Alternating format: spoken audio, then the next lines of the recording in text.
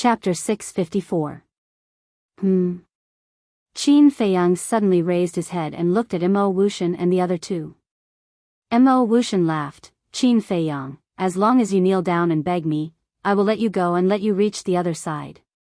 Qin Feiyang laughed and said, You think you are qualified to make me kneel? He could not do such a thing that hurt his self-esteem. Moreover, even if he really knelt down, Mo Wuxian would not let him go. Stubborn. Mo Wuxian shook his head, and with a clang, a blood blade appeared above his head, emitting a shocking sharpness. At the same time, the two also raised their arms, battle chi surging at their fingertips, and a terrifying aura spread out. Qin Feiyang looked at the two and frowned. I have no enmity with you, why do you want to help Mo Wuxian deal with me? Yes. There is indeed no enmity between us, but we have always liked to kill geniuses. I heard that you, Qin Feiyang, are not only talented in cultivation, but also in alchemy, so killing you personally will definitely be very satisfying. The two laughed. Aren't you afraid of going for wool and coming home shorn? Qin Feiyang's eyes turned cold. These two were not only vain, but also self-righteous. You are now a fish on the chopping board, at our mercy, do you know that? The two of them chuckled, their expressions full of disdain. What about your companions? Qin Feiyang pointed at Yan Tianfeng and the others. If Mo Wuxian and the other two really made a move at this moment, these people would definitely suffer. But just as he finished asking, Qin Feiyang laughed at himself. Back in the Spirit Cloud Mountain, Yan Tianfeng and Pan Wuyen joined forces to kill Mo Wuxian, and Mo Wuxian had long held a grudge in his heart, so why would he care about Yan Tianfeng's life? Even if he was not here today, Mo Wuxian would not let Yan Tianfeng reach the other side. As for the two, although he did not know much about them, from the previous conversation, he could already tell that the two were selfish people. In short, in their eyes, they only cared about themselves, and everyone else was a pawn, cannon fodder. True enough. Hearing what Qin Feiyang said, the three of them all had smiles on their faces. Evidently, they were mocking Qin Feiyang. You guys are really ruthless. Qin Feiyang shook his head. Alas. Could it be that you understand that those who achieve great things have to be ruthless? For someone as naive and childish as you, no matter how talented you are, it will be difficult for you to achieve great things. The golden-haired young man sighed, feeling rather regretful. Qin Feiyang glanced at the three of them, his eyes filled with disgust. In fact, the reason he said so much nonsense was to stall for time. Because it was just as Mo Wuxian and the other two had said, he couldn't move freely on the small boat. Of course. If Mo Wuxian was alone, he wouldn't have cared. Even if Mo Wuxian was a 2-star battle master now, with his methods, he could easily kill him. However, the auras emitted by the blonde and green-haired youth were comparable to Lu Xingqian. It could be seen that they were both 3-star war masters. 2 3-star war sect teaming up, in addition to Mo Wuxian, this was a bit unbearable. However, the most important thing was still Ren Wuxuang. He didn't care about Lu Xingqian and Dong Xingyang, he also didn't care about the lives of Ling Yu and the other three. However, he couldn't ignore Ren Wuxuang. Ren Wuxuang hadn't woken up yet. Once they started fighting, he would definitely suffer. Glancing at Ren Wuxuang, Qin Feiyang still wanted to stall for time, but the three of them didn't give him a chance. To be exact, the three of them had seen through his goal. After all, the three of them weren't stupid. Boom! The three great battle arts attacked. This place was instantly filled with surging waves. Qin Feiyang and the others' boat was violently shaking in the bloody waves, as if it could be submerged at any time. What should we do? Qin Feiyang's eyes flickered. Abruptly, he gritted his teeth and activated the battle art. He raised his hand and waved it in the air. An invisible force roared out and pounced towards the three great battle arts. Boom! The invisible force collided with the three great battle arts in the air, and a terrifying destructive wave was suddenly born. Qin Feiyang's body trembled and he immediately spat out a mouthful of blood. Although he was severely injured, he was able to withstand it with the protection of the battle art. However, the bloody waves on the sea were even more turbulent, reaching a height of more than 10 meters. This was the problem that Qin Feiyang was worried about. Once they fought with all their strength, even if they weren't killed by Mo Wuxian and the other two, they would be swallowed by the bloody waves and fall into a sea of suffering. However, Mo Wuxian and the other two didn't have to worry about this. Because no matter how high the bloody waves were, they just had to retreat to a higher place on the stone stairs. On the sea, the bloody waves covered the sky and pounced towards Qin Feiyang and the others. If they couldn't think of a way, even the gods wouldn't be able to save them. Suddenly, Qin Feiyang had a plan in his mind. However, this plan was really risky. It could even be said that there was a slim chance of survival. But now, it seemed that there was no other choice but to gamble. Whoosh! Without the slightest hesitation, Qin Feiyang leaped and actually landed on Ren Wuxuang's small boat. Seeing this, Mo Wuxian and the other two were stunned. Was this guy crazy? Didn't he know that he was digging his own grave?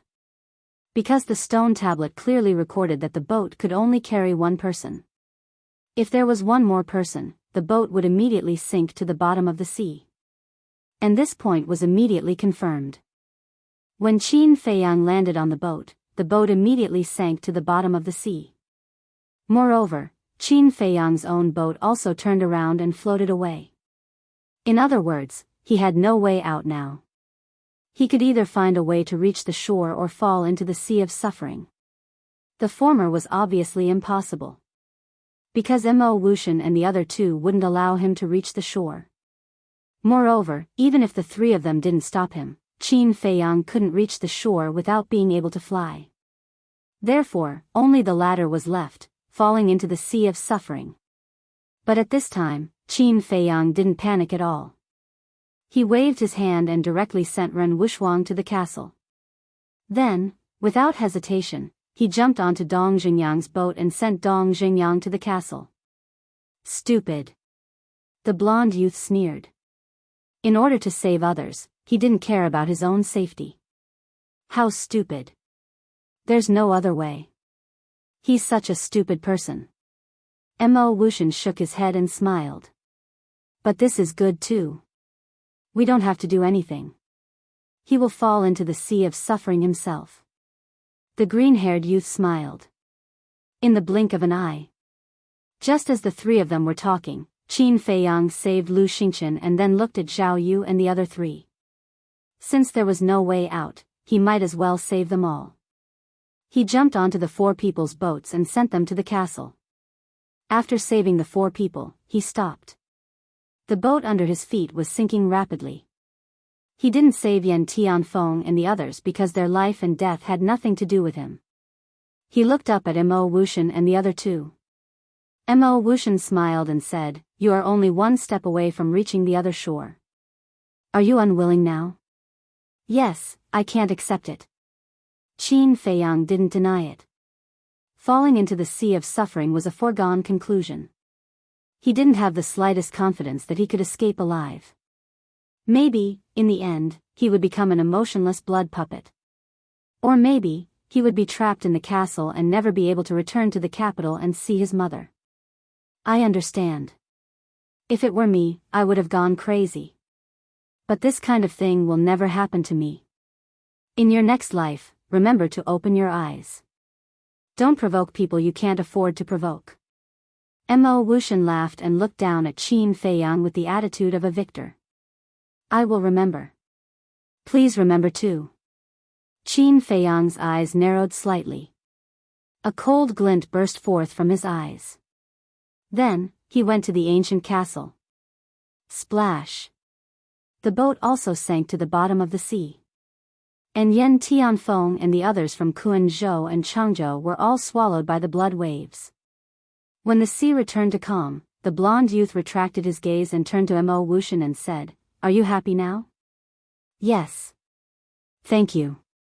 But, forgive me for being blunt, but by helping me, you are actually helping yourselves. Because with Qin Feiyang's talent, if he enters the capital, he will definitely pose a great threat to you. Mo Wuxian laughed. Do I need you to say that? If not for this, would we attack him? Do you really think we are giving you face? Naive. The two looked at Mo Wuxian mockingly and then looked up at Tan Wu on the stone stairs. Their eyes flashed coldly. It's time to deal with that trash. The two stepped forward and chased after Tan Wu. Who is the naive one? Let's wait and see. Mo Wuxian laughed coldly and quickly followed.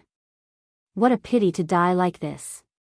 At the same time, Tan Wu also looked down at the sea, his eyes full of regret. If Qin Feiyang did not die, he would definitely become a great person in the future. Unfortunately, he died prematurely. Then, he looked at Mo Wuxian and the other two again. Murderous intent flashed in his eyes, and then he continued to climb to the top of the stone stairs. At the same time, the ancient castle turned into a speck of dust and kept sinking to the bottom of the sea of bitterness. And the ancient castle fell into a dead silence at this moment. Whether it was Fatso and the rest or Qin Feiyang, they all had their heads lowered and their expressions were extremely ugly. Where is this? Suddenly, a confused murmur sounded, breaking the silence here. Qin Feiyang looked up and saw Ling Yu looking at the ancient castle suspiciously. And Lu Xingchen, Dong Zhengyang, Ren Wuxuang and the other three also woke up one after another. Lu Xingchen looked around and frowned. Brother Qin, what's going on? Why are we in your ancient castle? Ancient castle? Ling Yu and the other three were surprised. Qin Feiyang said, unfortunately, we are now in the sea of bitterness. What? The few of them suddenly changed color. Qin Feiyang gave a simple and clear account of what had happened earlier. Ling Yu immediately clenched his hands and gritted his teeth. Those three damn bastards, I will never forgive them. Is there any use in saying tough words now? Dong Zhengyang glanced at him impatiently and said, the most important thing now is to think of a way to leave the sea of bitterness. The few of them lowered their heads and frowned, deep in thought. Lu Xingchen glanced at the few of them and said to Qin Feiyang telepathically, Brother Qin, I haven't paid back the favor I owed you before, and now I owe you another one. When do you think I will be able to pay it back completely? There was a faint smile on his face, as if he was not very worried about the current situation. Then don't pay it back. Qin Feiyang said. How can that be? What I hate the most is to owe others, especially you, Qin Feiyang. Chapter 655. Qin Feiyang looked at Lu Xingchen and frowned slightly. What was this person trying to say? Suddenly, he noticed the smile on Lu Xingchen's face and said, Do you have a way to leave Bitter Sea? Lu Xingchen pondered for a moment and nodded. There is indeed a way. Qin Feiyang's eyes lit up. Lu Xingchen said, But I have a condition. A condition? Qin Feiyang raised his eyebrows. If I didn't save you, you would have become a blood puppet. Don't you think it's a bit excessive to talk about conditions with me now? That's a different matter. I will slowly repay you for saving my life in the future. Lu Xingchen said. Qin Feiyang said angrily, You're hitting me when I'm down. No. Lu Xingchen shook his head and smiled. I'm negotiating with you. There's no threat.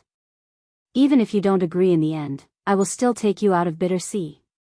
But I have no obligation to help Wolf King and Fatso. Hearing this, Qin Feiyang was furious to the extreme. This was not a threat. Even an idiot would be able to tell. Qin Feiyang suppressed his anger and said in a deep voice, Tell me, what condition? Lu Xingchen said, After entering the imperial capital, I need you to do something for me. As for what it is, I will tell you when the time comes. Qin Feiyang frowned. How could he agree so easily if it was so vague? Lu Xingchen looked at Qin Feiyang's expression and knew what Qin Feiyang was worried about. He said, Don't worry, I won't let you do anything outrageous. Qin Feiyang gritted his teeth and nodded. Okay, as long as it's not outrageous, I can agree. Lu Xingchen laughed, Brother Qin is indeed a straightforward person. Boss, you and Lu Xingchen are exchanging flirtatious glances. Are you secretly plotting some shady business? Fatso had been paying attention to them for a long time. Too much nonsense. Qin Feiyang rolled his eyes at him. He looked at Lu Xingchen and said, if you continue to dawdle, Mo Wuxian and the others might reach the top. We have to get rid of these three. Lu Xingchen's eyes flashed. With a wave of his hand, a mysterious force immediately enveloped Qin Feiyang. The next moment, Qin Feiyang felt his body lighten as he appeared in an unfamiliar place. He looked around suspiciously. This was a completely sealed secret chamber. It was about 1,000 feet wide, but there was nothing in this vast space. Qin Feiyang asked, could this be your spatial divine object? Yes. Lu Xingchen nodded. Qin Feiyang asked suspiciously, what about the king crocodile? Lu Xingchen said, it's outside the secret chamber. What? Qin Feiyang's eyes trembled. He said in surprise, you mean, your spatial divine object has more than one space? Yes. The space outside is much bigger than this. Lu Xingchen laughed. Qin Feiyang was surprised. Lu Xingchen shook his head and laughed. Don't even think about it. I won't take you there. Why? Qin Feiyang was suspicious. There are some secrets in that space that you can't know. Lu Xingchen smiled mysteriously. Secrets? Qin Feiyang was a little confused. What secrets could he not know? Don't think about it. You'll never know until you see it with your own eyes. Lu Xingchen laughed and waved his hand. The void in front of him suddenly shook. Immediately after, under Qin Feiyang's surprised gaze, an image appeared in the void. In the image, there was a sea of blood with undercurrents. My spatial divine object can not only see the outside situation, but also control it to go to heaven and earth. Lu Xingchen explained. Go to heaven and earth? Qin Feiyang suddenly felt incredulous. In fact, as far as I know, every spatial divine object can do these two things. But the strange thing is, why can't your spatial divine object? Lu Xingchen looked at him in confusion. I don't know either. Qin Feiyang's eyes were full of confusion. Could it be that the ancient castle was of a lower grade than Lu Xingchen's spatial divine object? He shook his head, no longer thinking about these boring questions, and said, let's go. Even if the ancient castle was the lowest grade spatial divine object, he would cherish it like his life, because it was left to him by Uncle Yuan. Lu Xingchen immediately controlled the spatial divine object and swept towards the sea. Although Qin Feiyang could not sense anything in the secret room, from the image in the void, he could see that the spatial divine object was indeed moving. About 30 breaths of time. The surface of the sea of bitterness appeared in the image in front of them. In other words, the spatial divine object had now left the deep sea and was floating on the surface of the sea. Lu Xingchen waved his hand, and 3 more images appeared around them. As a result, they were able to see everything that was happening around them. The stone staircase was in one of the images. Lu Xingchen immediately controlled the spatial divine object and rushed towards the stone staircase. After approaching the stone staircase, he grabbed Qin Feiyang and instantly left the spatial divine object and landed on the first step of the stone staircase. Lu Xingchen smiled and said, very easy, right? Indeed. Qin Feiyang nodded and looked up at the top of the stone staircase. Mo Wuxian and the other 2 had already climbed 1/3 of the way up. As for Tan Wu, he had already climbed 2/3 of the way up. Lu Xingchen pointed to the sea in front of them and said with a smile, look, Wan Xiu and the others are also here. Qin Feiyang looked over and indeed saw 4 small boats on the sea 300 to 400 meters away. No. Weren't there 5 of them? Why were there only 4 small boats? Qin Feiyang looked carefully and found that Feng Huo was missing from the 5. It seemed that this person had also died on the way. For a moment, Qin Feiyang could not help but feel sad. How many young talents had died in this place? Was it worth it just to enter the imperial capital? Lu Xingchen patted his shoulder and said with a smile, everyone has their own fate, don't add to your sorrow. Quickly take back your ancient castle and chase after Mo Wuxian and the others. Take back the ancient castle? Qin Feiyang was taken aback, and asked suspiciously, what do you mean? Lu Xingchen said, your ancient castle is still at the bottom of the sea. What? Qin Feiyang was surprised. If you had directly entered my spatial divine object, then the ancient castle would definitely not have been separated from you. But just now, you entered my spatial divine object from inside the ancient castle. The ancient castle that is exposed outside is naturally still at the bottom of the sea. Lu Xingchen laughed. Qin Feiyang was suddenly enlightened. He carefully sensed that the ancient castle really wasn't in his body. Then, his mind moved slightly. Not long after, a circle of imperceptible ripples appeared on the calm surface of the sea. Qin Feiyang thought again, and a palm-sized ancient castle suddenly appeared in the void in front of him, emitting a mysterious aura. When Lu Xingchen saw the true appearance of the ancient castle, his pupils shrank slightly, and he said with a sound transmission, Brother Qin, your ancient castle is not an ordinary object. How do you know? Qin Feiyang was puzzled. I don't know either, maybe it's a kind of intuition, or maybe it's because of the aura it emits. Lu Xingchen said. Qin Feiyang looked at the ancient castle, and also felt that the ancient castle was covered with a mysterious veil, making it difficult for people to see through it. Maybe it really is not an ordinary object. Qin Feiyang muttered, and kept the ancient castle into his glabella. Then, the two of them chased after Mo Wuxian and the other two, their eyes becoming incomparably sharp. But suddenly, Lu Xingchen stopped, and said with a sound transmission, do you want to learn from Mo Wuxian and let Wan Xiao and the others be buried in the sea of bitterness? Is that necessary? Qin Feiyang asked. Lu Xingchen was stunned, and shook his head with a smile, indeed, there is no need. With their current overall strength, to deal with Wan Xiao and the others, there was no need to use such despicable means. Mo Wuxian, aren't you going to wait for us? The two of them continued to rush up, and at the same time, Lu Xingchen shouted loudly. Mo Wuxian was stunned, this voice seemed a little familiar. He stopped, looked down, and his face suddenly changed, and exclaimed, how is this possible? What's the fuss about? The golden-haired youth frowned, and also looked down at Qin Feiyang and the other two, their faces full of disbelief. They didn't die? Did they see a ghost? The two of them rubbed their eyes hard, and looked at Qin Feiyang and the other two again. They really didn't die. In their hearts, stormy waves were immediately set off. They fell into the sea of bitterness and didn't die. How did they do it? At the same time, Tan Wu, who was at the top, also stopped moving forward, and looked at Qin Feiyang and the other two in surprise. Suddenly, the golden-haired youth asked, Mo Wuxian, do they have any special treasures on them? Special treasures? Mo Wuxian frowned and said, I only know that Qin Feiyang has a space divine item that can hide in, and a dagger that can cut iron like mud. As for the other person, I don't know much.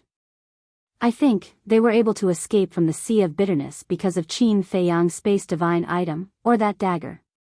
The golden-haired youth's eyes were bright and full of greed. Mo Wuxian said in surprise, what do you mean? Kill and steal. The golden-haired youth said word by word, with a piercing murderous intent. No.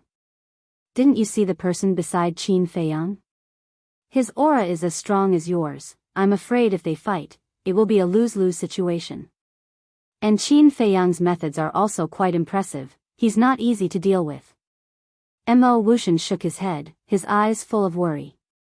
Previously, when they made a move against Qin Feiyang, it was because they had the advantage of time, place, and people.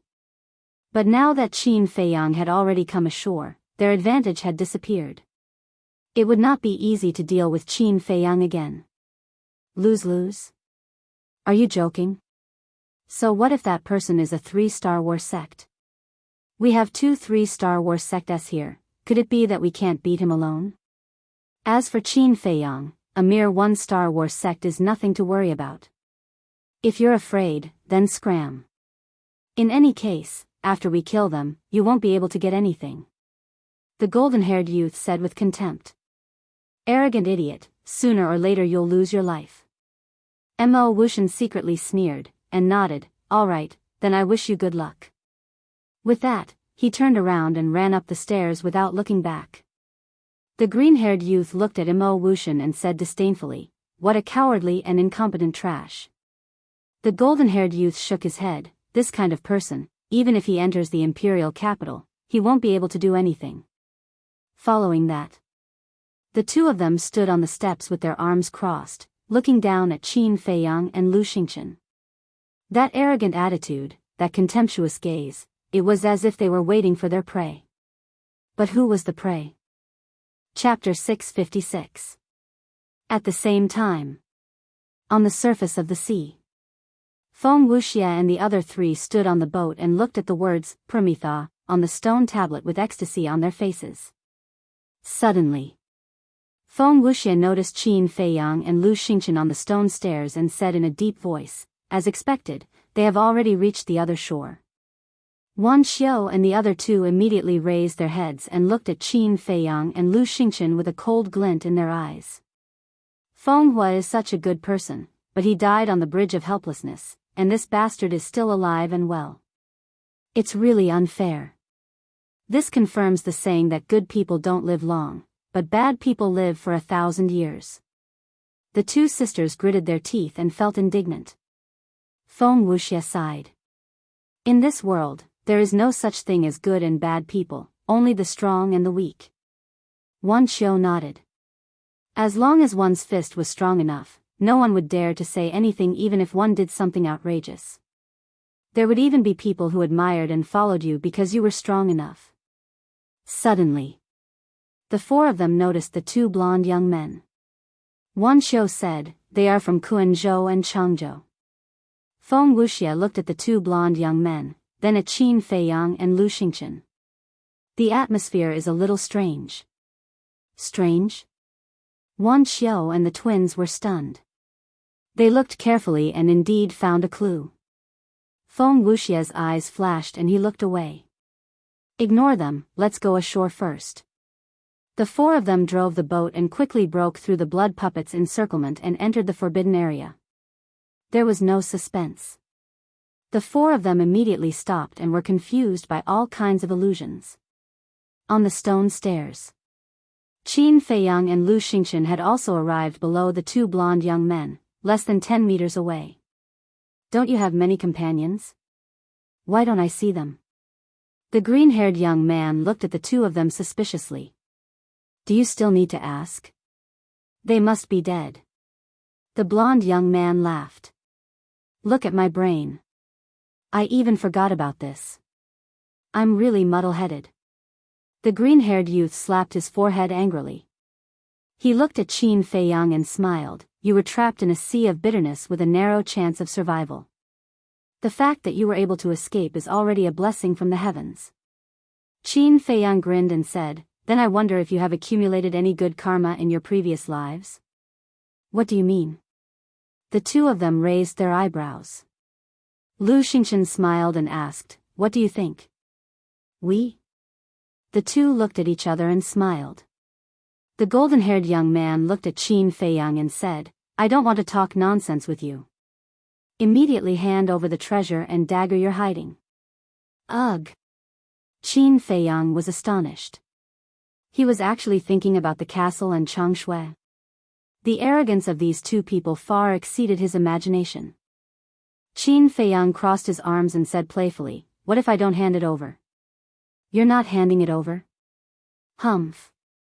If you don't hand it over today, don't think about leaving the 9 underworlds. The two of them sneered.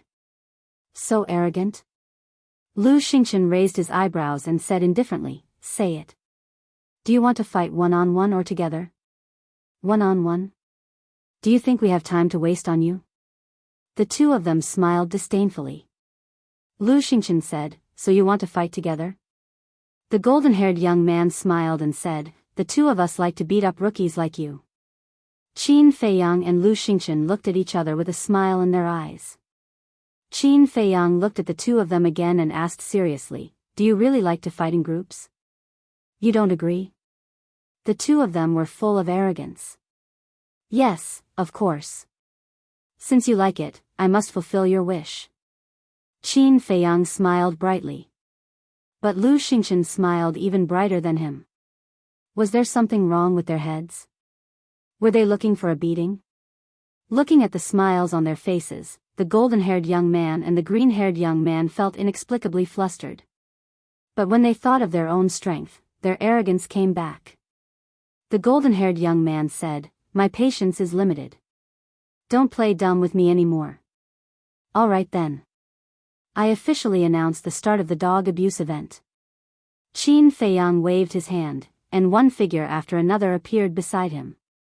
There was Fatso, Wolf King, and the Black Dragon Snake. There was also Ren Wushuang, Shen Mei, Dong Zhengyang, Dongfang Wuhan, and Murong Xiong. Of course. There were also the four of them. How is this possible? They're actually not dead. The golden-haired young man and the green-haired young man's expressions changed. Qin Feiyang looked at the crowd and smiled.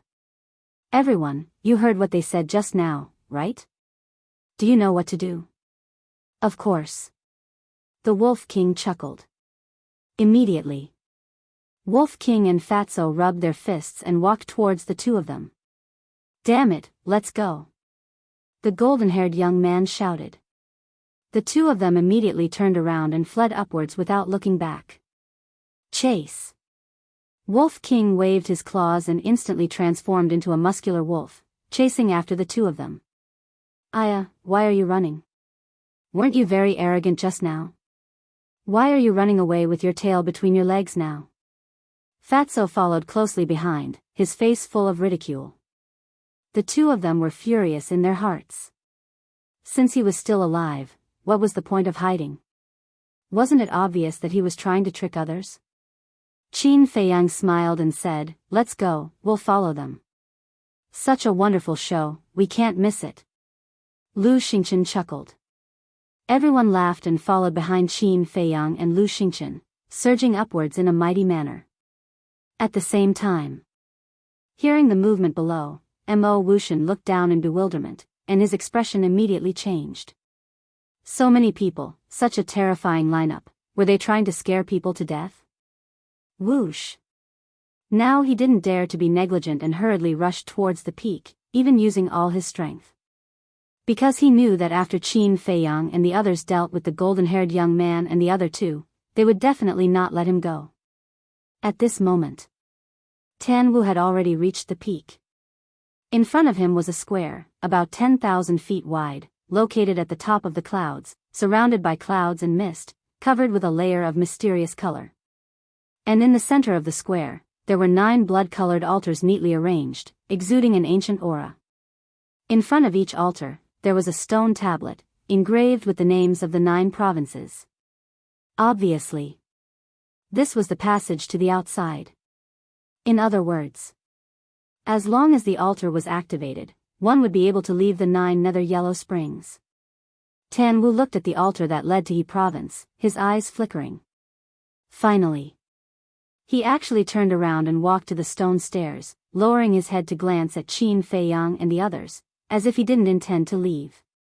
On the sea, Wan Xiu was the first to wake up from the illusion. But when he reached the other side, he didn't immediately chase after Qin Feiyang and the others. Instead, he stood on the stone stairs, waiting for Feng Wuxie and the others. In fact, he was afraid. The lineup on Qin Feiyang's side was too terrifying, and unless it was a last resort, he couldn't face them head-on. "Two little brats, don't run if you have guts." "Yeah, it's so tiring, stop, Fat Lord promises not to hit you."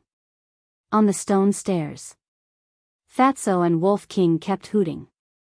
The golden-haired young man and the other two fled desperately, looking extremely embarrassed.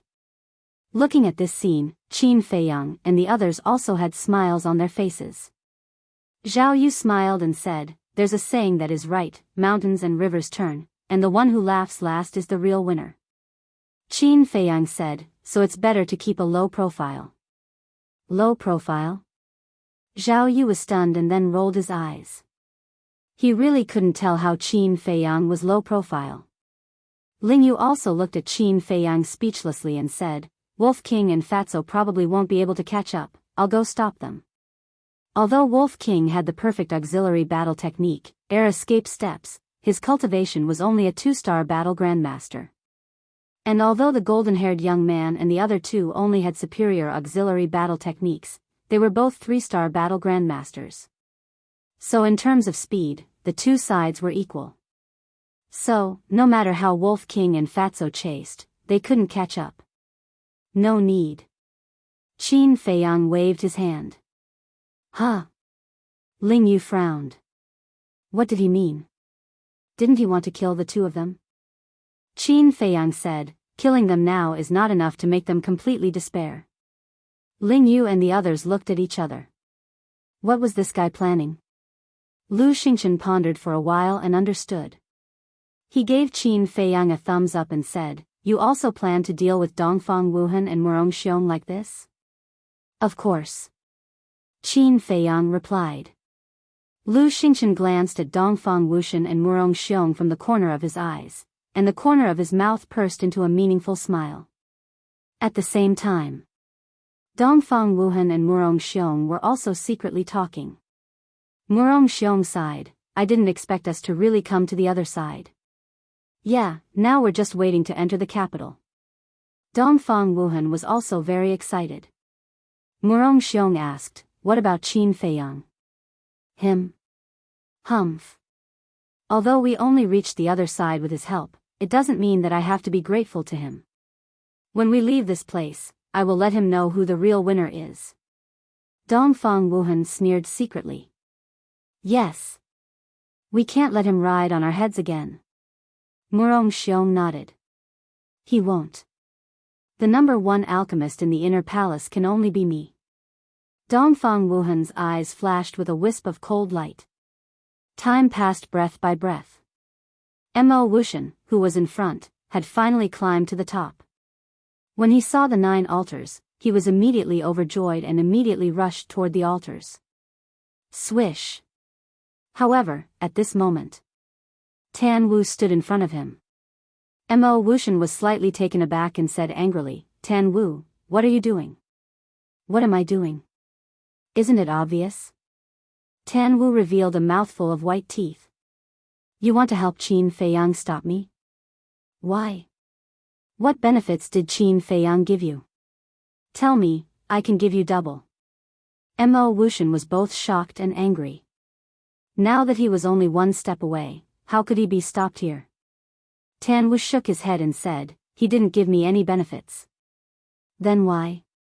Don't tell me that the number 1 person in the inner palace of Yi province still has to curry favor with him.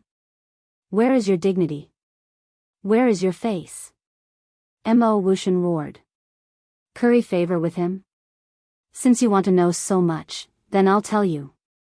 Back then, he could have killed me, but he didn't do so in the end, so I have to return this favor to him. Tan Wu said.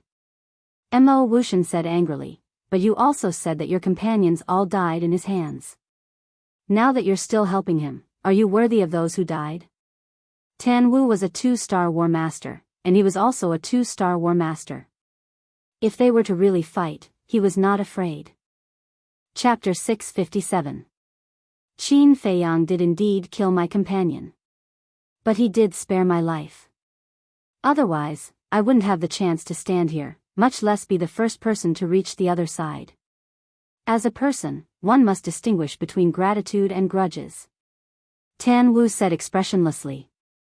It seems that no matter what I say, you won't listen. You're determined to stop me. Mo Wuxian's gaze was gloomy. That's right.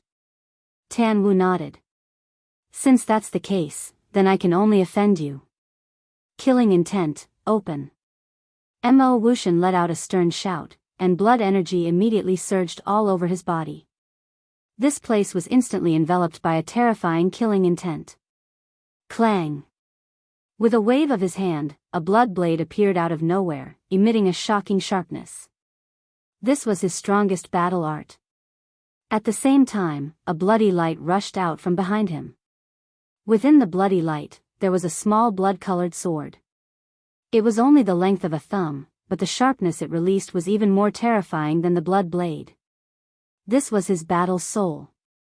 To use his strongest battle art at the first moment and activate his battle soul, it was enough to show how anxious he was now. Those who block the way, die. He raised his head and roared. The blood blade and the small blood-colored sword immediately shot towards Tan Wu. However, Tan Wu did not move at all, and there was not the slightest bit of nervousness on his face. I admit that you're very strong. But you're very unfortunate to have met me, because I'm invincible in the same realm. Even a 3-star war sect might not be my match. Tan Wu's body shook, and a palm-sized ancient mountain soared into the sky, floating high in the sky, emitting a mysterious aura. Following closely, strands of invisible energy gushed out from the ancient peak, surging in all directions. And when these energies enveloped the blood blade and the small blood-colored arrow, their speed suddenly slowed down. And it was directly slowed by half. How is this possible? Mo Wuxian's gaze froze. This is the innate ability of my battle soul, gravity domain. No matter what it is, as long as it's in this domain, its speed will be suppressed by half. As Tan Wu spoke, he walked towards the small blood-colored sword and the blood blade in large strides, as if they were nothing. When he got close, his body slightly tilted, and the blood blade and the small blood-colored sword brushed past him, not causing him any harm. At the same time, the gravity domain rushed towards Mo Wuxian, and Mo Wuxian immediately felt a terrifying gravitational force pressing down on him. He tried to take a step forward, and sure enough, his speed was halved. Tan Wu, take it that I'm begging you, alright? As long as you let me go, I will repay you double in the future. Initially, Mo Wuxian still had some confidence, but upon seeing this terrifying gravity domain, he started to panic. Do you think I'm a child? He's so gullible. Tan Wu shook his head as a trace of ridicule crawled up in his eyes. After spending so much time with Mo Wuxian in the sea of bitterness, he understood Mo Wuxian's character quite well. Not only was Mo Wuxian a snobbish person, but he was also a vengeful person. If he really let Mo Wuxian leave now, he didn't know how to deal with him in the future. I swear that I will never cause you any trouble. Please believe me, okay? Mo Wuxian pleaded. Now, he could already sense Qin Feiyang's aura, which meant that he was not far from the peak. If this dragged on, it would be over for him. Tan Wu said coolly, want to leave is very simple, defeat me. You damned bastard, do you really think that I, Mo Wuxian, am a pushover? If you want to die, I'll fulfill your wish. Mo Wuxian was enraged. Clang. That blood-colored sword and blood blade turned in the air and attacked Tan Wu's back. While he executed auxiliary battle arts, carrying a monstrous killing intent as he charged towards Tan Wu head-on like a madman. At this moment, he could be said to be unscrupulous. But Tan Wu had no intention of clashing head-on with him at all. He just pestered him, not letting him leave.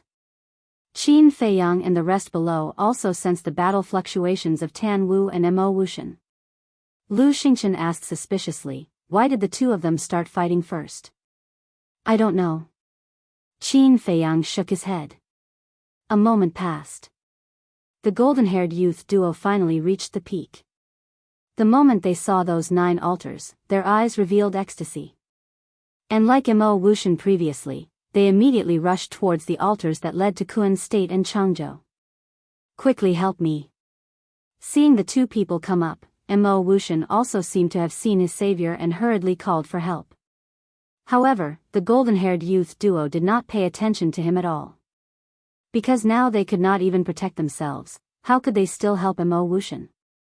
But they did not notice that there was an invisible gravitational field in front of them.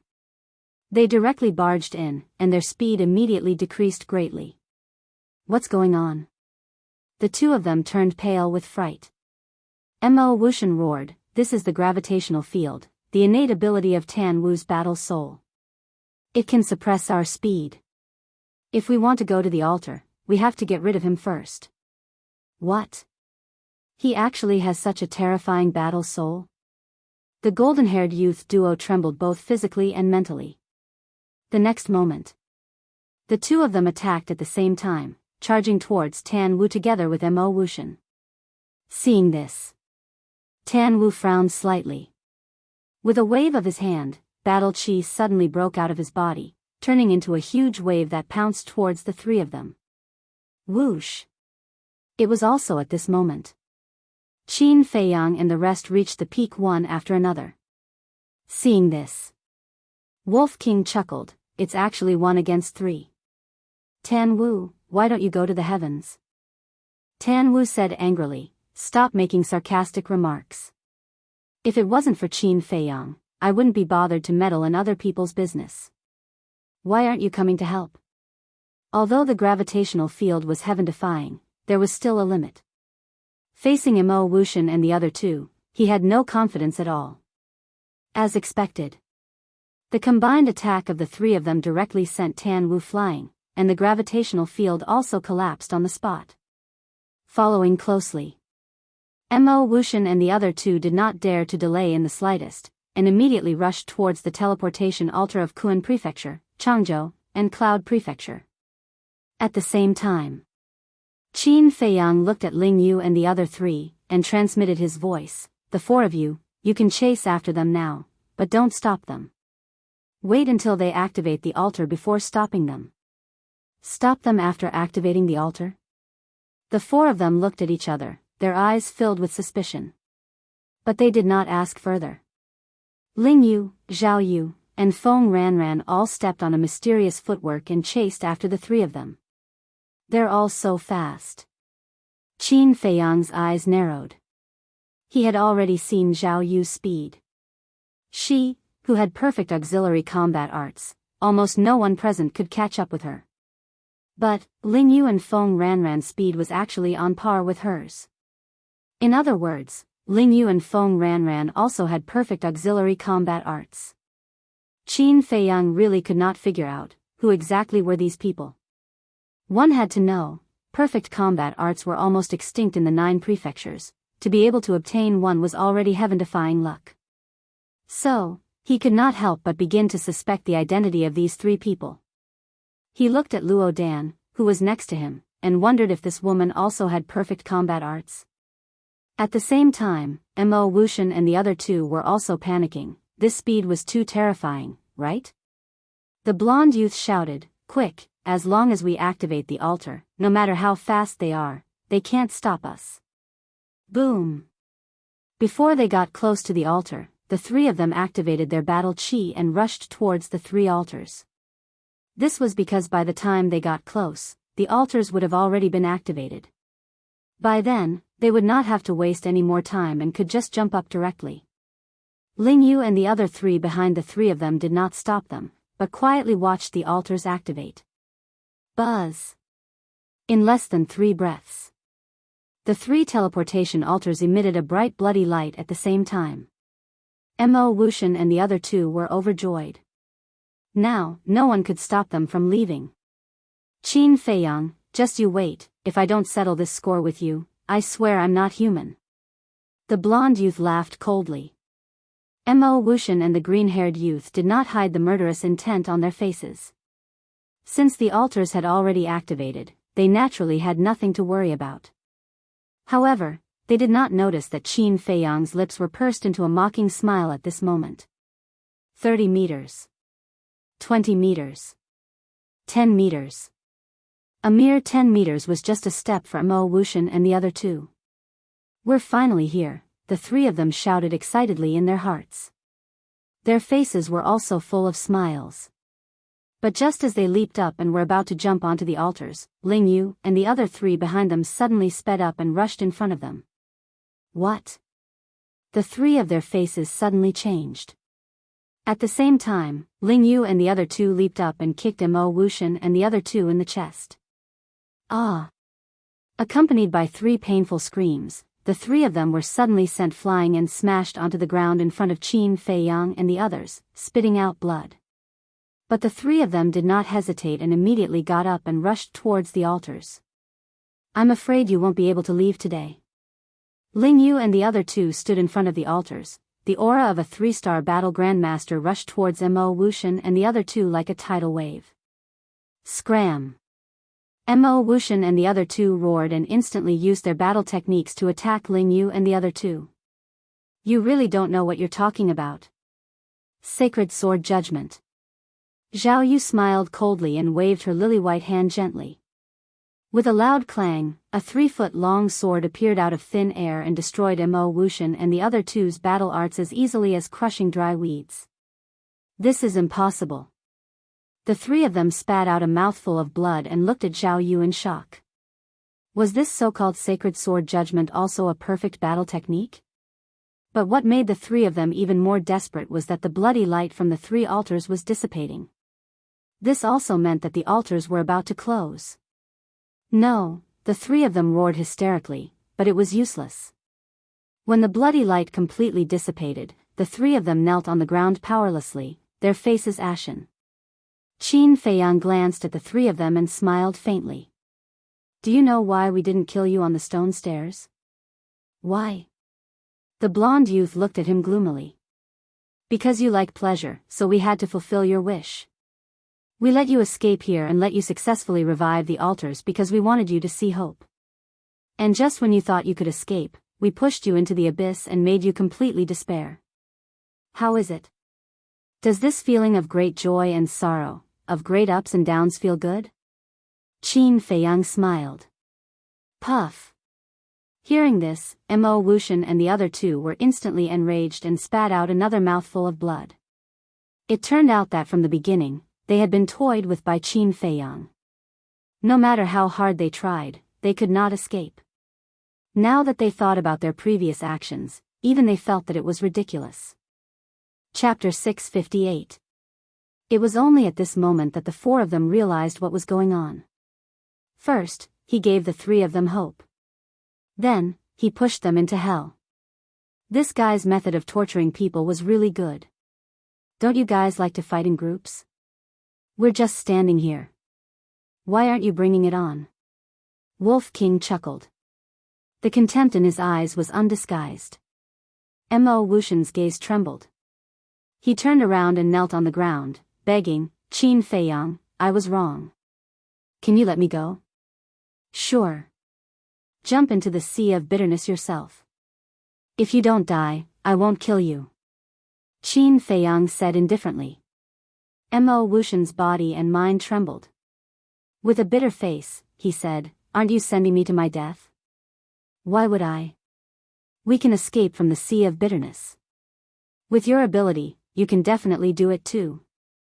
Qin Feiyang said with a smile. Mo Wuxian's face instantly turned pale. What's the use of begging him? Do you think he's a soft-hearted person? The blonde youth said. Mo Wuxian said angrily, What else do you think we should do? I don't want to die. Don't worry. We won't die because I have a plan to escape. The blonde youth said. Say it. Mo Wuxian and the green-haired youth's spirits rose. There are a few 1-star battle ancestors among them. As long as we catch one of them, we can use it to threaten them. The blonde youth said. Okay, let's do it.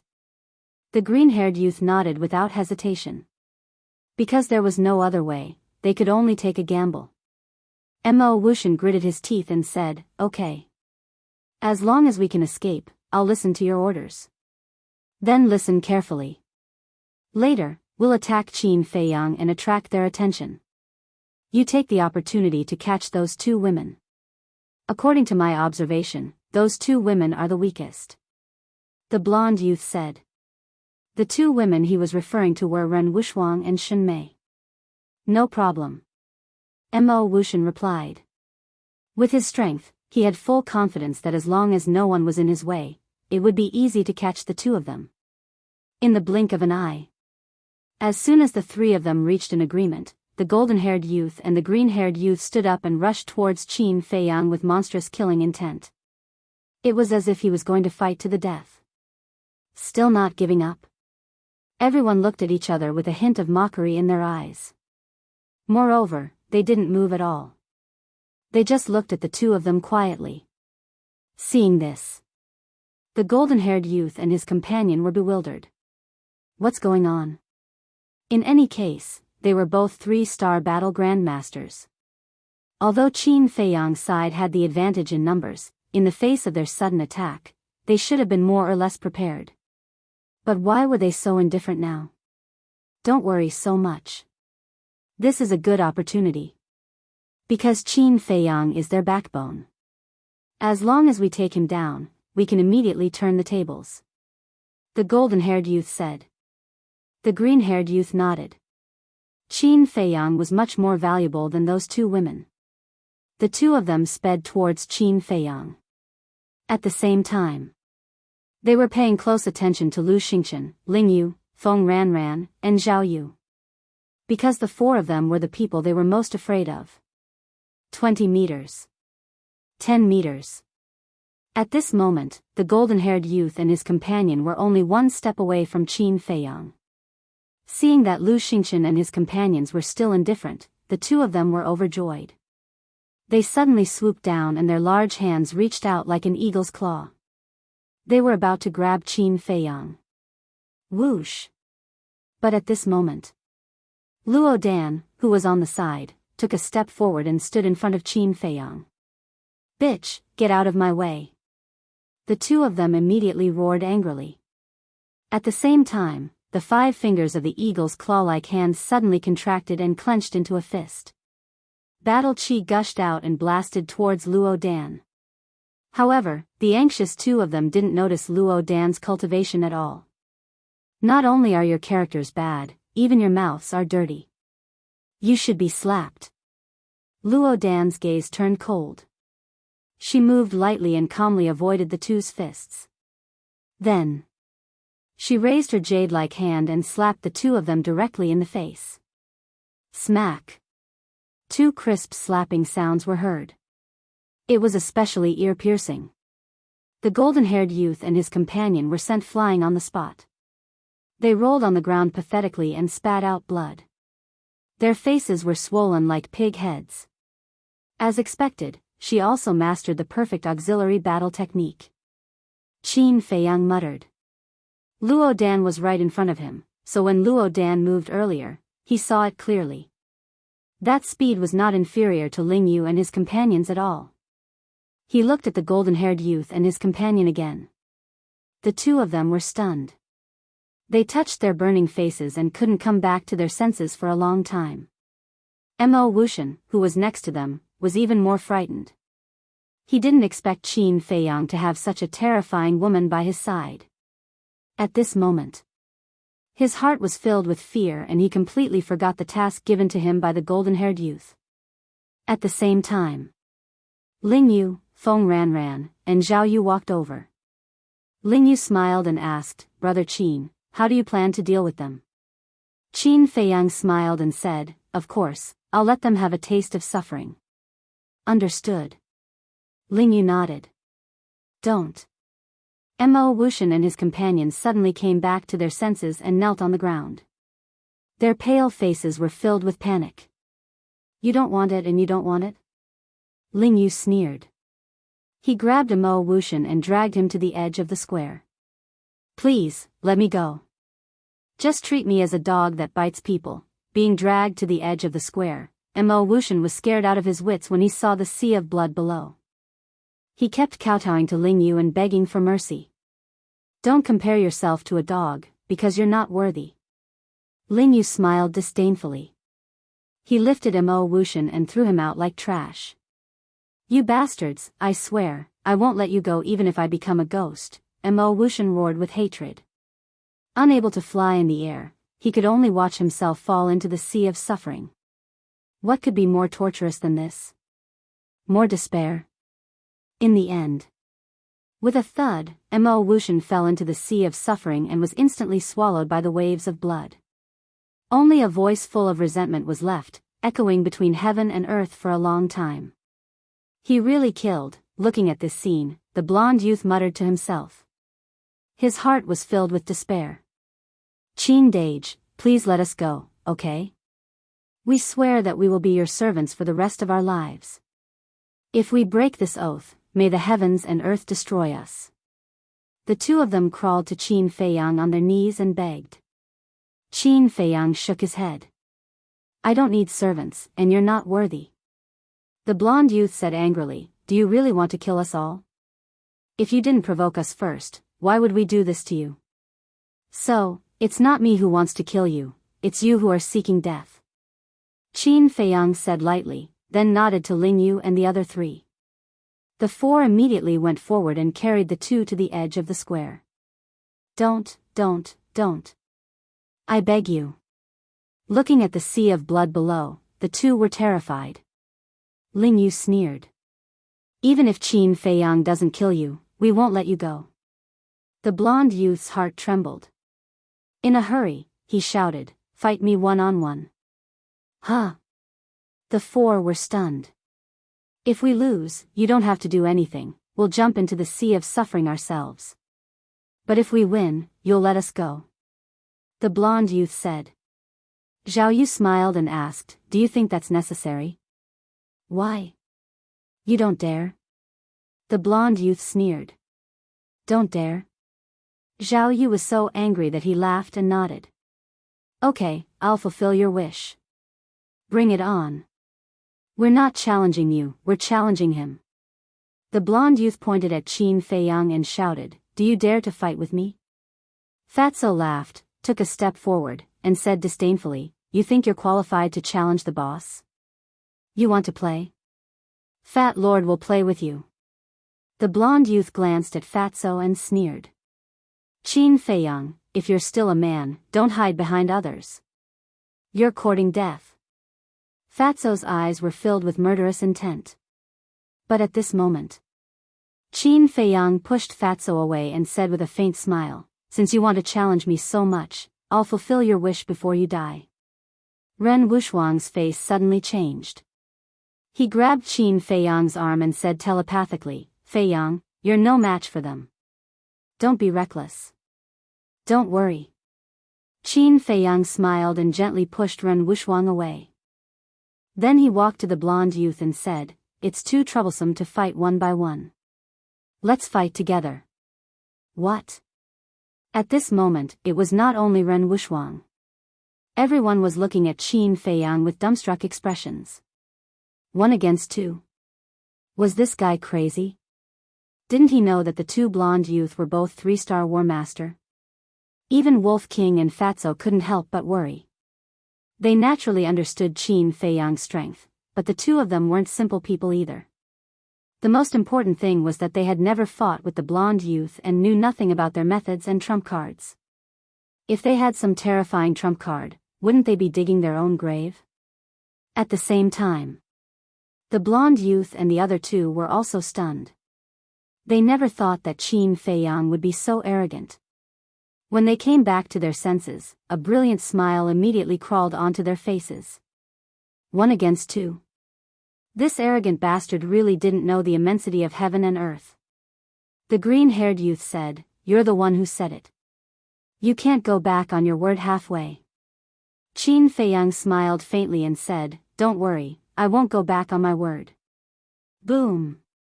The two of them looked at each other. The pressure of a 3-star War Master broke out of their bodies without holding back and pounced toward Qin Feiyang. The moment the pressure enveloped Qin Feiyang, a victorious smile appeared on their faces. Qin Feiyang, you're too arrogant. Actually, we can see that your strength is indeed not bad, but your cultivation is too low. To deal with you, I only need to use pressure. Now, you can't even move, how are you going to use your methods? The two of them laughed. Is that so? Qin Feiyang smiled faintly and took a step forward. How is this possible? The blonde youth and the other two glared angrily, and their eyeballs were about to fall out. Fatso joked, didn't anyone tell you that the boss has already opened the gate of potential? Pressure is useless against him. What? The gate of potential. The two of them trembled in disbelief. They really didn't know. Chapter 659. Qin Feiyang laughed, you don't even know this. It seems that in your eyes, I'm really just a small character that isn't worth mentioning." The two of them looked at him and muttered to themselves for a moment. In the past, they did not put Qin Feiyang in their eyes. They even thought that the rumors about Qin Feiyang were exaggerated. But only now did they understand that this person was even more terrifying than the rumors. One had to know. The Gate of Potential was a legendary existence, yet this person had opened it. This showed how astonishing his potential and talent were. It was also enough to see how terrifying this person's future achievements were. But Qin Feiyang's cultivation was a 1-star war master. This was an unchangeable fact. A mere 1-star war master, no matter how heaven-defying he was, how strong could he be? Boom!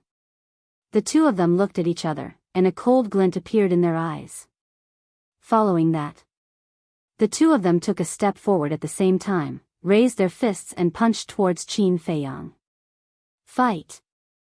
Qin Feiyang activated the battle character art without hesitation. His long hair and eyes instantly turned red. At the same time that they activated the battle character art, the two of them punched Qin Feiyang's chest.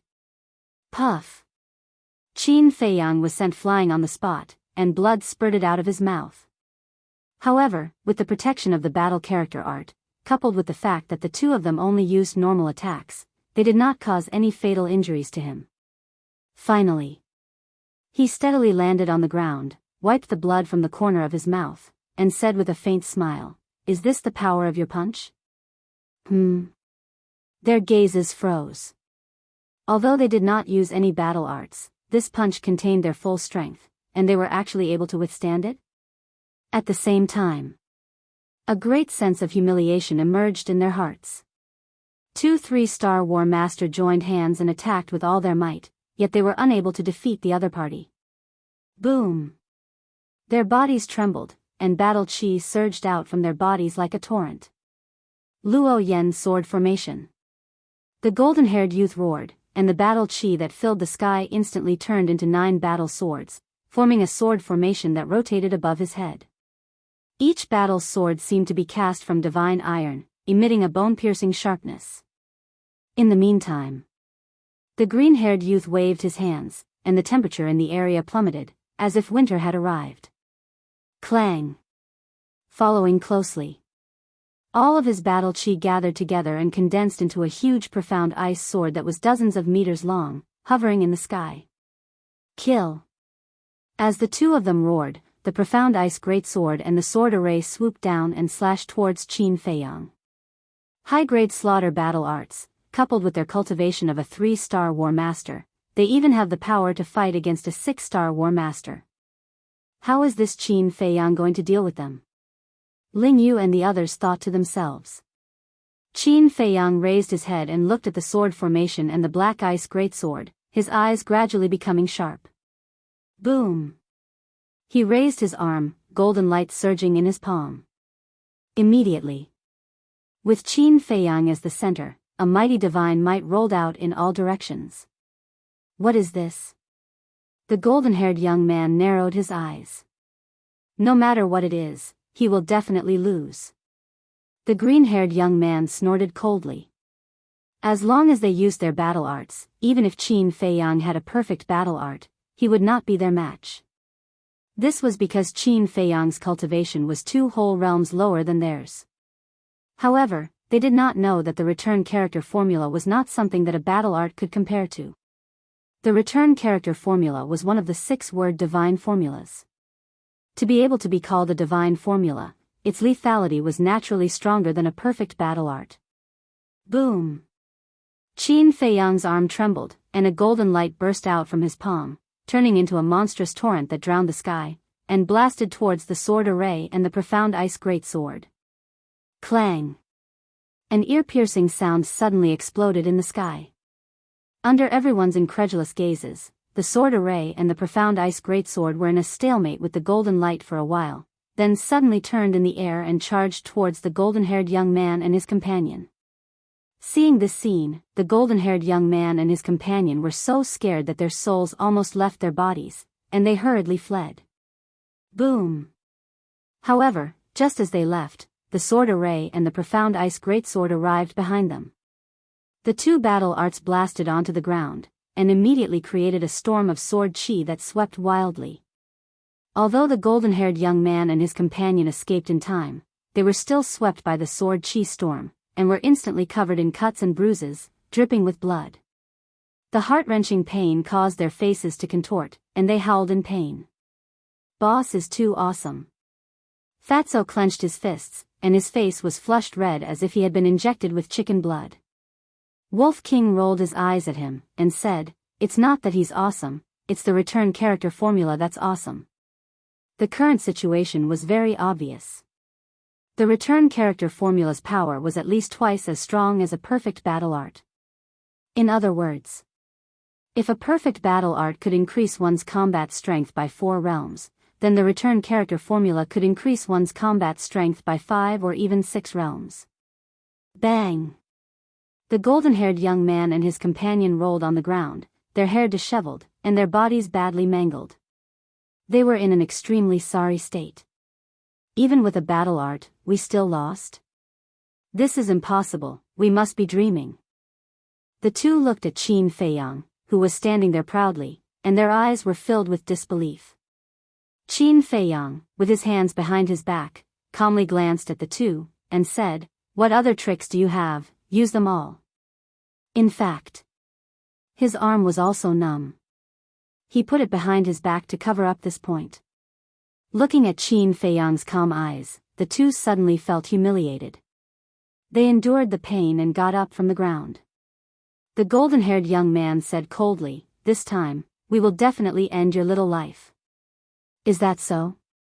Qin Feiyang smiled faintly, before his voice died away. Roar! Accompanied by 2 deafening beastly roars, 2 behemoths rose into the air from behind the golden-haired young man and his companion.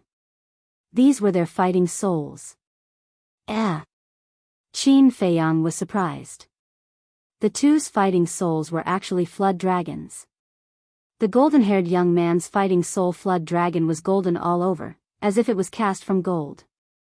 The green-haired young man's fighting soul flood dragon seemed to be condensed from ice.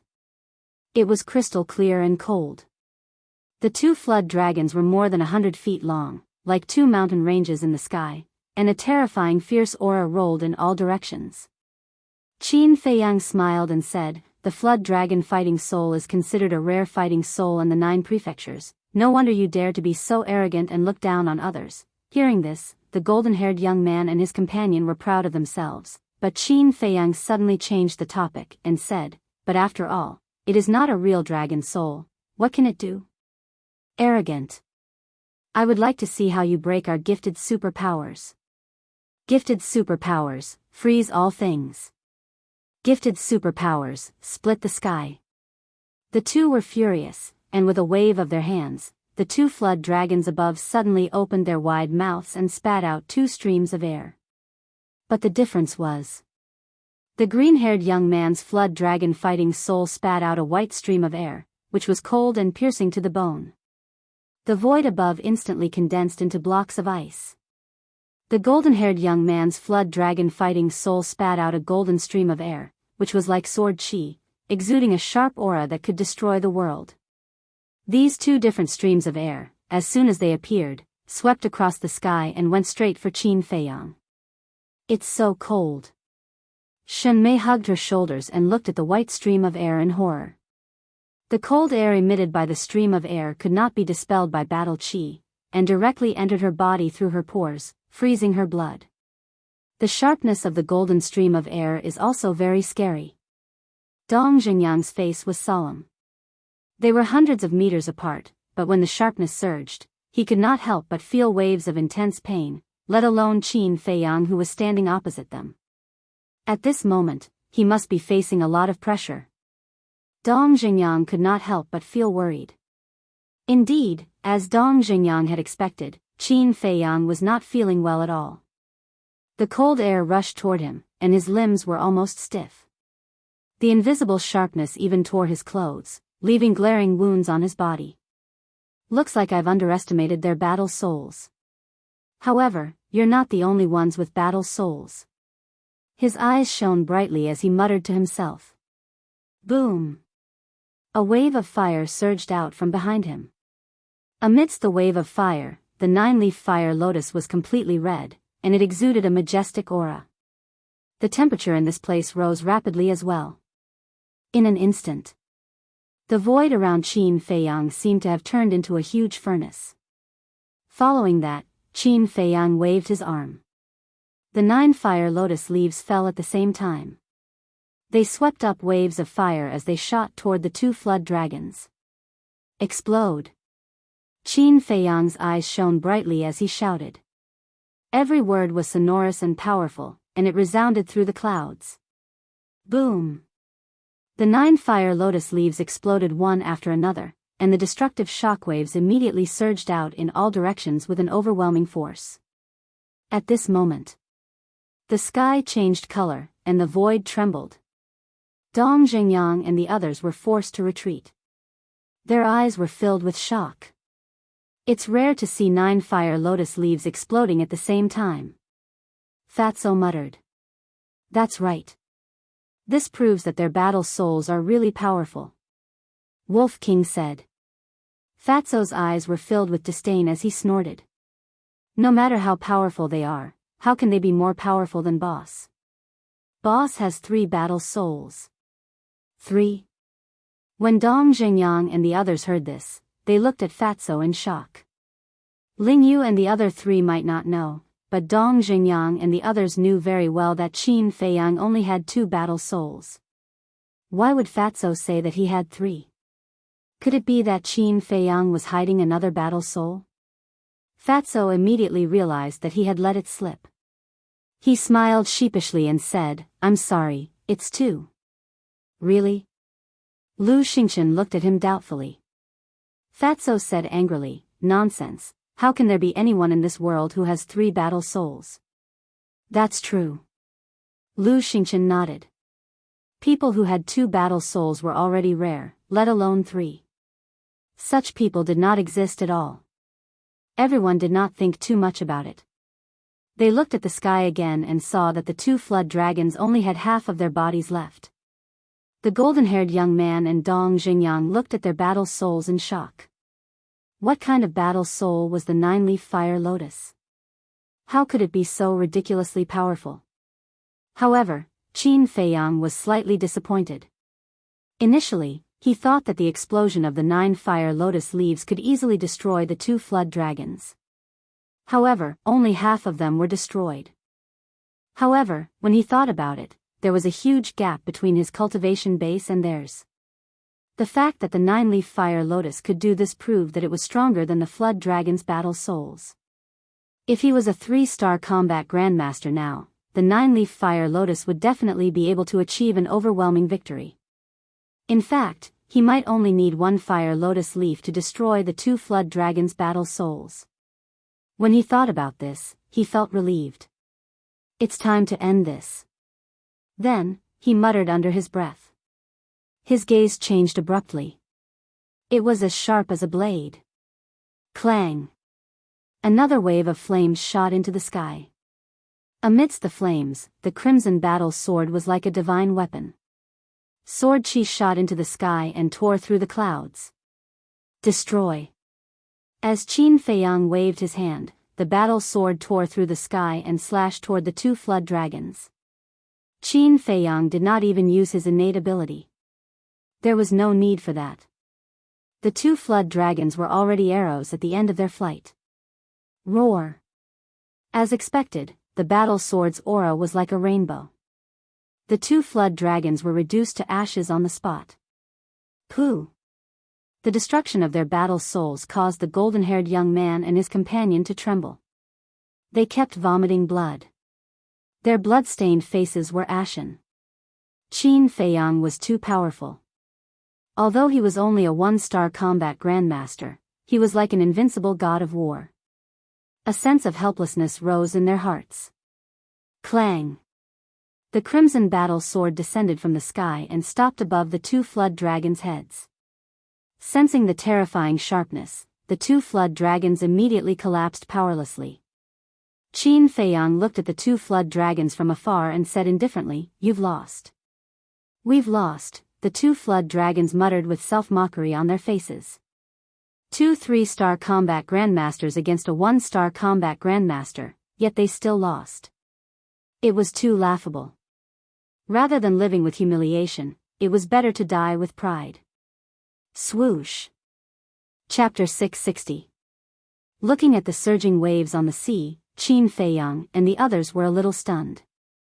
They thought that the two of them would shamelessly beg for mercy again, but they didn't expect them to jump down so straightforwardly. Ling Yu smiled and said, "Their current behavior is quite admirable. They have no choice. They have nothing left but their last bit of self-respect." Tan Wu sighed. Wolf King turned to look at him and asked in confusion, "You just said that you stopped them for little Qin Zi?" "Yes." Tan Wu nodded and looked at Qin Feiyang. "From now on, you and I don't owe each other anything." Qin Feiyang said with a smile, "We're all family." "You're too polite." "Family?" Lu Xingchen and the others were surprised. What was going on? Weren't these two people at odds? When did they become so close? Tan Wu scratched his head and was also dumbfounded. Only Fatso and Wolf King knew that Qin Feiyang hadn't given up on the idea of subduing Tan Wu. Qin Feiyang smiled and said, "You don't understand? Then I'll explain it to you. As long as you agree to join us, we'll be family." Tan Wu's face darkened and he said angrily, "Don't even think about it." Qin Feiyang said, "I don't want to either, but I like you too much. I can't control myself." Damn, so mushy. Everyone present had goosebumps all over their bodies. This bastard, couldn't he be more serious when he spoke? A man telling another man that he liked you and even said that he couldn't control himself. Wasn't this perverted? At the same time, Tan Wu also looked at Qin Feiyang vigilantly. His hands were placed in front of his chest, looking like he was startled. Obviously, he really misunderstood and thought that Qin Feiyang had some special fetish. Cough cough. Ren Wuxuang glanced at Tan Wu and coughed dryly. "Feiyang, you have to watch your words." Ugh. Qin Feiyang was stunned. He looked helplessly at Tan Wu and said, "Don't misunderstand. I only fancy your talent and ability. I'm not interested in you as a person." "Who?" Tan Wu immediately heaved a sigh in relief and shook his head as he said, "This is absolutely impossible." Qin Feiyang said, "What if I tell you that I can help you unlock the door of potential?" Tan Wu's eyes trembled.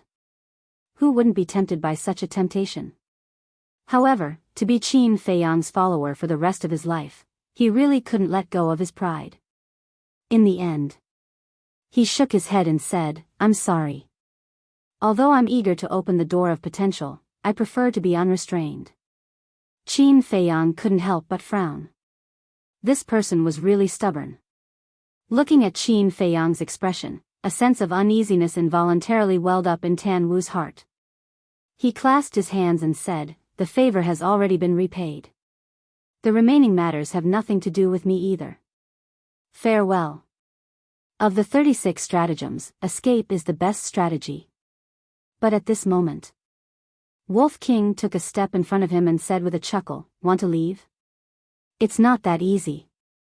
Fatso also had a sinister smile on his face as he blocked behind Tan Wu.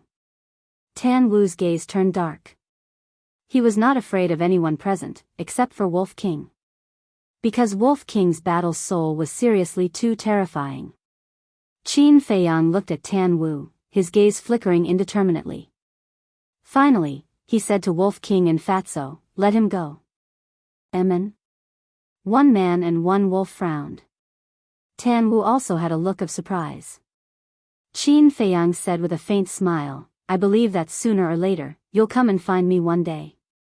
I also welcome you to come and find me at any time." "That will never happen." Tan Wu's reply was very straightforward. Qin Feiyang smiled and said, "Then we'll wait and see." Tan Wu took a deep look at Qin Feiyang, then walked straight to the altar and quickly activated it. Qin Feiyang seemed to have suddenly thought of something and said with a voice transmission, Tan Wu, I have a question to ask you. Is your gravity domain effective on everyone? It's effective on everyone, but it also depends on the other party's cultivation. If the opponent's cultivation is the same as mine, it can suppress half of their speed. But if their cultivation is one small realm higher than mine, then they can only suppress 1/3 of their speed. If it's 2 small realms higher than me, there will also be a certain suppression effect, but the effect won't be great. Tan Wu explained with a voice transmission. Qin Feiyang said with a smile, this is already very powerful. In a battle between powerhouses, speed was the key to affecting the battle situation. Even if it was just a little bit faster, it was possible to turn defeat into victory. Are there any other questions? If not, I'll give you a piece of advice. Tan Wu said.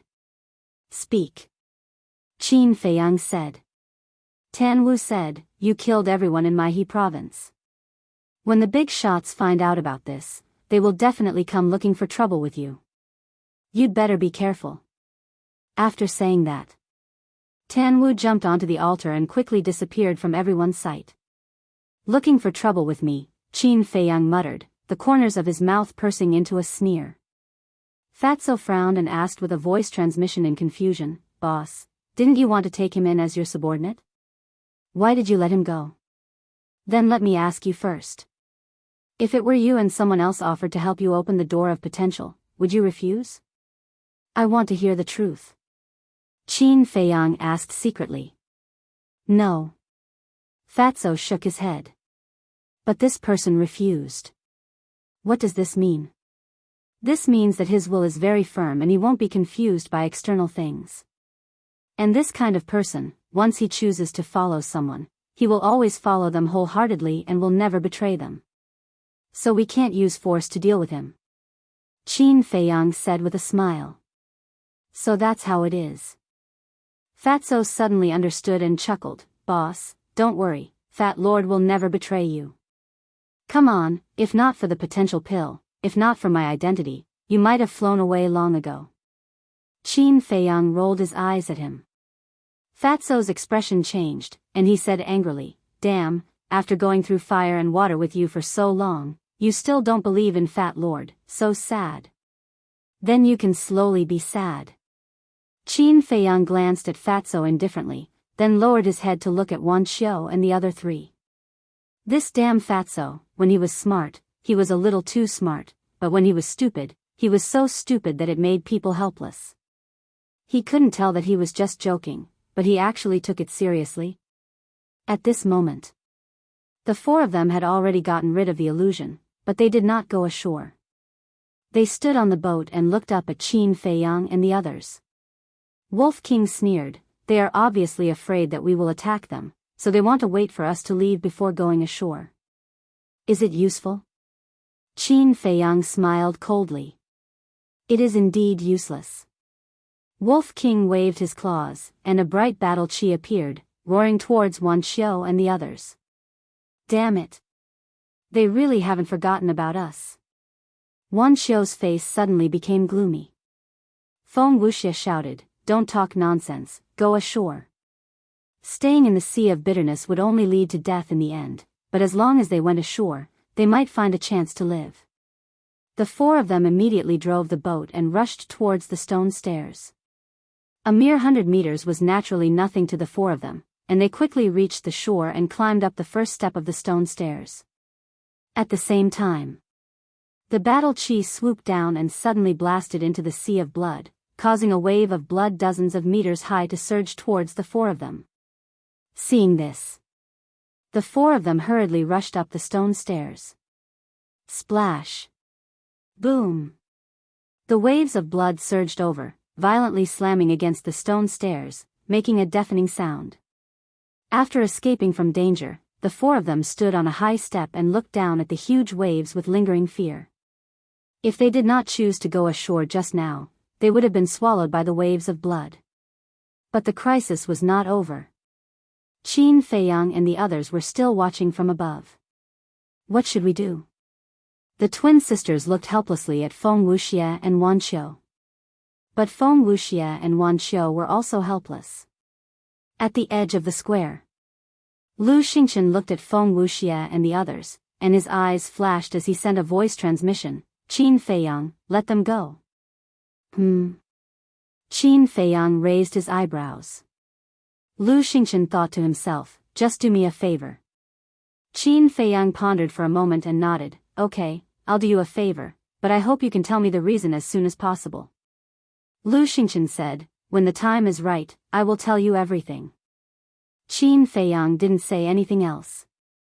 He turned to look at Ling Yu and the other three, cupped his hands, and said with a smile, the four of you, our cooperation along the way can be considered very pleasant. When we enter the imperial capital in the future, I hope that the four of you can help us out a little. Brother Qin, you are too polite. We are the ones who need help. Ling Yu smiled. Qin Feiyang smiled and cupped his hands, then we will see each other in the imperial capital. Okay. The four of them nodded. Let's go. Qin Feiyang called out and walked towards the altar that led to the spiritual state. They are leaving just like that? Dong Xingyang was slightly taken aback. He caught up with Qin Feiyang and asked, why didn't you kill them? Now was the best time to kill Wan Xiu and the others. If they missed it, they might never find such an opportunity again. Let's talk about it after we enter the imperial capital. Qin Feiyang smiled faintly. Dong Xingyang looked at Qin Feiyang suspiciously. He really could not figure out what this guy was thinking. Walking to the altar, Qin Feiyang raised his arm and was about to activate the teleportation altar. However, he suddenly put down his arm and frowned. What's wrong? Fatso and the others looked at him in confusion. Qin Feiyang said, I seem to have forgotten that there is one more thing to do. What is it? Everyone was puzzled. Qin Feiyang pondered for a moment, and his brows gradually relaxed as he smiled. I remember. As he spoke, he waved his hand, and a stream of red sword energy flowed into the altar. Soon, the altar bloomed with a dazzling light. Qin Feiyang looked at Dong Xingyang and the others and said with a smile, go up. Everyone looked at him suspiciously and jumped onto the altar one after another. But just as Dongfang Wuhan and Murong Xiong jumped onto the altar, Qin Feiyang suddenly stretched out his hand and pulled the two of them down, making them roll on the ground awkwardly. This action immediately attracted everyone's attention. Wolf King and Lu Xingchen also remembered that there was indeed one more thing to do. There was also a touch of ridicule in their eyes. However, Dongfang Wuhan and Murong Xiong were completely unaware of it. They only thought that Qin Feiyang was dissatisfied with them going up first. The two of them hurriedly got up, retreated to the side, and smiled apologetically. Junior brother Qin, sorry, you go first. Qin Feiyang crossed his arms and looked at the two of them playfully. The two of them were shocked, and an uneasy premonition welled up in their hearts. Qin Feiyang asked with a smile, don't you think it's strange? What's strange? The two of them were puzzled. Qin Feiyang raised the corner of his mouth slightly and said, answer my question first. Do you think that you deserve to be killed for what you did on the way? Yes, yes, yes. Chapter 661. Qin Feiyang continued, then do you know why not only did I not kill you, I even helped you reach the other side? Dongfang Wuhan suppressed the uneasiness in his heart and smiled. Because junior brother Qin has a good heart. Qin Feiyang couldn't help but laugh and shook his head. It's not like you don't know me. Do I look like a good person? Looking at the smile on Qin Feiyang's face, the uneasiness in their hearts grew stronger. Suddenly, Qin Feiyang's gaze turned cold as he sneered. The reason why I didn't kill you was because I wanted to keep you alive until now. The two of them trembled both physically and mentally, and their faces were filled with panic. You've seen the despair of Mo Wuxian and the other two, right? You'll be the same as them. No, you'll be even more desperate than them. Qin Feiyang's eyes flashed with a cold light. Junior brother Qin, please don't. We've already sincerely repented. Please let us live. The two of them knelt down without hesitation and kowtowed like they were pounding garlic. Their foreheads hit the ground and made thumping sounds. Let you go? Alright, I'll give you a chance.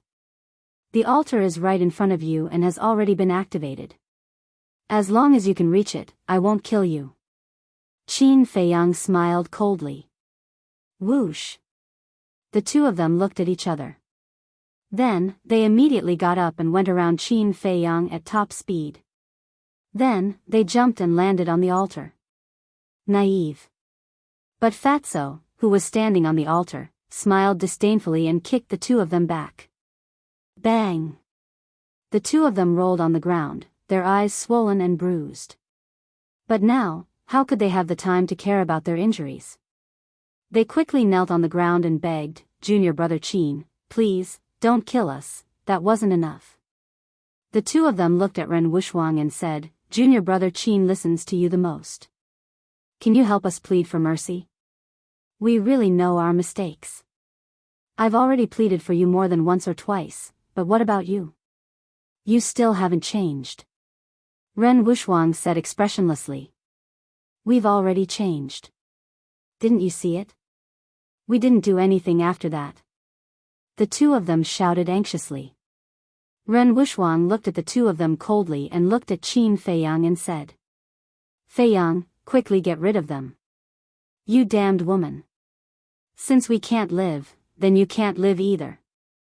The faces of the two instantly became distorted. Like two mad beasts, they rushed towards Ren Wushang. You actually dare to scold her? You really don't know death. Fatty clenched his fists and jumped off the altar. With a single step, he charged forward and punched out with both fists. Two fists landed solidly on the two men's lower abdomens. Their sea of chi shattered on the spot, and their blood-curdling screams resounded through the skies. He directly threw Wushang and threw Feiyang. At last. Without any suspense, the two of them fell into the sea of bitterness with hearts full of resentment and despair, drowning in the waves of blood. Trash. Fatso glanced at the sea in disdain, then turned to Qin Feiyang and laughed. Boss, it's done. Qin Feiyang smiled faintly and said, let's go. Okay. Fatso shouted and quickly jumped up the altar. Qin Feiyang also jumped up and saluted Ling Yu and the others. Goodbye. Goodbye. The four of them also saluted. Only after Qin Feiyang and the others disappeared did the four of them look away. Ling Yu shook his head and smiled. This guy really hasn't changed at all. Anyone who offends him doesn't end well.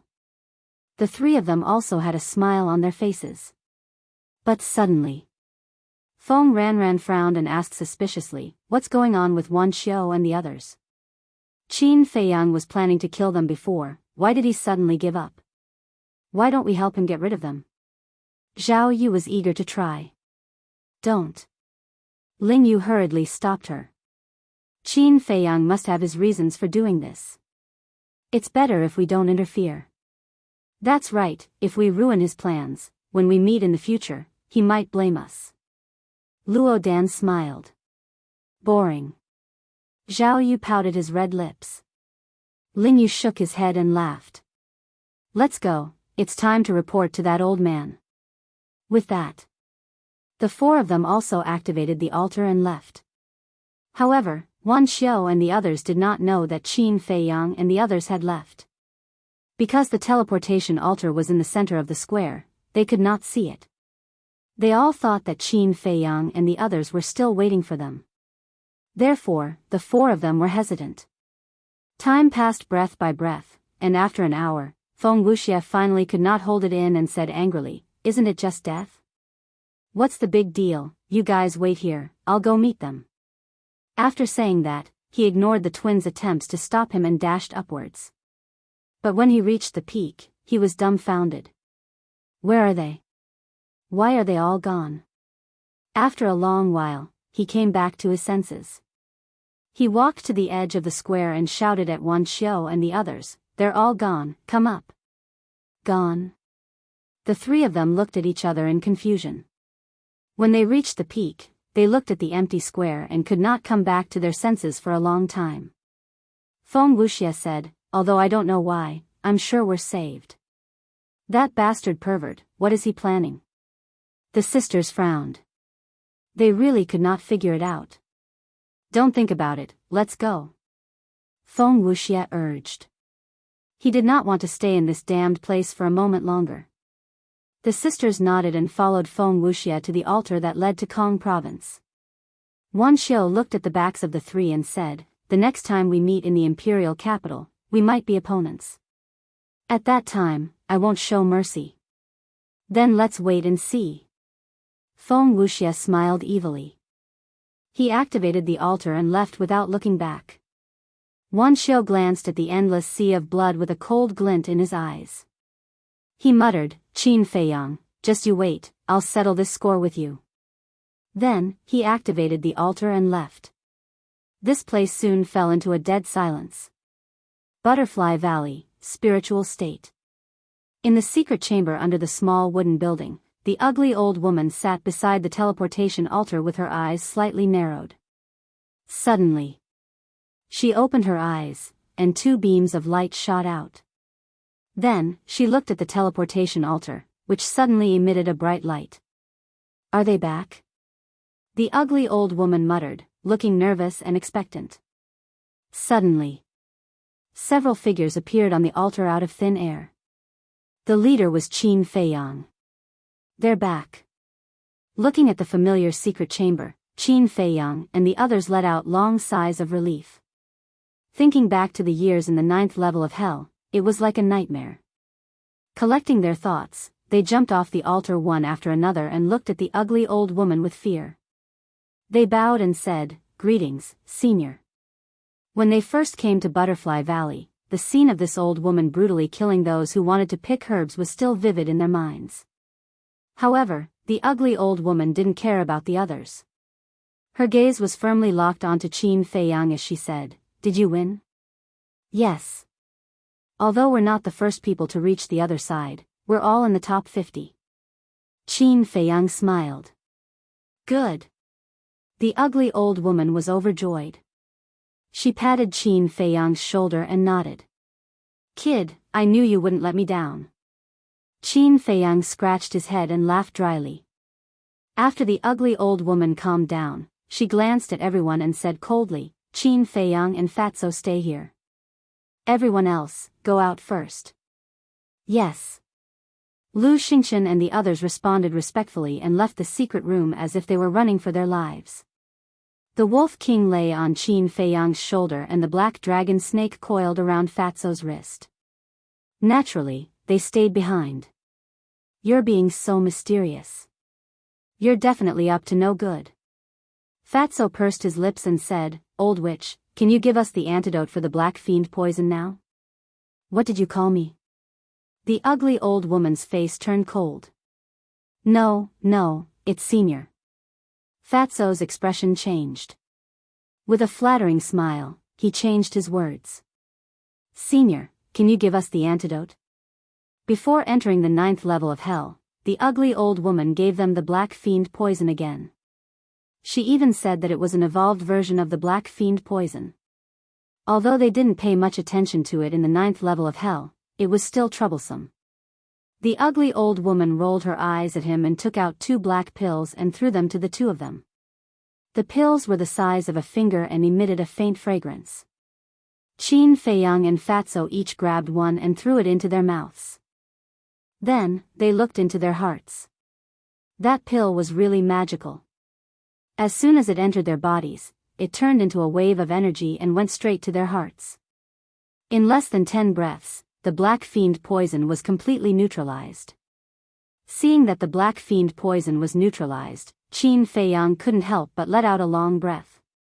He looked up at the ugly old woman and asked, "Senior, why did you use this method to force us to win?" The ugly old woman pondered for a moment and sighed. "Because I want to leave the spiritual state and enter the imperial capital." "Leave the spiritual state?" Qin Feiyang and Fatso looked at each other, their eyes full of suspicion. "Seeing that you two get along quite well, I'll tell you. I'm actually the previous mansion master of the spiritual state." The ugly old woman said. Qin Feiyang, Fatso, and Wolf King's eyes widened. They never thought that this old witch was actually the previous mansion master. No wonder even Wang Hong had to be respectful when he saw her. Isn't it a little hard to believe? The ugly old woman laughed. It would have been fine if she didn't laugh, but this laugh made the scar on her face even more twisted and terrifying. The two men and two beasts didn't dare to look. Qin Feiyang nodded and said, "It is a little hard to believe." "Humph. Let me tell you, I'm much stronger than old man Ren. It's just that ever since I stepped down, I've been staying here and have never shown my face in front of anyone. So much so that not many people know me." The ugly old woman snorted. Qin Feiyang frowned and said, "Then why are you staying here, senior? This old body is here to protect this teleportation altar. Because this is not only the passage to the netherworld, but also the only passage to the imperial capital. So, there must be someone guarding here at all times." The ugly old woman explained. "So that's how it is." Qin Feiyang and Fatso were enlightened. Fatso asked, "Then does the other 8 states also have such altars?" "Yes." The ugly old woman nodded. Qin Feiyang was puzzled. "Then why did you step down, senior?" "Because I want to live in the imperial capital forever. Although being the mansion master gives me the opportunity to enter the imperial capital, this will never be realized." The ugly old woman sighed deeply. Chapter 662. What do you mean? Qin Feiyang and Fatu were puzzled. The mansion master was the highest authority in the 9 states. It could be said that they contributed greatly to the prosperity of the 9 states. Logically speaking, after they succeeded and retired, they should enter the imperial capital to retire. But why did the old woman say that it was impossible to stay in the imperial capital for a long time? Let's talk as we walk. The ugly old woman pondered for a while, raised her head and said to the two, then turned around and walked slowly along the passage towards the exit. Qin Feiyang and Fatso looked at each other and followed silently. Wolf King and Black Dragon Snake were also unprecedentedly obedient, remaining silent along the way. After walking for a while, the ugly old woman finally spoke. "Actually, there is another way to enter the imperial capital." "What way?" Qin Feiyang was surprised. "To cultivate a group of talents. To put it simply, whether we, the old people guarding the altar, can enter the imperial capital has something to do with you young people. If you young people can win the 9 states war, then we can enter the imperial capital, or enjoy our old age in the imperial capital, or get an official position. But in the 100 years before you, almost no one successfully completed the 9 states war. There were even several times when the people of the spiritual state were completely annihilated in the 9 nether underworld. I really can't wait any longer. That's why this time, I used the black poison to force you to win." The ugly old woman said. "So that's how it is."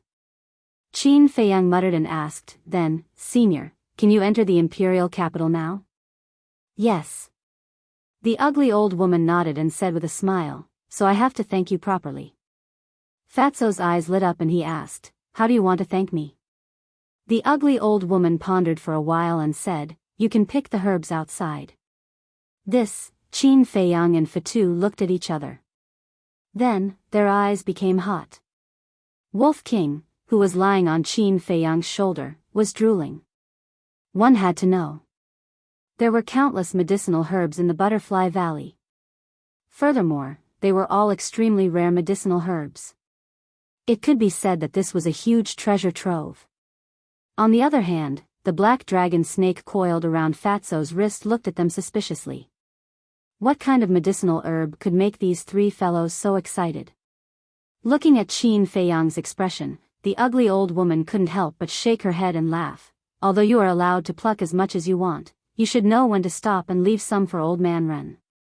Qin Feiyang was stunned and asked in confusion, "What does this have to do with the old master?" "Of course it's related.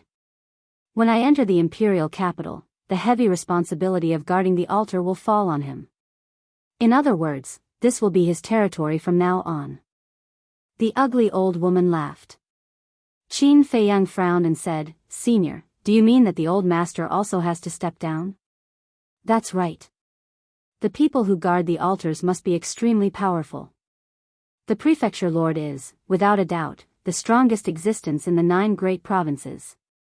You don't have to feel unjust for Old Man Ren, because this is the rule set by the emperor. Moreover, Old Man Ren has long wanted to step down. You may think that the prefecture lord has great power and is very dignified, but it's actually very tiring. In addition, Old Man Ren also wants to go to the imperial capital to enjoy his old age. If he doesn't step down and become the guardian of the altars, then his wish will never be fulfilled. This is the sorrow of being born in the 9 great provinces. The 9 great provinces originally belonged to the Great Qin Empire, and we are all citizens of the Great Qin Empire. However, it's as difficult as ascending to the heavens to enter the imperial capital. The ugly old woman sighed deeply, and there was a trace of injustice in her tone. Fatso said in his heart, "Boss, Fat Lord thinks that the Great Qin Empire's system really needs to be changed, because it's too unfair to the people of the 9 great provinces." Indeed. Wolf King nodded. Change? Qin Feiyang shook his head and said with a smile, "It's not as easy as you make it out to be. These systems are set by the emperor of each generation. Other than the emperor, no one has the right to change them." Fatso chuckled and said, "Then we'll wait until you become the emperor to change them." Don't talk nonsense. This is a crime of treason. If it falls into the ears of someone with ulterior motives, it will lead to a fatal disaster. Qin Feiyang shouted in his heart. What are you afraid of? It's only a matter of time anyway. Fatso curled his lips in disdain. Qin Feiyang helplessly glared at him, then looked at the ugly old woman and asked suspiciously, "After the Old Man Ren steps down, who will take over the position of prefecture lord?" I guess that Old Man Ren already has a suitable candidate in mind. However, he can only recommend it to the emperor. In the end, it's up to the emperor to decide whether it will succeed or not. The ugly old woman said. Qin Feiyang nodded and lowered his head to ponder. Who would the Old Man Ren's candidate be? Wang Hong. If one were to judge based on strength and character, Wang Hong was the most likely candidate.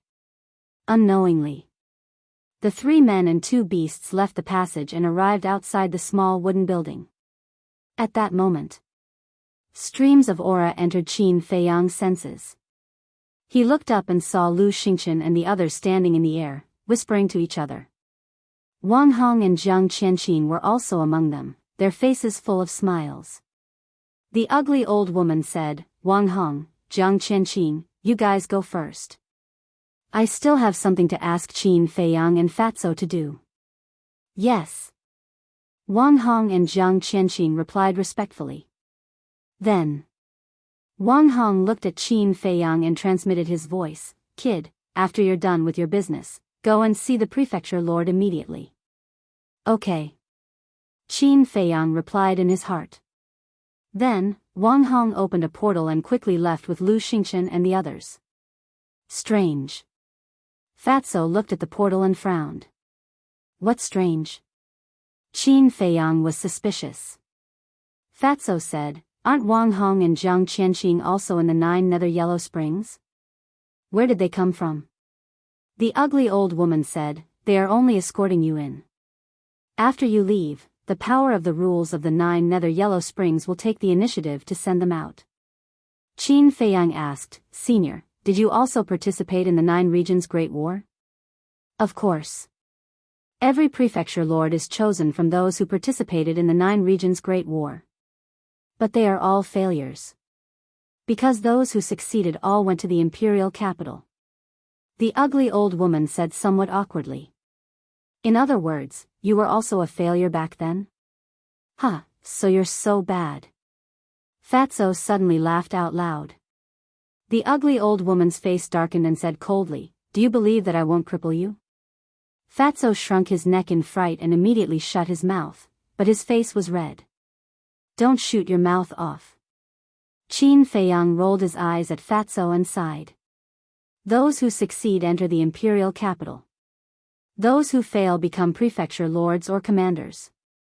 In fact, as long as they can come out alive, their achievements in the future will not be too low. It's just that the price is too high. Yes.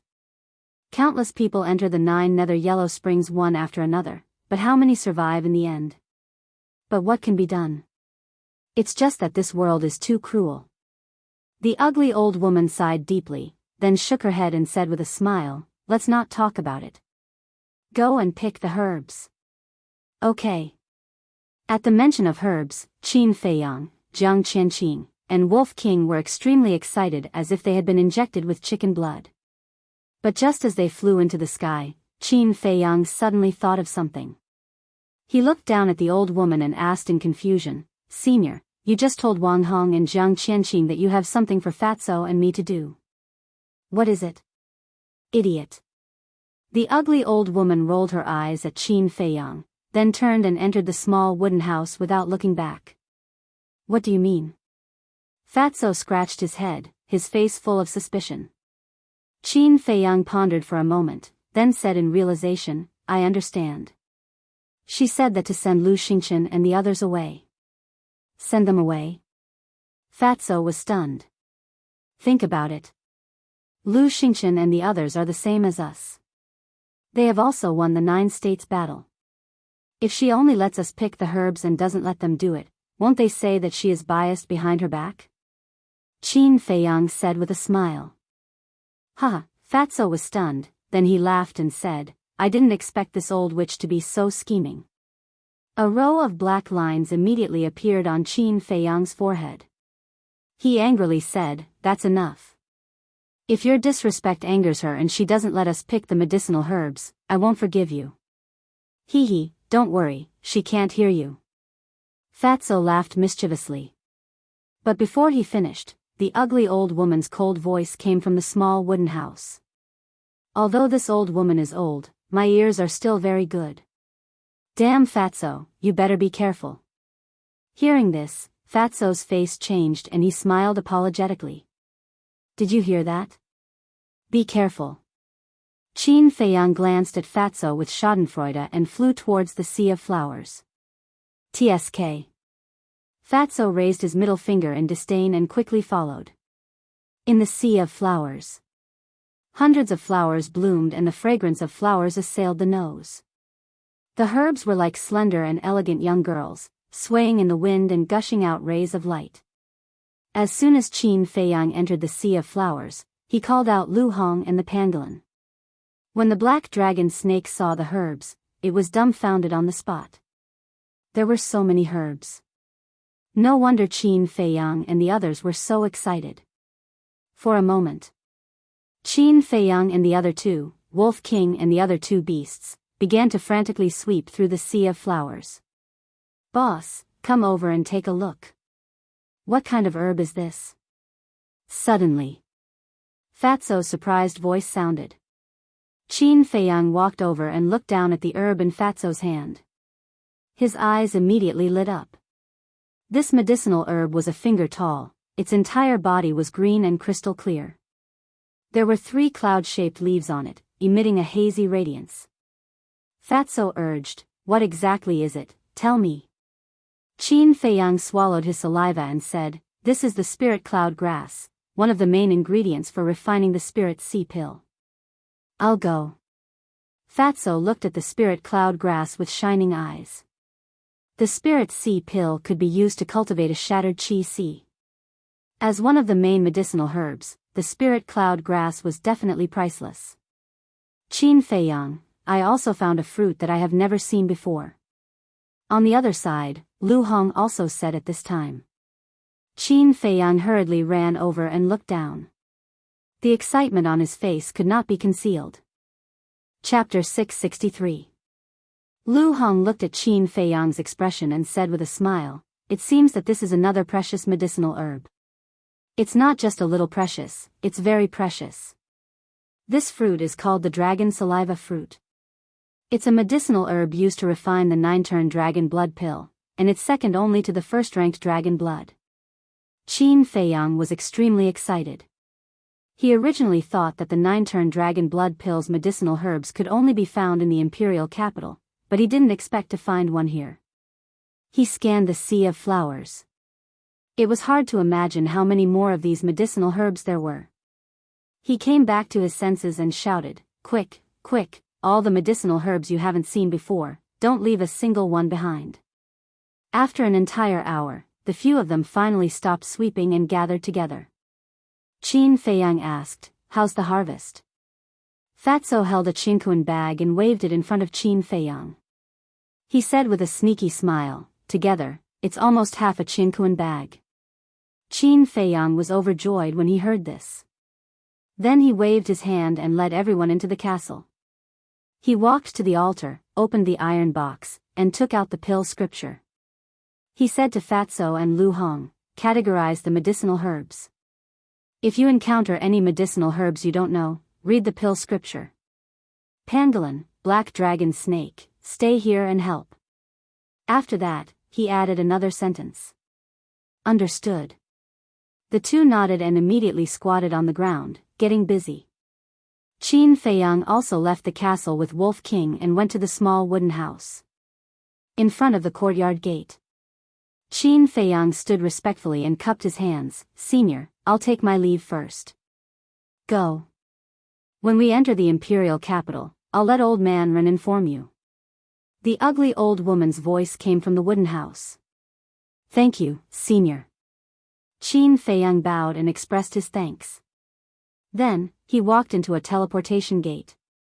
Mansion Master's mansion. In the conference hall, the old man sat on the top. Wang Hong and Jiang Qianqing sat on the 2 seats below. Ren Wushuang, Lu Xingchen, Dong Zhengyang, and Shen Mei stood in the center of the hall, recounting what had happened in the Yellow Springs. Although the old master and Wang Hong had experienced the Great War of the 9 prefectures, they still couldn't help but shudder when they heard the narration of the 4 people. Whoosh! Outside the palace, a ripple suddenly appeared in the void, and Qin Feiyang and Wolf King appeared out of thin air. "Brother Qin, Brother Wolf King, congratulations." "That's right. Now, not only will you be able to enter the imperial capital, but you will also be famous throughout the 9 great provinces." As soon as the guards outside the hall saw the man and the wolf appear, they immediately surrounded them. Wolf King smiled proudly and said, "Are you envious?" "I'm not envious, I'm very envious. We dream of going to the imperial capital, but unfortunately, we won't have the chance in our entire lives. Brother Qin, Brother Wolf King, when you go to the imperial capital, you must work hard. Don't embarrass our spiritual state." The group of people smiled and complimented. Wolf King patted his chest and said in high spirits, "Don't worry, when we reach the imperial capital, we will still be the ones bullying them." The group of people couldn't help but laugh. However, with this man and Wolf's lawless personality, they might really turn the imperial capital upside down. "Brat, what are you doing outside? Come in quickly." At this moment, the old master's dissatisfied voice sounded in the hall. The guards surrounding Qin Feiyang and Wolf King hurriedly retreated to the side. Qin Feiyang smiled at the group of people, walked to the door, and gently pushed it open. Then, he walked in and bowed, "Greetings, Mansion Master." The old master glanced at him and said, "Close the door." Qin Feiyang turned around and closed the palace door. He walked to the side of Ren Wushuang and the others and looked at Wang Hong and Jiang Qianqing. He cupped his hands and said with a smile, "Seniors, how have you been?" "We're still the same. As for you, I heard from Wushuang and the others that you showed off your might in the 9 nether underworld." Wang Hong teased. "I was lucky," Qin Feiyang laughed dryly. Wang Hong's face twitched, and he said, "Mansion Master and I were also very lucky back then. Why didn't we win?" "This." Qin Feiyang thought for a moment and smiled awkwardly. "Maybe it's because we were a little luckier than you." Hearing this, the old master, Wang Hong, and Jiang Qianqing couldn't help but shake their heads and laugh. The old master said with a pleasant expression, "You contributed greatly to our spiritual state's great victory this time. Tell me, what reward do you want? This old man will give it to you." "Really?" Qin Feiyang said. "Nonsense, this old man always means what he says." The old master glared at him in annoyance. Wang Hong chuckled, "Qin Feiyang, you're the first person who dares to question the Mansion Master." You've got guts. Qin Feiyang laughed dryly and looked at the old master. I want a 5th grade alchemy fire. The old master's face darkened. What kind of joke was this? The highest level of alchemy fire in the spiritual state was a 4th grade alchemy fire. How dare he ask for a 5th grade alchemy fire? Wasn't this clearly making things difficult for him? You don't have it? Qin Feiyang couldn't help but feel disappointed. He thought for a moment and said, then give me 5 or 6 perfect battle arts. As soon as he said that, everyone looked at him in shock. Was this guy purposely picking a fight? The old master was so angry that his beard blew and his eyes widened. He said angrily, just pretend that this old man didn't say anything. The mansion master is acting shamelessly. How shameless? Wolf King mumbled. What did you say? The old master's eyelids twitched, and he glared at Wolf King. Wolf King picked his nose and said lazily, Brother said that you're old but strong, unparalleled, unrivaled, and unparalleled. The old master clenched his fists and was about to go crazy. In the end, he held it in and waved his hand impatiently. All right. This old man will let you go to the treasury and choose something. Treasury? Qin Feiyang and Wolf King were stunned. The old master didn't explain and looked at Wang Hong. Take them there. Ren Wuxuang glanced at Qin Feiyang and Wang Hong, and said unhappily, Grandpa, you can't favor one and discriminate against the other. The old master looked at her, then at Lu Xingchen and the other two. If it weren't for Qin Feiyang, would you be able to come back alive? This old man has always been fair and impartial. I will never bend the law for personal gain. Ren Wuxuang immediately lowered her head. Lu Xingchen and the other two looked at each other and didn't even dare to breathe loudly.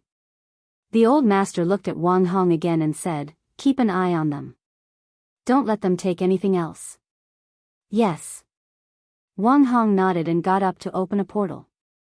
He looked at Qin Feiyang and Wolf King and said, let's go. There must be a lot of treasures in the treasury. The Wolf King chuckled and rushed into the teleportation gate first.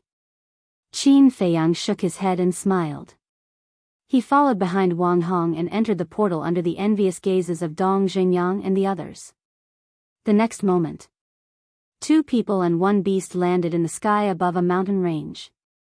Qin Feiyang scanned the area below with a surprised expression. Below, the mountains were undulating, the vegetation was lush, and a rapid river ran through the east, west, north, and south like a giant python. And right below, on the top of a mountain, sat a huge ancient castle. The ancient castle was completely black, as if a peerless beast was lying there, emitting a cold aura. Wolf King looked at the ancient castle and said in surprise, that's the treasury? That's right. This is the back mountain of the mansion master's mansion. The 10 commanders usually cultivate here in order to protect the treasury. Wang Hong said. Qin Feiyang took a closer look. Sure enough, there were many small and exquisite wooden buildings in the mountain streams around the ancient castle. And in the small wooden buildings, he could faintly sense a powerful aura. Let's go down. Wang Hong waved his hand and landed in front of the gate of the ancient castle with a man and a wolf. Then, Wang Hong took out a pentagonal badge and pointed it at the gate of the ancient castle. Immediately, a beam of light rushed out from the badge and entered the gate. Boom! A gap suddenly appeared on the gate and then it slowly opened. Wolf King looked at the gate, then looked at the badge in Wang Hong's hand with shifty eyes. Wang Hong sneered, don't look, there are only 2 badges in total. One is on Lord Mansion Master, and the other is on me. If you have the confidence to defeat me, stop talking. Wolf King waved his claws, turned around, and rushed into the castle. Even though it had already broken through to the 2-star War Master, it was still unable to see through Wang Hong's cultivation. And Wang Hong said it with such confidence, it was obvious that he did not put it in his eyes at all. Therefore, it decisively gave up on the little scheme in its heart. Little brat. Looking at Wolf King's small back, Wang Hong could not help but shake his head and laugh. As for Wolf King, he was dumbfounded the moment he entered the castle. When Qin Feiyang entered, it was the same, his eyes filled with disbelief. Inside the huge castle, there were many tall iron shelves neatly arranged. And every iron shelf was filled with things. There were all kinds of divine weapons, iron and jade boxes of all sizes, and a large number of universe bags. These weapons were collected by the previous mansion masters. Each of them can cut through iron like mud. And these iron and jade boxes, some of them contain martial skills, some of them contain battle arts, and some of them contain pills, pill formulas, pill fires, and precious medicinal ingredients. As for those universe bags, they are all gold coins. After Wang Hong closed the door, he brought Qin Feiyang and Wolf King around the treasure trove and introduced them. Qin Feiyang stopped beside a battle sword, grabbed the hilt, and flicked the blade. Clang! Immediately, an ear-piercing sound echoed in the treasure trove. There was no noise at all. It was obviously a top-grade battle sword. Wang Hong turned to look at Qin Feiyang and laughed. Have you taken a fancy to it? Qin Feiyang laughed and placed the battle sword back in its original position. No matter how powerful the weapon was, how could it compare to Chang Shui? He looked at the other weapons. Although they were all good, none of them caught his eye. Next, he opened the jade and iron boxes again, but he did not choose anything.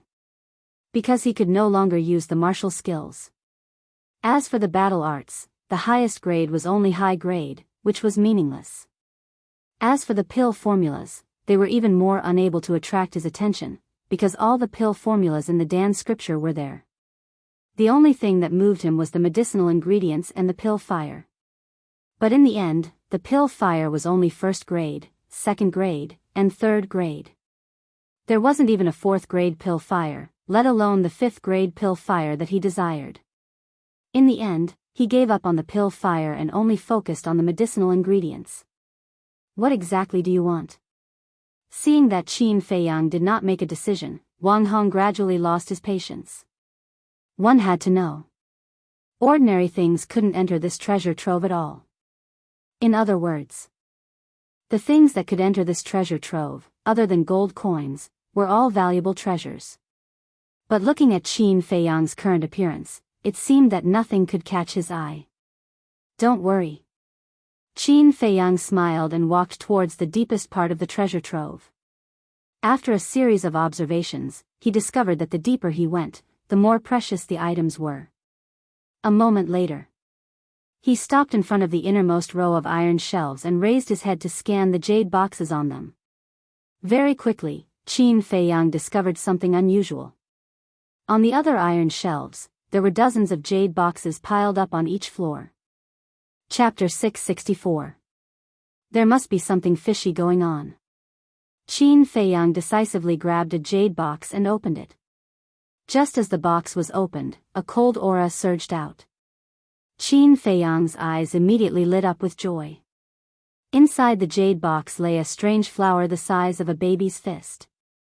It was completely white as if it was carved out of white bones. Wasn't this the flower of death? At the same time, the Wolf King's eyes also shone brightly as he drooled. He didn't expect that there would be such a treasure hidden in this treasure vault. Looking at Qin Feiyang and Wolf King's eyes, Wang Hong frowned slightly and asked, "Do you know what this is?" "What do you mean?" "As one of the guardians of the treasure vault, you don't know about the flower of death?" Qin Feiyang was stunned and shook his head. "I don't know." "Senior, can you explain it?" "You really don't know?" Wang Hong looked at Qin Feiyang suspiciously. Qin Feiyang nodded. Wang Hong secretly heaved a sigh of relief and smiled. "This is just a very ordinary medicinal herb. It's not very useful." A man and a wolf looked at each other. "Flower of death is ordinary? Who are you trying to fool?" Qin Feiyang chuckled.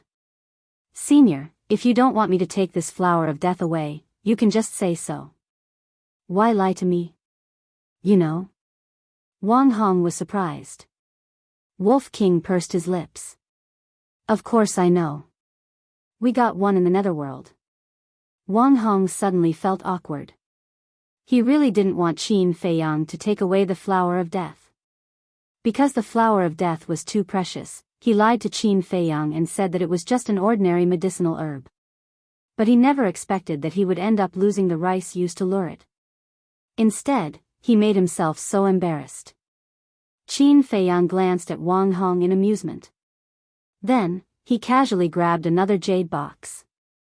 When he opened it, strands of multicolored light shot out. "Damn, this is the jade crystal flower!" Wolf King exclaimed. "What? You even know about the jade crystal flower?" Wang Hong stared blankly at the man and the wolf. "Is it strange that we know?" Wolf King glanced at him indifferently and also grabbed a jade box. He opened it and immediately curled his lips in disdain. Inside the jade box was a blood ginseng. To others, the blood ginseng was a rare treasure that could only be encountered by chance, but to Wolf King, it was nothing at all. He immediately closed the lid of the box and put it back to its original position. But at this moment, Qin Feiyang suddenly frowned, stretched out his hand and said, "Let me see." Previously, when Wolf King opened the jade box, he also glanced at the blood ginseng, but didn't pay it much attention. However, just as Wolf King closed the box, he suddenly had a strange feeling. This blood ginseng seemed to be somewhat different from ordinary blood ginseng. Wolf King said disdainfully, "It's just a blood ginseng. What's there to see?" At the same time, at the side, Wang Hong stared at Qin Feiyang with a trace of nervousness in his eyes. "Cut the crap." Qin Feiyang rolled his eyes at Wolf King and took the initiative to grab the jade box. Then, he opened the lid and carefully looked at the blood ginseng. Suddenly, Qin Feiyang's eyes narrowed. Immediately after, his face was filled with ecstasy. The blood ginseng lay quietly in the jade box, emitting a hazy blood light. At first glance, it was no different from ordinary blood ginseng. But if one looked carefully, there was a shocking discovery. On the surface of the blood ginseng, there was a blood-colored pattern. The shape of this pattern was like a tiger. Moreover, according to Qin Feiyang's observation, there was no trace of engraving on the blood ginseng. This was enough to show that this tiger-shaped pattern was not man-made. It grew on its own. He was no stranger to this pattern. It was called the tiger-shaped spirit pattern. Only medicinal herbs that had reached 10,000 years old would give birth to this tiger-shaped spirit pattern. In other words, the blood ginseng in front of him was 10,000 years old. 10,000-year-old blood ginseng. How could this not make him excited? That was because refining the small creation pill required these 10,000 years old medicinal herbs. He originally thought that these medicinal herbs were basically impossible to find. But he did not expect to find one here. At the same time, Wang Hong, who was at the side, looked at Qin Feiyang's expression and could not help but feel weak. It was over. He must have been discovered by this brat. He really could not understand how this Qin Feiyang knew everything. One had to know. Medicinal herbs that were 10,000 years old were already peerless. Therefore, very few people in the world knew the characteristics of 10,000 years old medicinal herbs. Even when he saw this blood ginseng back then, he only knew that this was a 10,000 years old blood ginseng after hearing the old man's explanation. But Qin Feiyang could tell at a glance. Wasn't this too unbelievable? Could it be that this brat had seen it before? But that was impossible. Qin Feiyang was just a country boy. How could he have the chance to see this 10,000 years old medicinal herb? Just as Wang Hong was puzzled, Qin Feiyang closed the jade box, turned to look at Wang Hong, and said with a smile, "Senior, I want this blood ginseng." Wang Hong's face suddenly twitched. Wolf King was a little anxious and said with a voice transmission, "Little Qin Zi, you don't want the death flower and the jade crystal flower, but you want this blood ginseng. Is there something wrong with your head? You don't understand." Qin Feiyang said secretly. "What do you mean?" Wolf King frowned. Qin Feiyang said with a smile, "This is a 10,000 years old blood ginseng. It's many times more precious than the death flower and the jade crystal flower. What? A 10,000 years old blood ginseng? Wolf King was dumbfounded on the spot and looked at the jade box with a dumbfounded expression. Seeing Qin Feiyang and Wolf King flirting with each other, Wang Hong could not help but frown and said, "Kid, do you want to think about it again?"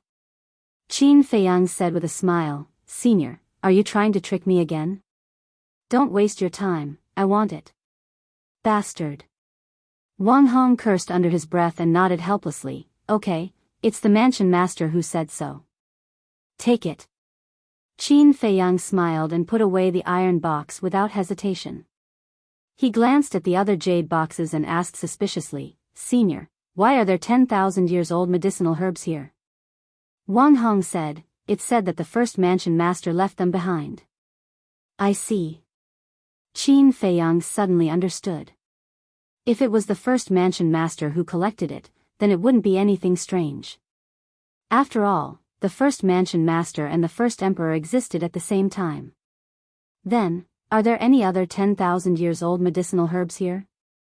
Wolf King asked, looking at the jade boxes on the iron shelf with a green light in his eyes.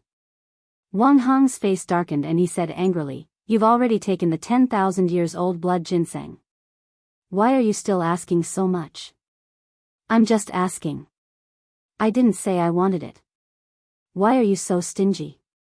Wolf King pouted. "I'm stingy?" Wang Hong pointed at his nose and glared at Wolf King. However, he suddenly frowned and lowered his head in silence. Qin Feiyang and Wolf King looked at him curiously. A moment later, Wang Hong looked up at Wolf King and Qin Feiyang and said telepathically, "If you guys can agree to a request of mine, I'll make the decision in private and let you guys choose another one." The man and Wolf looked at each other with joy in their eyes. Wolf King said hurriedly, "What request?" "Tell us." Wang Hong said, "Give me the recipes for the potential pill and 9 melody yellow dragon pill." "What? Aren't you being too greedy?" Wolf King said angrily. Qin Feiyang's face was also filled with anger. The pill formulas of the potential pill and the 9-shoe yellow dragon pill, any one of them could bring endless wealth. Wasn't he afraid of dying from overeating by asking for 2 recipes? Most importantly, this was the state capital's treasure vault. Everything here didn't belong to anyone. Even the old master, who was the mansion master, could not take it for himself. That was because this was a public asset of the entire spiritual state. But now, Wang Hong was using the things here to make a deal with him. Qin Feiyang really did not expect that Wang Hong, who had always been open and aboveboard, would be so scheming. Looking at Qin Feiyang and Wolf King's expressions, Wang Hong sighed deeply and said, "I know that you guys must be thinking that I'm a greedy villain. Aren't you?" Wolf King sneered. "No." Wang Hong shook his head and said, "I'm doing this for the mansion master." Qin Feiyang frowned. What did this have to do with the old master? Wang Hong's face showed a trace of worry and said, "There are many things that you don't know. One of them is that the old master is about to step down." Qin Feiyang said, "We know about this." Wang Hong was slightly stunned and asked suspiciously, "How did you know?" Qin Feiyang said, "The previous mansion master told us." "I see." Wang Hong mumbled and asked telepathically, "Then did she tell you that the old master will be guarding the altar after stepping down?" Qin Feiyang nodded. Wolf King said impatiently, "We know all this. Just tell us, why do you want these 2 recipes?" "To help the old master enter the imperial capital.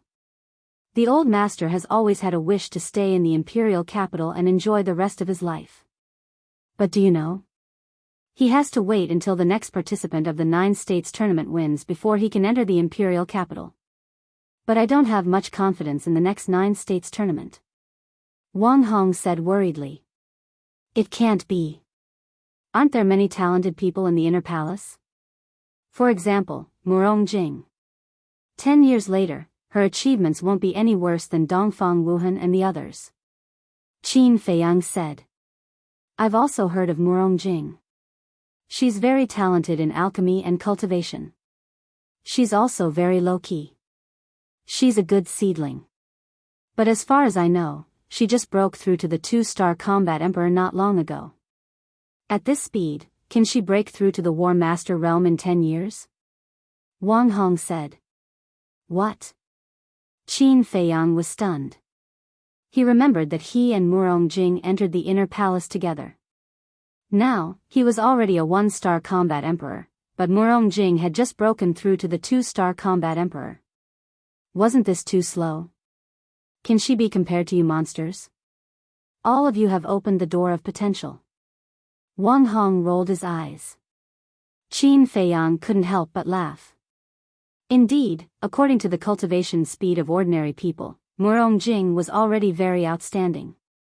But compared to them, her talent was mediocre. So, my plan is to use the potential elixir and the Juku Yellow Dragon elixir to cultivate them. As long as we have the potential elixir and the Juku Yellow Dragon elixir, the spiritual state will definitely win the 9 states tournament in 10 years. By then, the old master will be able to fulfill his wish and enter the imperial capital to enjoy his old age. Chapter 665. So that's how it is. Qin Feiyang finally understood. He cupped his hands and said, Senior, you really put in a lot of effort. I misunderstood you just now. Please forgive me. It's okay. Wang Hong waved his hand and sighed.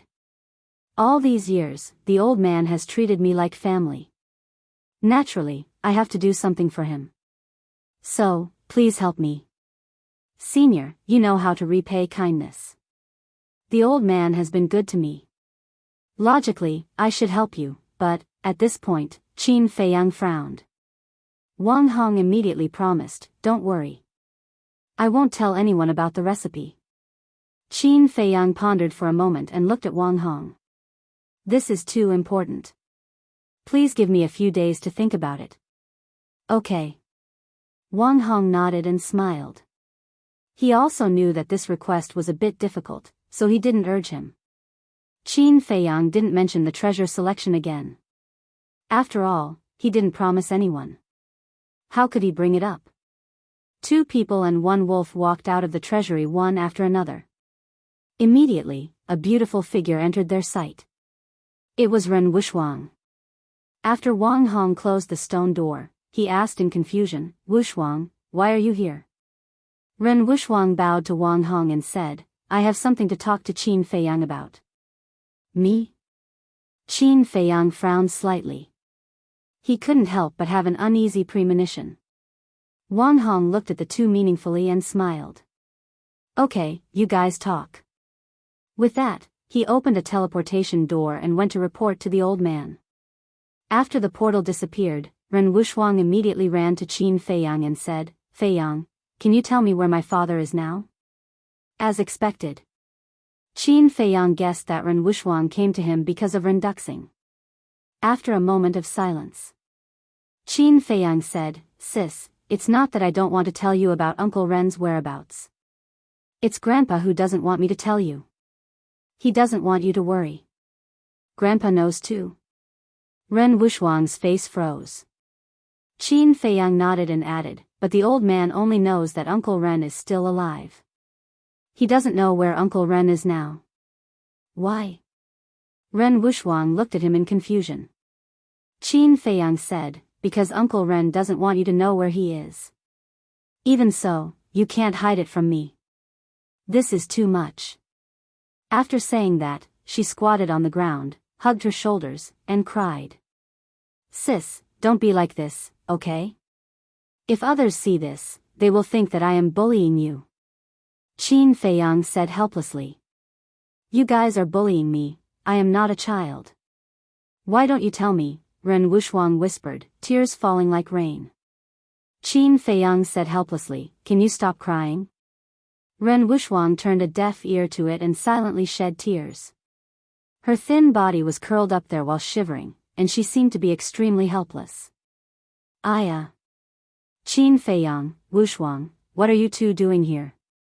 At this moment, one figure after another streaked across the sky. It was 3rd young Master Chao and the other commanders. Fan Jian was also among them. The 9 people landed on the square outside the castle and looked at the 2 of them curiously. Qin Feiyang smiled and said, nothing. Is that so? Then why is Miss Wushwang crying? Fan Jian looked at Qin Feiyang strangely. Xue Huiyun frowned and said, Qin Feiyang, did you bully Wushwang? Third young master Chao said with a cold face, let me tell you, Wushwang is the apple of our eye. If you dare to bully her, we will not forgive you. I didn't. Qin Feiyang quickly waved his hand. Wolf King stood at the side. Not only did he not help to explain, he even looked at Qin Feiyang with schadenfreude. Really? Third young master Chao looked at him unkindly. Qin Feiyang was about to break down, and said, sis, don't cry. If you keep crying, I won't be able to clear my name even if I jump into the Yellow River. Then do you want to tell me?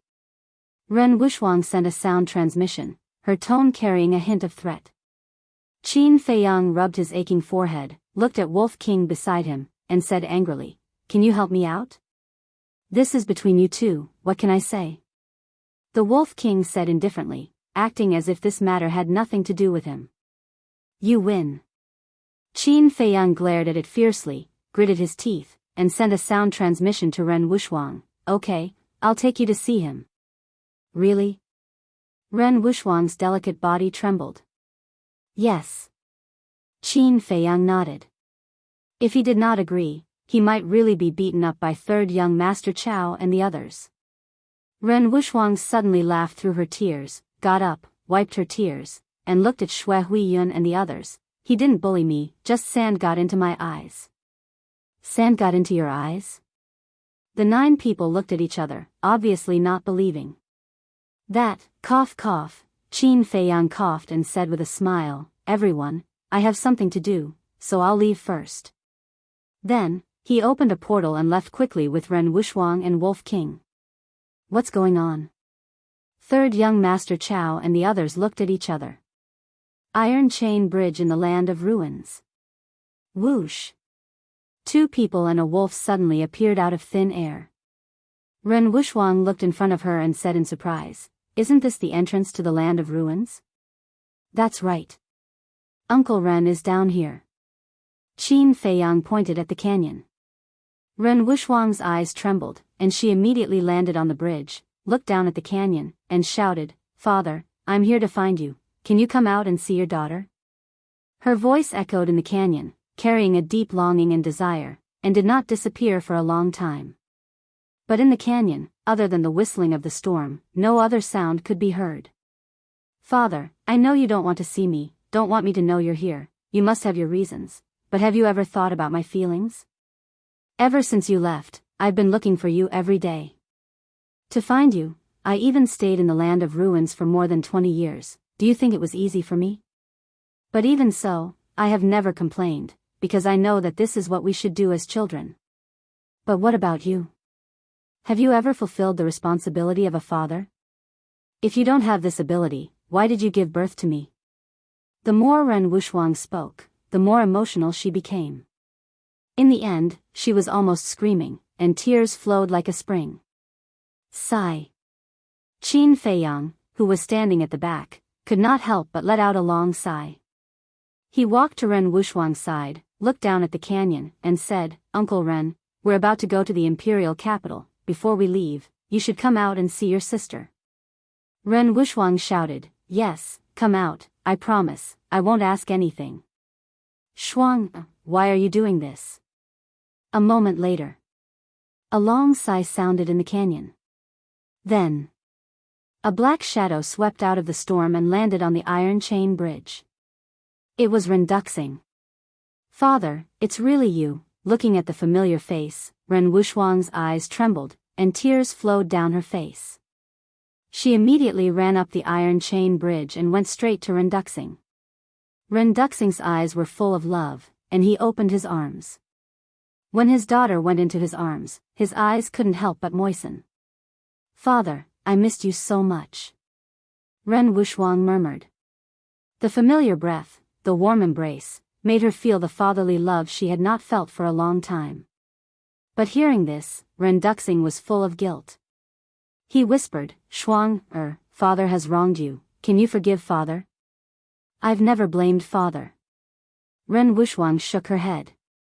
Ren Duxing's nose was sour, and 2 drops of old tears finally came out of his eyes. Wolf King looked at the father and daughter and murmured, "Little Qin Zi, are you jealous?" Who wouldn't be jealous of such a family? But, not everyone can have it. After Qin Feiyang finished speaking, he looked up at the sky with a very complicated look in his eyes. After a while, he retracted his gaze, glanced at Ren Duxing, waved his hand, and took Wolf King into the castle. Looking at Fatso and Lu Hong who were still busy, Qin Feiyang smiled and said, "How is it going?" Fatso wiped the sweat on his forehead and said with a smile, "There are too many.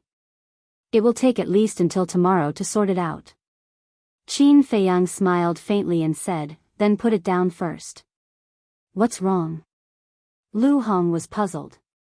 Qin Feiyang smiled and said, "We are going to the capital soon. I think it's time to tell you some things." Lu Hong and Fatso looked at each other, immediately put down the medicinal materials in their hands, got up, and looked at Qin Feiyang. Luo Qinxue and Lin Yi also opened their eyes one after another. Qin Feiyang looked at Lin Yi and said with a smile, "Haven't you always wanted to know my origin? Now I will tell you that I was indeed born in the capital." Lin Yi's delicate body trembled, but she quickly calmed down and waited for the following words. Qin Feiyang's gaze swept across everyone and the black dragon snake. He smiled and said, "My father is someone you all know, the current emperor of the great Qin Empire." "What?" Lin Yi and Luo Qinxue suddenly got up and looked at Qin Feiyang in disbelief. There were stormy waves in their hearts. The black dragon snake was also shocked to the extreme. As for Wolf King, Pangolin, Fatso, and Lu Hong, they were not surprised because they already knew this.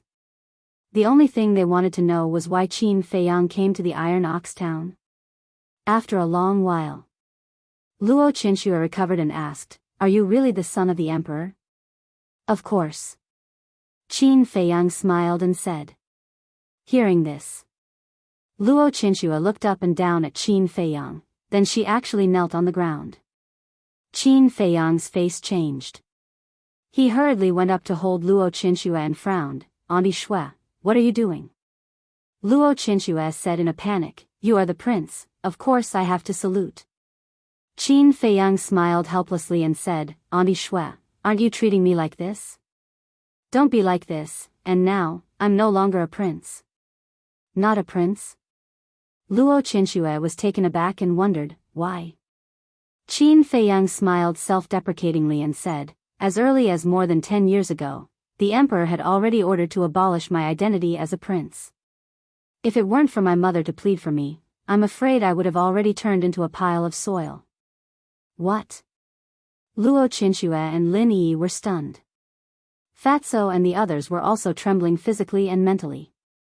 It turned out that all this was related to the emperor. No wonder every time Qin Feiyang's father was mentioned, Qin Feiyang would be furious. However, why did the emperor order to abolish his son? Chapter 666. Qin Feiyang pondered for a while and smiled faintly. "My talent was not bad back then. I suddenly became a 9-star martial master when I was 10 years old." A 9-star martial master at the age of 10? Lin Yi's face froze. This talent is not only not bad, it is simply monstrous. But this is even more strange. Qin Feiyang has such amazing talent. It can be said that his future is limitless, but the current emperor actually poisoned him. Is he stupid?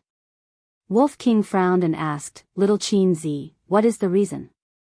Qin Feiyang shook his head and said, "I don't know the reason." "You don't know?" Wolf King, Fatso, and others looked at each other.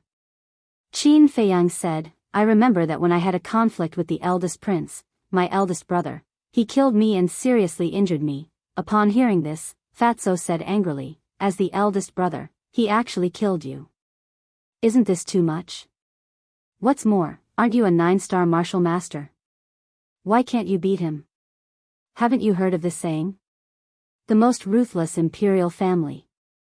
In the imperial palace, there is no kinship at all, only power struggles. And the eldest prince is 8 or 9 years older than me. At that time, he was already a 5-star martial ancestor. I am a 9-star martial master. No matter how heaven-defying I am, I can't be his opponent. Qin Feiyang shook his head and smiled bitterly. Fatso suddenly said, I see. You continue. Speak slowly. Don't get too excited. Do I look excited to you? Qin Feiyang rolled his eyes at him. In the past, he was indeed very aggrieved and angry. Every night, he was awakened by nightmares. But now, he figured it out. Whatever happened, no matter how much you resent or hate it, it is impossible to change anything. Only by facing it with strength, optimism, and courage can you live more at ease. In short, you can't let the past affect your heart. Gathering his thoughts, Qin Feiyang continued, although the injuries I suffered that time were very serious, the Imperial Palace did not lack top-grade healing pills. I woke up the next morning. But not long after I woke up, misfortune befell me. When he said the last sentence, Qin Feiyang's tone obviously changed. Fatso and the others also held their breaths, waiting for Qin Feiyang to continue. After I woke up, I was still reading the historical records in the pavilion outside the bedroom as usual. I remember that it was a rainy day. Just as I was engrossed in the movie, 4 of my father's personal bodyguards suddenly appeared and threatened to kill me. At that time, I wasn't mentally prepared at all. I was stunned. Father has always doted on me, how could he kill me? Besides, I didn't do anything wrong. But the 4 guards didn't explain anything. They pulled out their butcher's knives and slashed at my head. Qin Feiyang said, his hands couldn't help but clench. Although more than 10 years had passed, every scene and face at that time was clearly imprinted in his mind. At the same time, Fatso and the others couldn't help but feel cold all over. Killing without any reason. Was the emperor really so heartless? Lu Hong asked, and then? Of course I wasn't willing. Even if you want me to die, shouldn't you let me die with a clear understanding? I didn't hesitate to call for help from my mother. My mother is very strong. She rushed over in an instant and stopped the 4 guards. But at the same time, my father also came. But that kind face was no longer there. It was all indifference. Especially the way he looked at me. That kind of ruthless coldness, I still can't forget it. And no matter how I asked, he didn't say a word. Qin Feiyang said in a deep voice, his eyes as sharp as a blade. Fatso said, what about your mother? My mother didn't know the reason. She also asked, but he just wouldn't say. He was determined to kill me. My mother is the person who loves me the most. Of course she wouldn't allow him to do so. In a rage, she was ready to take me away from the Imperial Palace. Qin Feiyang said. Lu Hong said, where to? Qin Feiyang said, my mother's family. Because my grandfather has the ability to protect me. Is your grandfather very strong? Wolf King was surprised. Very strong. But I'm not very sure how strong he is. After all, I was still young at that time. And I've only seen him once since I was young, and it was when I was 5 years old. Now I don't even remember what he looks like. However, I heard from my mother that my grandfather's family is a hidden family. They are very powerful, and even the emperor has to be courteous to them. Qin Feiyang said. Damn, your background is so strong. Fatso was dumbfounded. Not only did he have a mother who was the empress, but he also had a grandfather who even the emperor was afraid of. This was simply awesome. Since your grandfather is so strong, why didn't he come to save you back then? Lu Hong was suspicious. Qin Feiyang said, I heard from my mother that my grandfather's family is very far from the Imperial Palace. At that time, things happened so suddenly that there was no time to inform him. Lu Hong asked, in the end, how did you escape? Upon hearing this question, Qin Feiyang's body and mind suddenly trembled. He closed his eyes, and his face was full of pain. 2 drops of tears even flowed from the corners of his eyes. Lu Hong and the others fell silent and didn't disturb him. Because at a glance, they knew that this story was Qin Feiyang's greatest pain. After a long time, Qin Feiyang opened his eyes and sighed. It was my mother who begged the emperor. At that time, my mother was ready to take me away from the imperial palace, but the emperor stopped her and fought with my mother. The emperor was stronger than my mother. In the end, my mother was seriously injured by him. Helpless, my mother knelt on the ground and begged him. Qin Feiyang clenched his hands together tightly, and his eyes were red. When he thought of the scene of his mother kneeling to the emperor in order to save him, his heart was bleeding. He could be killed. He could be humiliated. But humiliating his mother was out of the question. Phew. After a while, Qin Feiyang exhaled a long breath and calmed the anger in his heart. In the end, under my mother's bitter pleading, the emperor changed his mind and didn't kill me. However, he wanted to abolish my cultivation and expel me from the imperial capital, never to return. Moreover, my mother was not allowed to come to me. This is the details of my encounter. After telling this story, Qin Feiyang felt a lot more relaxed. Brother Feiyang, Lin Yi looked at Qin Feiyang with tears streaming down her face. She never thought that Qin Feiyang had such an unbearable past. He must have had a hard time these years. Child, don't be sad. Although you have lost a lot, you have also gained a lot. Look at Wolf King, Fatso, and Lu Hong. They are all your companions. Luo Qinxue stepped forward and comforted him softly. Qin Feiyang glanced at them one by one and bowed. Thank you for your company over the years. Why are you so polite to us? Are you asking for a beating? Wolf King glared at him fiercely. Qin Feiyang shook his head and laughed. Fatso suddenly said, Boss, have you ever thought about whether this matter has anything to do with the eldest prince? Qin Feiyang was taken aback. On the first day, you had a conflict with the eldest prince. But on the second day, the emperor, who has always loved you, turned against you. Why does Fat Lord feel that something is wrong? Fatso frowned. It should have nothing to do with him. That's because he was the one who injured me, not the other way around.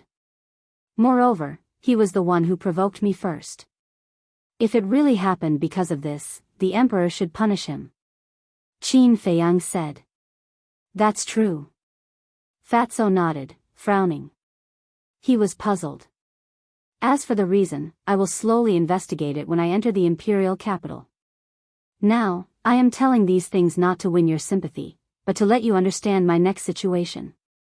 Qin Feiyang said. Wolf King raised his eyebrows and said, What do you mean?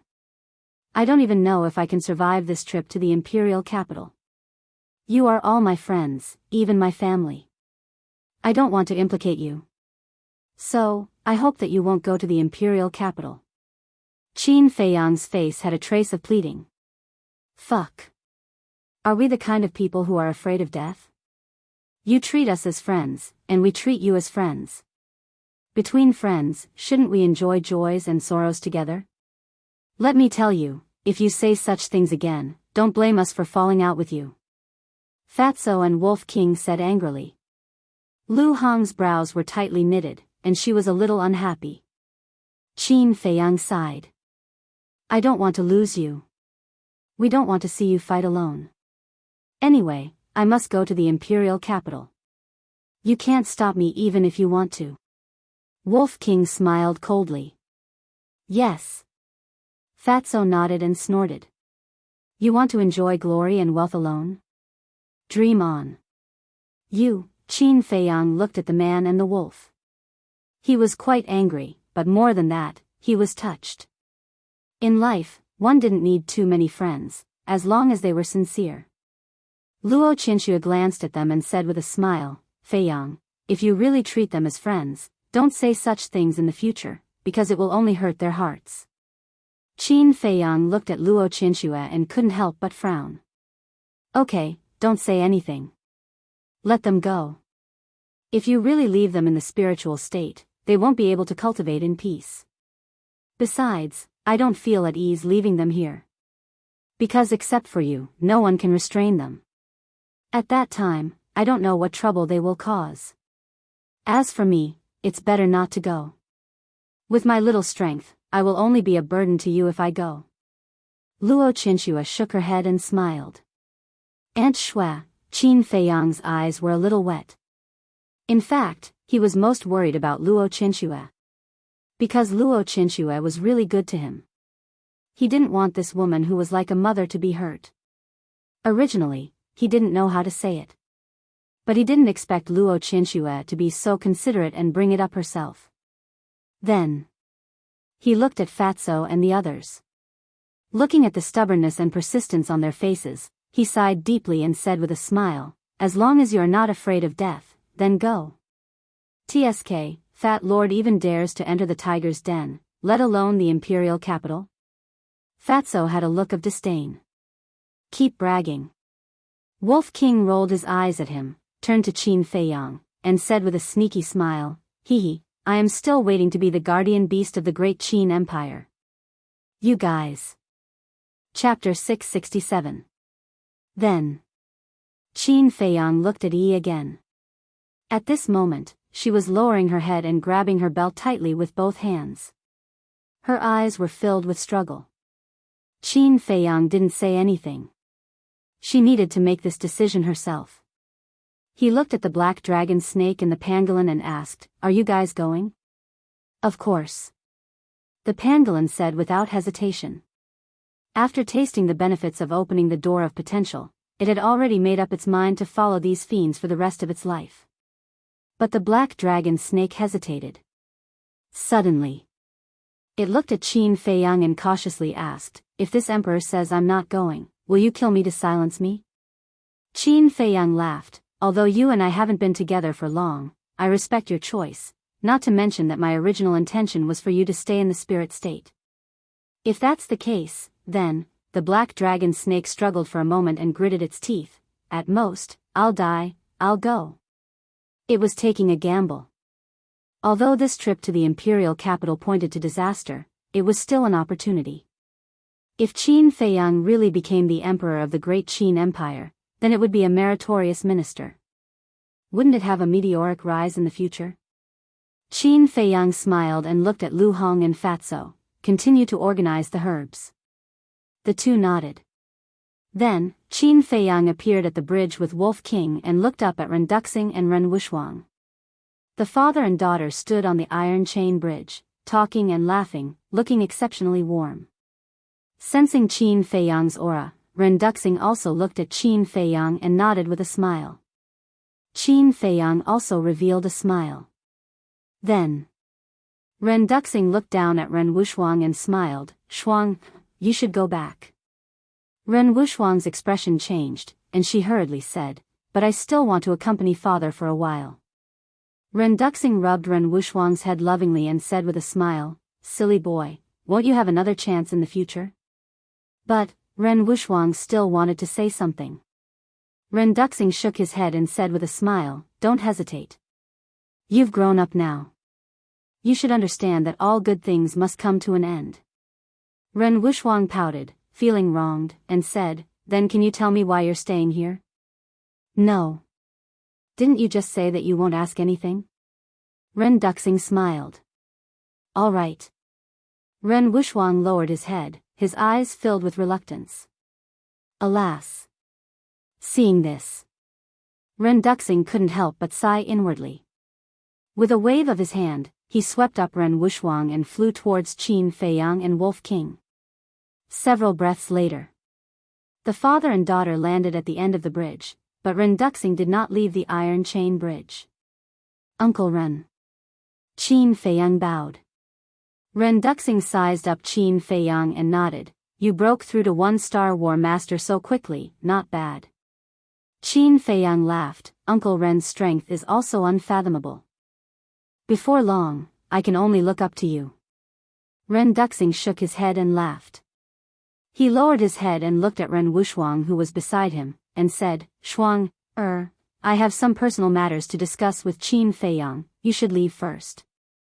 Ren Wuxuang frowned and said angrily, You have something to hide from me again, what do you take me for? Ren Duxing said, Shuang, don't be willful. Father didn't let you know for your own good. Humph. Ren Wushang coldly snorted, walked down the iron chain bridge, and walked into the distance. Before leaving, she glared fiercely at Qin Feiyang. Who did I offend? Qin Feiyang was a little depressed. After Ren Wushang walked away, Ren Duxing said apologetically, Feiyang, this girl of mine is like this, don't mind her. Do I dare to mind? Qin Feiyang smiled bitterly, sorted out his emotions, and asked suspiciously, Uncle Ren, what are you trying to say? Ren Duxing asked, how many people won the 9 regions war this time? Let me think, Wan Xiu, Feng Wuxia, the twin sisters, Ling Yu, and the other 3, Tan Wu. Qin Feiyang pondered for a moment, and said, if we don't count the people from our spirit state, there are a total of 9 people. Ren Duxing said, then who are the people from our spirit state? Qin Feiyang said, Lu Xingchen, Dong Zhengyang, sister, Shen Mei. Ren Duxing pondered for a moment, and asked, then do you feel that there is something wrong with anyone? Something wrong? Qin Feiyang thought carefully for a moment and said, if there is something wrong, it is only Lu Xingchen. What do you mean? Ren Duxing was surprised.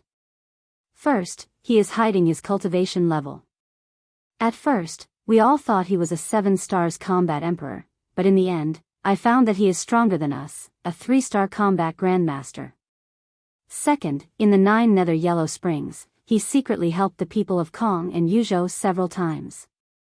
Third, he seems to know everything, no matter what he encounters, he knows. Qin Feiyang said. Ren Duxing frowned. Why would he help the people of Kong and Yuzhou?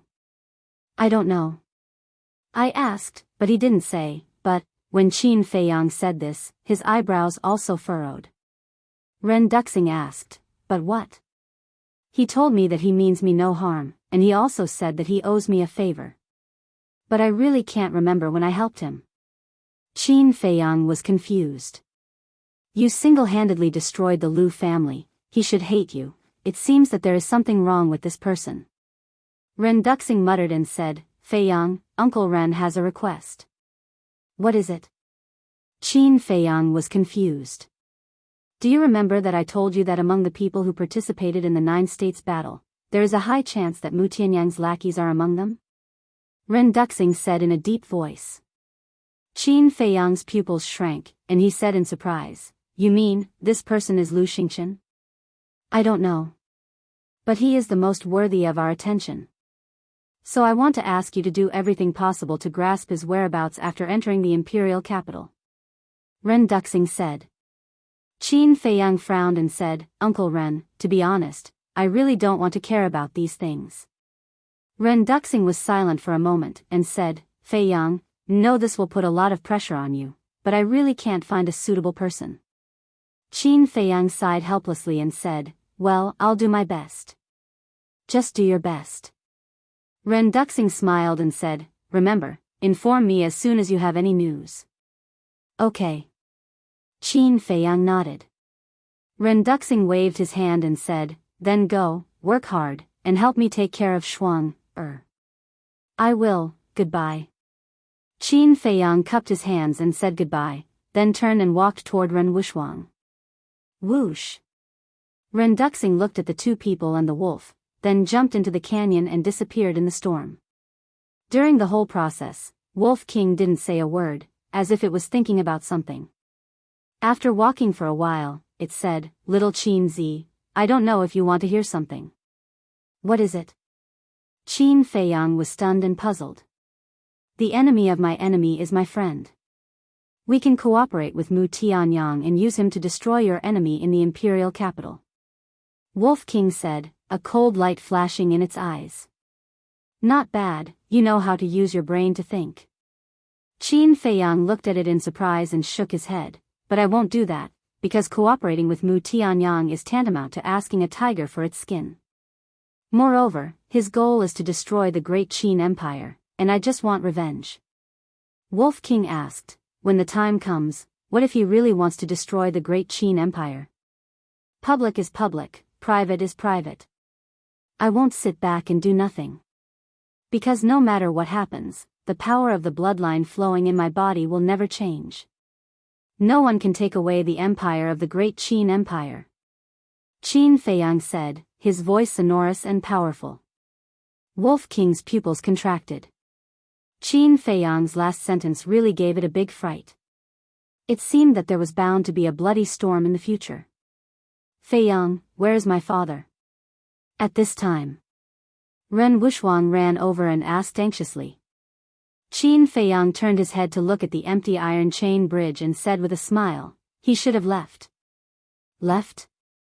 Ren Wuxuang's face froze, and she said angrily, he didn't even say goodbye to me, does he still care about me, his daughter? Qin Feiyang sighed, okay, don't complain, Uncle Ren doesn't have it easy. Ren Wuxuang frowned, looked up and down Qin Feiyang for a moment, and said, brother, tell me the truth, do you know everything about my father? What is it? Qin Feiyang looked confused. Ren Wuxuang's forehead suddenly creased a row of black lines, and she said angrily, stop pretending, tell me, why did he stay here? Oh my God, I really don't know. If you want to know, go ask your father, don't pester me all the time, okay? Qin Feiyang was helpless to the extreme. If he was willing to tell me, why would I ask you? Ren Wuxuang complained, grabbed Qin Feiyang's arm, and said with a smile, Feiyang, can you just tell sister?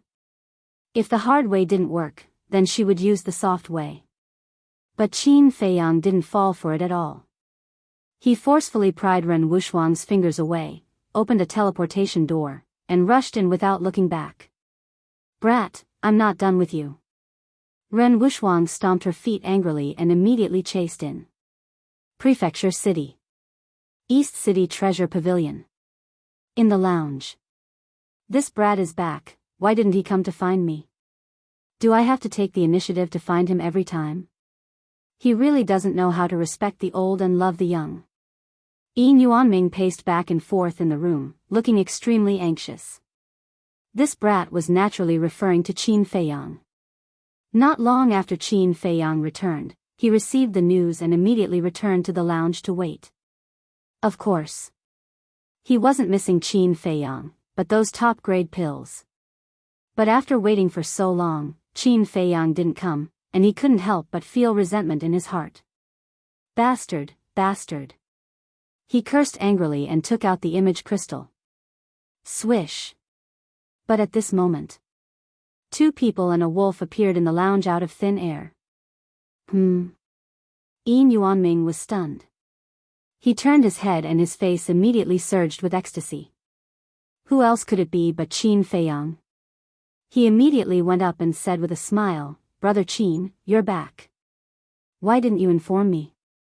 I could have gone to welcome you. Old fox, if you want the pills, just say it. Don't be so hypocritical, okay? Wolf King picked his nose and said disdainfully. Yin Yuanming's expression froze, and he said angrily, what are you talking about? Let me tell you, Wolf Cub, my feelings for Brother Qin can be witnessed by heaven and earth. Qin Feiyang's face twitched. He even used heaven and earth as a witness. This old fox was really going all out for the pills. You're bragging.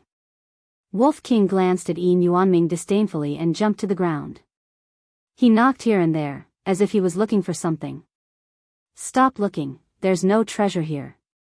Chapter 668. Qin Feiyang walked to the side of the tea table and sat on the chair. Yin Yuanming also went forward, picked up the teapot and poured tea, completely ignoring Ren Wuxuang beside him. Ren Wuxuang frowned and said, Steward Yin, is my presence so insignificant? Yin Yuanming was stunned. He turned his head and his face changed slightly. He hurriedly said, Oh, isn't this Miss Ren? When did you come? Qin Feiyang just picked up the teacup and took a sip. When he heard this, he directly spat it out. What kind of eyesight did this old fox have? She had been standing there for a long time and actually didn't notice? It seemed that Yin Yuanming was going to offend this Mississippi. As expected. Ren Wuxuang's face suddenly darkened. She clenched her jade-like hands and stared fiercely at Yin Yuanming. Cough, cough. Qin Feiyang coughed and kindly reminded him, she came with me. What? Yin Yuanming suddenly changed color and smiled apologetically. Miss Ren, I'm sorry, it's all my fault, please sit down. Humph. Ren Wuxuang snorted coldly and sat opposite Qin Feiyang. Her face was very ugly. What is this great aunt doing here? Yin Yuanming was puzzled. He secretly wiped his sweat, turned around and walked to the side of the tea table, and warmly greeted her. Qin Feiyang put down the teacup and said with a faint smile, don't be so polite, let's talk business. Business? Yin Yuanming was stunned and said suspiciously, aren't you here to deliver the elixir? You only have eyes for the elixir? Qin Feiyang frowned. Nonsense, I'm a businessman. Naturally, I'm talking business. Do you think I'll talk about love with you? Yin Yuanming rolled his eyes. Qin Feiyang's face twitched and said helplessly, I just came back and didn't have time to refine the elixir. Now I'm here to ask you for a favor. What is it? Yin Yuanming put down the teacup and looked at him suspiciously. Qin Feiyang said, I have a very important person that I want to keep in your treasure pavilion. Who? Yin Yuanming asked. Her name is Luo Qinxue. Qin Feiyang waved his hand, and Luo Qinxue instantly appeared out of thin air. Luo Qinxue bowed and said, Greetings, manager. You're welcome, you're welcome. Yin Yuanming waved his hands repeatedly. What a joke. This brat had already said that this woman was very important to him. How could he still dare to put on airs? After sizing up Luo Qinxue for a moment, Yin Yuanming turned to look at Qin Feiyang. He frowned and said, Brother Qin, based on our relationship, I will definitely help you with this small matter. But you also know that my treasure pavilion is a place to do business. Don't worry about it. Andi Shui was the pavilion master of the precious treasure pavilion in Iron Ox Town. Later on, he even managed the treasure pavilion in Yen City. Aunt Shui knows the tricks of Zhenbao Pavilion like the back of her hand. Qin Feiyang said with a faint smile. Yin Yuanming was stunned and said with a smile, so she is one of us. Qin Feiyang smiled and said, I wonder if you have heard of Jiang Zhengyi? Of course I have. He was the previous chief pavilion master of the Yen County. He was very responsible and very capable. Our chief pavilion master even planned to transfer him to the state capital. Unfortunately, he died young. Yin Yuanming sighed. Qin Feiyang said, Andi Shui was his wife. What? Yin Yuanming suddenly stood up and looked at Luo Qinxue in disbelief. He asked, You are husband and wife? Yes. Luo Qinxue nodded, looking a little disappointed. I didn't expect to meet Jiang Zhengyi's widow. Okay. I will go to the chief pavilion master later and arrange a position for you. Yin Yuanming said. Thank you. Luo Qinxue bowed and thanked him. I said you don't have to be so polite. Putting aside the relationship with Qin Feiyang, just talking about Jiang Zhengyi, we have to take good care of you. Yin Yuanming smiled. Qin Feiyang said, You said it. If I am in the capital and hear that Andi Shui is wronged, I will not forgive you. Yin Yuanming straightened his back and said, Okay, if that day comes, I will let you do whatever you want. Thank you. Qin Feiyang stood up and cupped his hands to thank him. If he wanted to keep Luo Qinxue in the spiritual state, he had to arrange a place for her. And Zhenbao Pavilion in the capital was undoubtedly the best place. He could rest assured if she stayed here. Yin Yuanming smiled and said, Brother Qin, we are done talking about Luo Qinxue. Shall we talk about the elixir now? Qin Feiyang said, Okay, give me a price. I will make it right away. So straightforward? Yin Yuanming was stunned, then he was overjoyed and said with a smile, Then I will say it. 3,000 red fire glaze elixirs, 500 potential elixirs, and 100,000 each of the other supreme grade elixirs. Qin Feiyang's face darkened, and his veins bulged. Wasn't this an exorbitant demand? I say, are you looking for trouble? Wolf King also looked at Yin Yuanming with bad intentions. Don't misunderstand. We will provide all the herbs ourselves. You are only responsible for making the elixirs. Yin Yuanming said. Huh? Qin Feiyang was slightly stunned and frowned. Do you have so many herbs for potential elixirs and red fire glaze elixirs? Of course. To tell you the truth, the Chief Pavilion Master has long expected that you will definitely enter the capital in the end. So, in the years when you participated in the Battle of the 9 States, the Chief Pavilion Master personally went to the other 8 states to collect a large number of herbs. Yin Yuanming smiled sinisterly. Ah. Qin Feiyang and Wolf King looked at each other. They didn't expect the Chief Pavilion Master to be even crazier than them. Qin Feiyang joked. Aren't you afraid that the prefecture masters of the other 8 states will find trouble with you after learning about this? We bought it with money openly. What right do they have to find trouble with us? Yin Yuanming was disdainful. You guys are awesome. Qin Feiyang gave them a thumbs up and said with a smile, but you also know my rules. The elixirs refined must be divided equally between us. This. Yin Yuanming frowned and said with a flattering smile, Brother Qin, you are going to the capital soon and may not come back in this life. Can you give us a discount? What's more, our friendship is so deep. Can you just treat it as a farewell gift to us before we part ways? He added. Qin Feiyang pondered for a while and stretched out 3 fingers, 30, 70. This is my bottom line. Deal. Yin Yuanming nodded decisively. After all, after being together for so long, he knew Qin Feiyang very well. It was impossible for him to help the Treasure Pavilion refine elixirs for free. Therefore, he was already very satisfied to be able to negotiate a 30-70 split. Boom! At this time, a powerful aura suddenly descended over the city. At this moment, everyone in the city was alarmed. In the resting room, Qin Feiyang and the others were also bewildered. Boom! Following closely, another terrifying aura descended over the city one after another. Ren Wuxuang frowned and said, Could it be that someone from the capital came to pick us up? No. It was the previous prefecture master who took you to the capital. The capital will not send anyone personally. Besides, no one from the capital will come if nothing particularly important happens. Besides, although these auras are powerful, they are still a lot worse than the people from the capital. According to my deduction, they should be at the same level as the prefecture master. Yin Yuanming said. At the same level as Grandpa, Ren Wuxuang pondered for a while and said in surprise, Could it be the prefecture masters of the other 8 states? It's possible. Yin Yuanming nodded and frowned, but why did he come to our spiritual state? Qin Feiyang said, It should be for me. You? Yin Yuanming was suspicious. Qin Feiyang said with a faint smile, I killed many of their people in the 9 levels of hell and even wiped out several states. Yin Yuanming looked at him in a daze and shook his head with a wry smile. He is indeed a ferocious guy. Don't worry, with the prefecture master here, they won't dare to do anything to you. I'll go get the herbs now.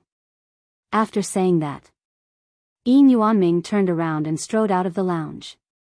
After watching Yin Yuanming leave, Wolf King's eyes flashed coldly and said, Little Qin Zi, do you want to take the opportunity to go to Yunzhou? What do you mean? Qin Feiyang frowned. Wolf King sneered and said, Fatso's blood feud, have you forgotten? Of course not. Qin Feiyang said. What are you talking about? What blood feud does Fatso have? Ren Wuxuang looked at the man and Wolf in confusion. Wolf King smiled mysteriously and said, Little girl Ren, there are some things you'd better not know. Ren Wuxuang was about to get angry when Qin Feiyang said, Sister, can you help me see if the prefecture master of Yunzhou is here? Ren Wuxuang snorted and said, You don't want to tell me, why should I help you? If you don't go, I will. It's no big deal. Wolf King smiled disdainfully, asked Qin Feiyang for 2 portals, and left directly. Bastard, wolf cub, Ren Wuxuang stomped her feet in anger and glared at Qin Feiyang. She said, If you don't tell me why my father stayed in the ruins, I'll keep pestering you. It doesn't matter. It's quite eye-catching to have a beautiful woman by my side. Qin Feiyang said with a smile. You're shameless. Ren Wuxuang said angrily, gnashing her teeth and glaring at him.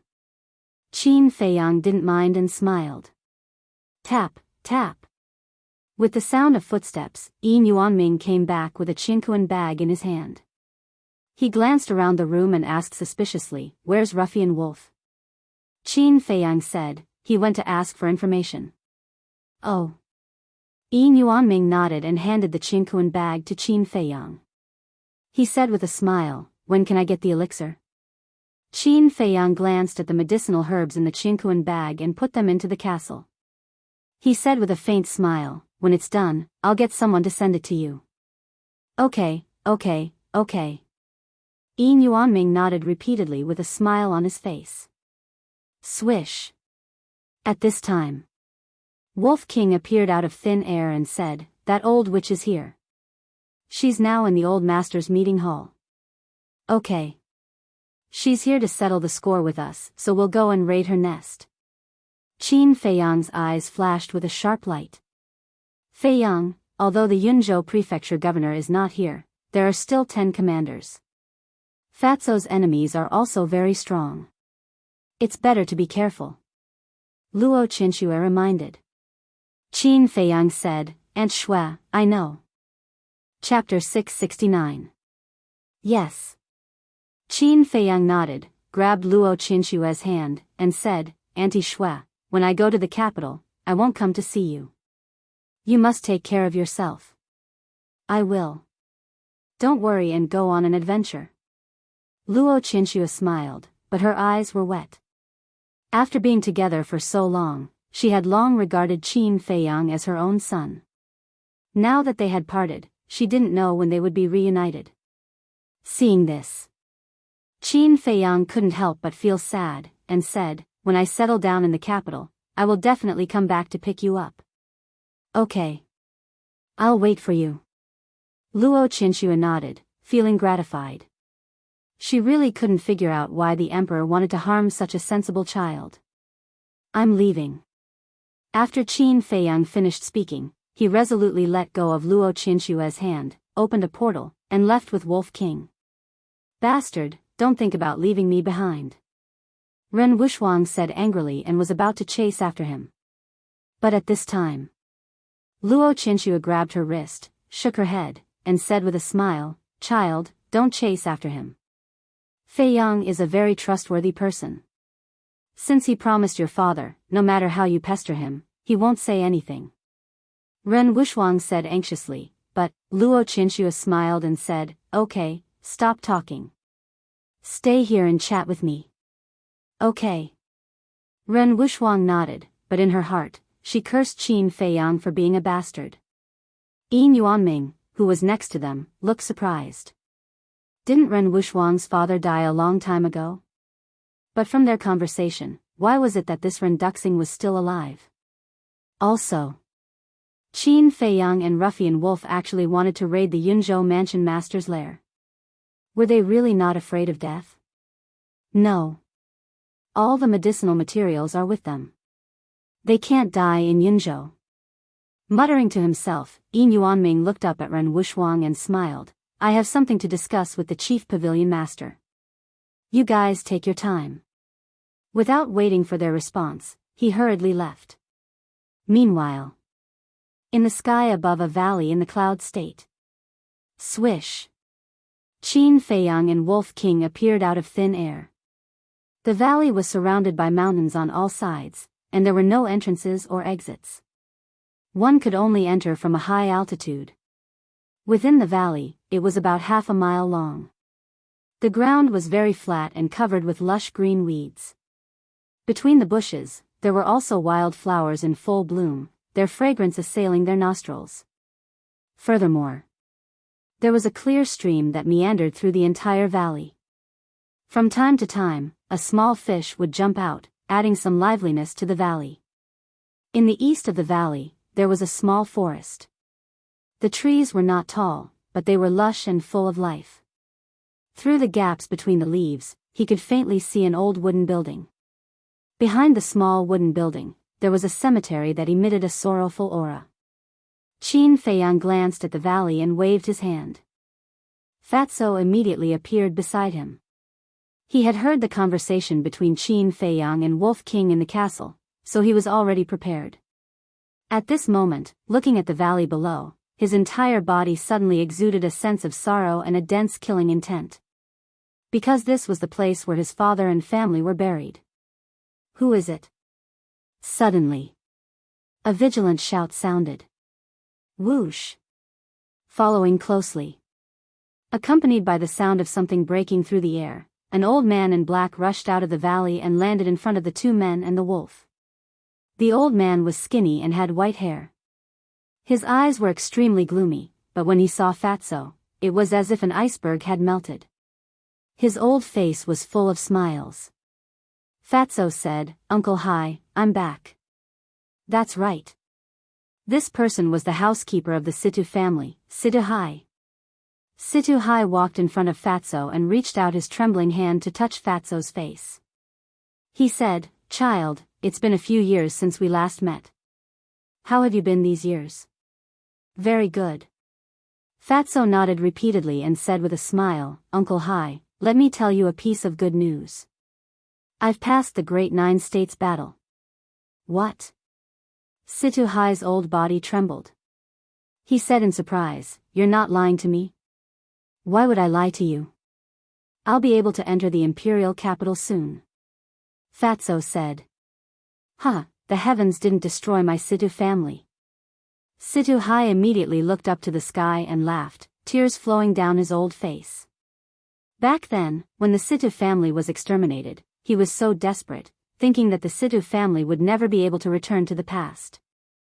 However, he never expected that the child with the worst talent and the least hope would not only succeed in turning the tide and transform into a one-in-a-million genius, but he also completed the Great Nine States battle and obtained the qualification to enter the imperial capital. In his heart, a raging flame of hope was ignited. Sooner or later, the Situ family would rise again and even surpass the glory of the past. Suddenly, he knelt in the void and looked at Qin Feiyang. He said, "Little brother, thank you for helping Tianyu. This old man has nothing to repay you with. Old man, please get up. Fatso and I are brothers. It's only right for me to help him." Qin Feiyang quickly went forward and helped Situ Hai up. Situ Hai said, "It's Tianyu's blessing to have a brother like you." "Uncle Hai, what are you talking about? I'm not bad either, okay?" Fatso grumbled unhappily. Yes. You're not bad at all. Every descendant of the Situ family is a genius." Situ Hai laughed. "It's not as exaggerated as you say." Fatso scratched his head awkwardly. "Let's go. We'll go down and tell your father and mother this good news. They'll definitely be proud of you when they hear about it in the underworld." Situ Hai grabbed Fatso's hand and flew down. Fatso said, "Boss, wait for me." Qin Feiyang nodded. After Fatso and Situ Hai entered the cemetery, Qin Feiyang lowered his head and muttered. Wolf King asked curiously, "What are you thinking about?" Qin Feiyang said, "I feel that with our strength, it's not enough to avenge Fatso." "What do you mean?" Wolf King frowned. "Just like what Aunt Shui said, although the Yun State's mansion master isn't here, there are still the 10 great commanders, the precious treasure pavilion and the sacred palace's hall masters. For example, the Pill Hall's hall master. We've fought with him before. As a 3-star battle sect, he's extremely powerful. However, I'm not worried about these people. The person I'm worried about the most is the previous mansion master of the Yun State." Qin Feiyang said in a deep voice. Wolf King's pupils shrunk. The ugly old woman said that she was even more powerful than the old man. Then, the previous mansion master of the Yun State must be ridiculously powerful. If they alerted this person, not only would they not be able to avenge Fatso, but they would also be consigned to eternal damnation. Wolf King said, "Why don't we wait a little longer?" Qin Feiyang shook his head and said, "The arrow is already on the bow. We have to shoot it." After saying that, he took out the image crystal. What are you doing? Wolf King was suspicious. Find someone to help us. With him around, it'll be hard for us to die. Qin Feiyang said with a smile. A strand of battle chi entered the image crystal. Soon, a figure appeared. It was Lu Xingqian. Lu Xingqian asked with a smile, Brother Qin, do you have any orders? Qin Feiyang said, there's something I'd like to ask you for help with. What is it? Lu Xingqian was puzzled. Qin Feiyang said, let's talk about it when you're here. I'm in the Yin state now. What? Lu Xingqian was dumbfounded. He said speechlessly, you've just come back and you're already in the Yin state. You really can't stop. Give me the coordinates. I'll go there immediately. Thank you. Qin Feiyang thanked him. After giving the coordinates to Lu Xingqian, he turned off the image crystal. At the same time. In the cemetery. What? You came back this time to destroy the Xia, Yuan, and He families? Situ Hai looked at Fatso in shock. Yes. Fatso nodded. His eyes flashed with a cold light. You can't do that. You're not strong enough yet. You'll be courting death if you go there. Situ Hai said anxiously. Fatso smiled and comforted him, Uncle Hai, don't worry. If I'm not confident, I won't do it. No. Now that you've obtained the qualification to enter the imperial capital, your future is bright. I can't let you lose your life because of this. We'll definitely take revenge for this, but not now. Tianyu, listen to Uncle Hai's advice. Don't be stupid. There will be plenty of opportunities in the future. Situ Hai tried his best to persuade him. Now. Fatso was the only hope of the Situ family. So no matter what, he had to protect Fatso well. Fatso shook his head and said expressionlessly, I've made up my mind. Uncle Hai, don't try to persuade me. Then. He knelt in front of his parents' tombstones and said firmly, Father, Mother, all the clansmen, please rest assured. I'll definitely make those damned bastards pay with their blood. After that. Fatso suddenly got up and flew towards Qin Feiyang and Wolf King. Tianyu, listen to me, don't be impulsive, Situ Hai hurriedly chased after him. When Fatso flew in front of Qin Feiyang, he immediately said, Boss, we can go now. Qin Feiyang laughed, there's no rush, let's wait for someone first. Who are we waiting for? Fatso was puzzled. Qin Feiyang said, Lu Xingqian. Him? Fatso frowned, and said, would he be so kind to help us? Who said I'm not that kind? In fact, I'm also a very loyal person. At this moment. A faint laugh sounded, and Lu Xingqian appeared out of thin air. He really came? Fatso was surprised. Lu Xingqian nodded to Qin Feiyang, then looked at Fatso and said, don't you know that it's very immoral to speak ill of others behind their backs? About this, I apologize. Fatso laughed dryly. Lu Xingqian shook his head and laughed. At this time. Situ Hai caught up and said anxiously, Tianyu, you really can't go. Can you listen to me for once? Glancing at Situ Hai, Lu Xingqian looked at Qin Feiyang and frowned. What's the matter? Qin Feiyang briefly explained the situation. After listening, Lu Xingqian's face darkened, he glanced at the two men and the wolf and said, this is not a child's play. Have you thought about it? Of course. Fatso nodded without hesitation. Lu Xingqian pondered for a moment and nodded, okay, I'll help you. It's also a favor to Qin Feiyang. Although I've always disliked you, I really have to thank you this time. Fatso cupped his hands and said. Lu Xingqian waved his hand and smiled, it's no big deal. Let's go. Are you all crazy? Situ Hai said angrily. Uncle Hai, you can rest assured. We will definitely be able to get away safely. Fatso laughed. Situ Hai was extremely angry, but in the end, he sighed and said, fine, do as you wish, but you have to bring me along. Fatso frowned. Although I'm not strong enough, I've been paying attention to the movements of the three great families all these years.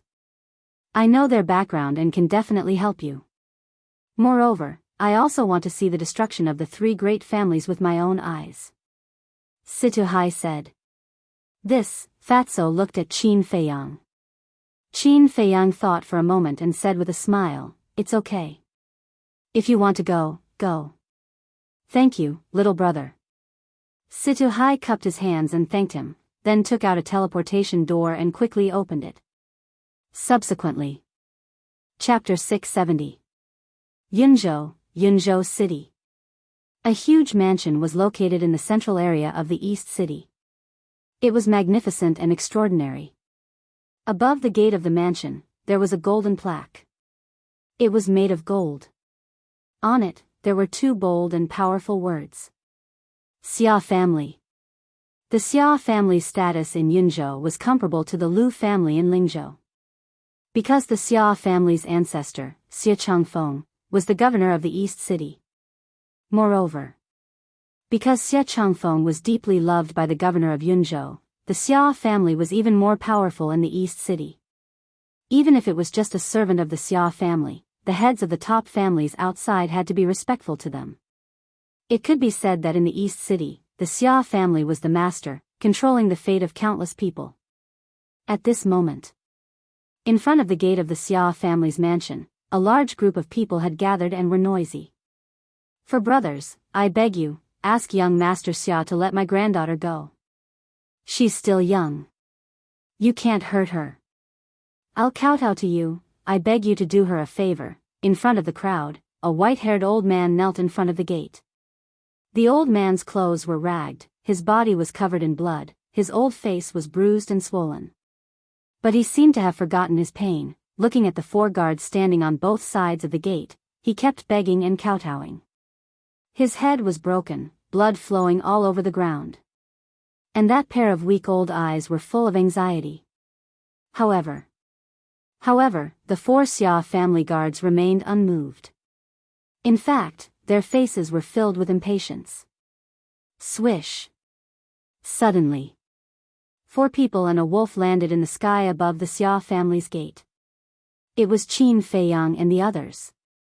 They did not hide their aura. As soon as they appeared, the people below noticed and immediately looked up. What? How dare they stand in the sky above the Xia family's gate? Don't they know that this kind of behavior of looking down on the Xia family will bring about a fatal disaster? The pupils of the group of people shrank. At the same time, the 4 guards also looked up at Qin Feiyang and the others. Their faces suddenly became cold. How dare you stand in the sky above the Xia family's gate? You must have eaten the heart of a leopard. Get down here immediately, kowtow and apologize. The 4 people shouted. Qin Feiyang and the others, who were scanning the Xia family mansion, raised their eyebrows and looked down at the crowd. In the end, their gazes all landed on the 4 guards. Wolf King chuckled and said, "This Xia clan is really impressive. This is nothing strange. The Xia family has always liked to bully others. Do you see the old man kneeling at the door? He must be one of the victims." Situhai sneered. He didn't hide his disgust at all. "Let's go down and take a look." Qin Feiyang waved his hand and brought Wolf King and Fatso to the old man's side.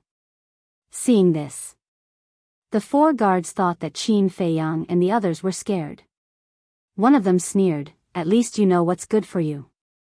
Quickly kneel down and apologize." However, Qin Feiyang and the others simply ignored them. Fatso squatted on the ground and asked, "Old man, why are you kneeling here?"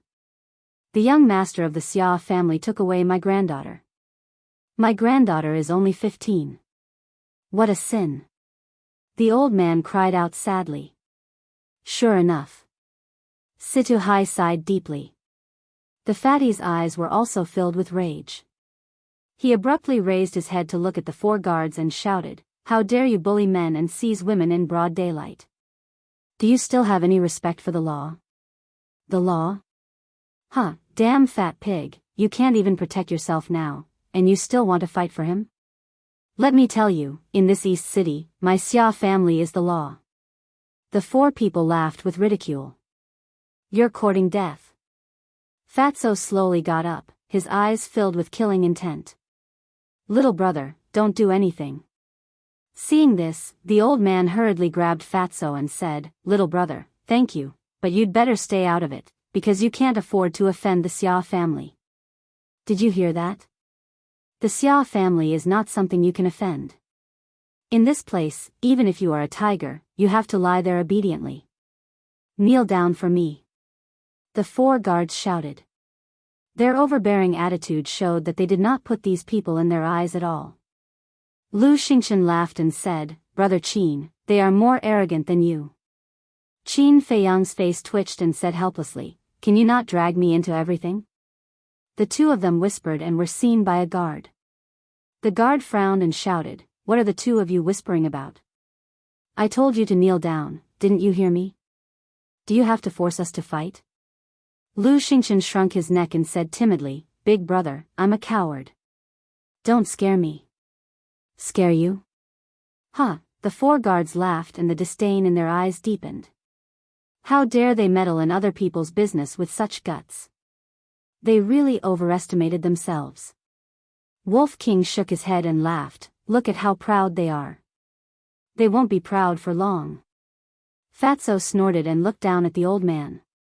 He smiled and said, Old man, don't be afraid. Tell me, when did they kidnap your granddaughter? The old man glanced at them. Seeing that they had an extraordinary temperament and unfathomable aura, his panicked heart gradually calmed down. The old man said, She was captured not long ago. Fatso asked, How was she captured? Not long ago, my granddaughter and I passed by here. The young master of the Xia family happened to be returning from outside. Although my granddaughter is only 15, she is beautiful. When he saw my granddaughter, he had evil thoughts. The old man said angrily. He is worse than a beast. Old man, don't worry. I will go and rescue your granddaughter now. Fatso comforted him and turned to the four guards. He shouted, Take me to that beast immediately. Who are you calling a beast? The four guards immediately frowned. You are courting death. Fatso's eyes flashed with killing intent. He waved his hand and 3 streams of battle chi appeared and disappeared between the 3 guards' eyebrows. Ah! 3 cries of agony immediately echoed in the air. There was a bloody hole in between the eyebrows of the 3 guards. Blood was gushing out. Murder. He killed someone in the Xia family. The crowd behind all opened their eyes wide and looked at Fatso in shock. One must know. This was the Xia family. Although he only killed the servants of the Xia family, he would still be punished by the Xia family for this. However, as for the remaining guard, he was filled with terror at this moment. Because when Fatso attacked, he realized that he had kicked an iron plate this time. Fatso took a step forward and landed in front of the guard. He smiled and said, Fat Lord doesn't want to say it again. Okay, as long as you don't kill me, I will take you there immediately. That guard immediately turned around and ran into the mansion, scared witless. Fatso smiled coldly and stepped into the gate of the Xia family. He followed the guard unhurriedly. Qin Feiyang and the others smiled at each other and followed in. They actually barged in so openly. The crowd in front of the gate looked at the backs of Qin Feiyang and the others. They were all stunned. Who are they? How can they be so audacious? I've never seen or heard of them. But one thing is for sure. They will not have a good ending. That's right. In this city, even the Mo family, Yuan family, and Yi family, who are as famous as the Xia family, do not dare to barge into the Xia family. The crowd discussed animatedly. For a moment, the place was in an uproar. In the mansion. Who are you?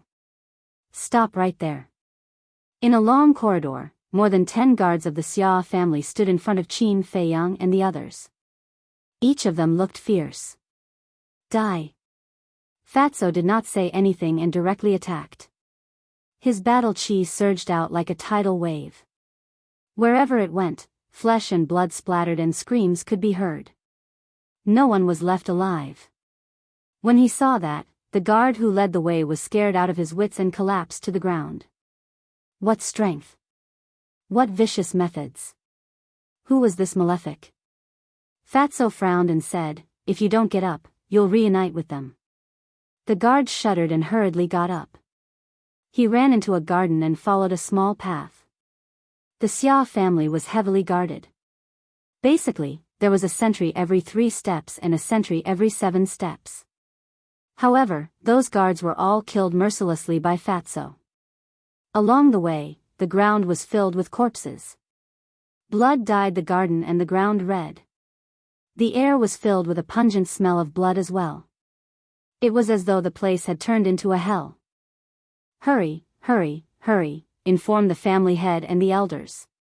When the guards in the distance saw Fatso killing in all directions as though there was no one around, their expressions changed and they fled in panic. "How dare you!" All of a sudden, a loud roar sounded. An old man in black rushed out from a hall and stood in the air.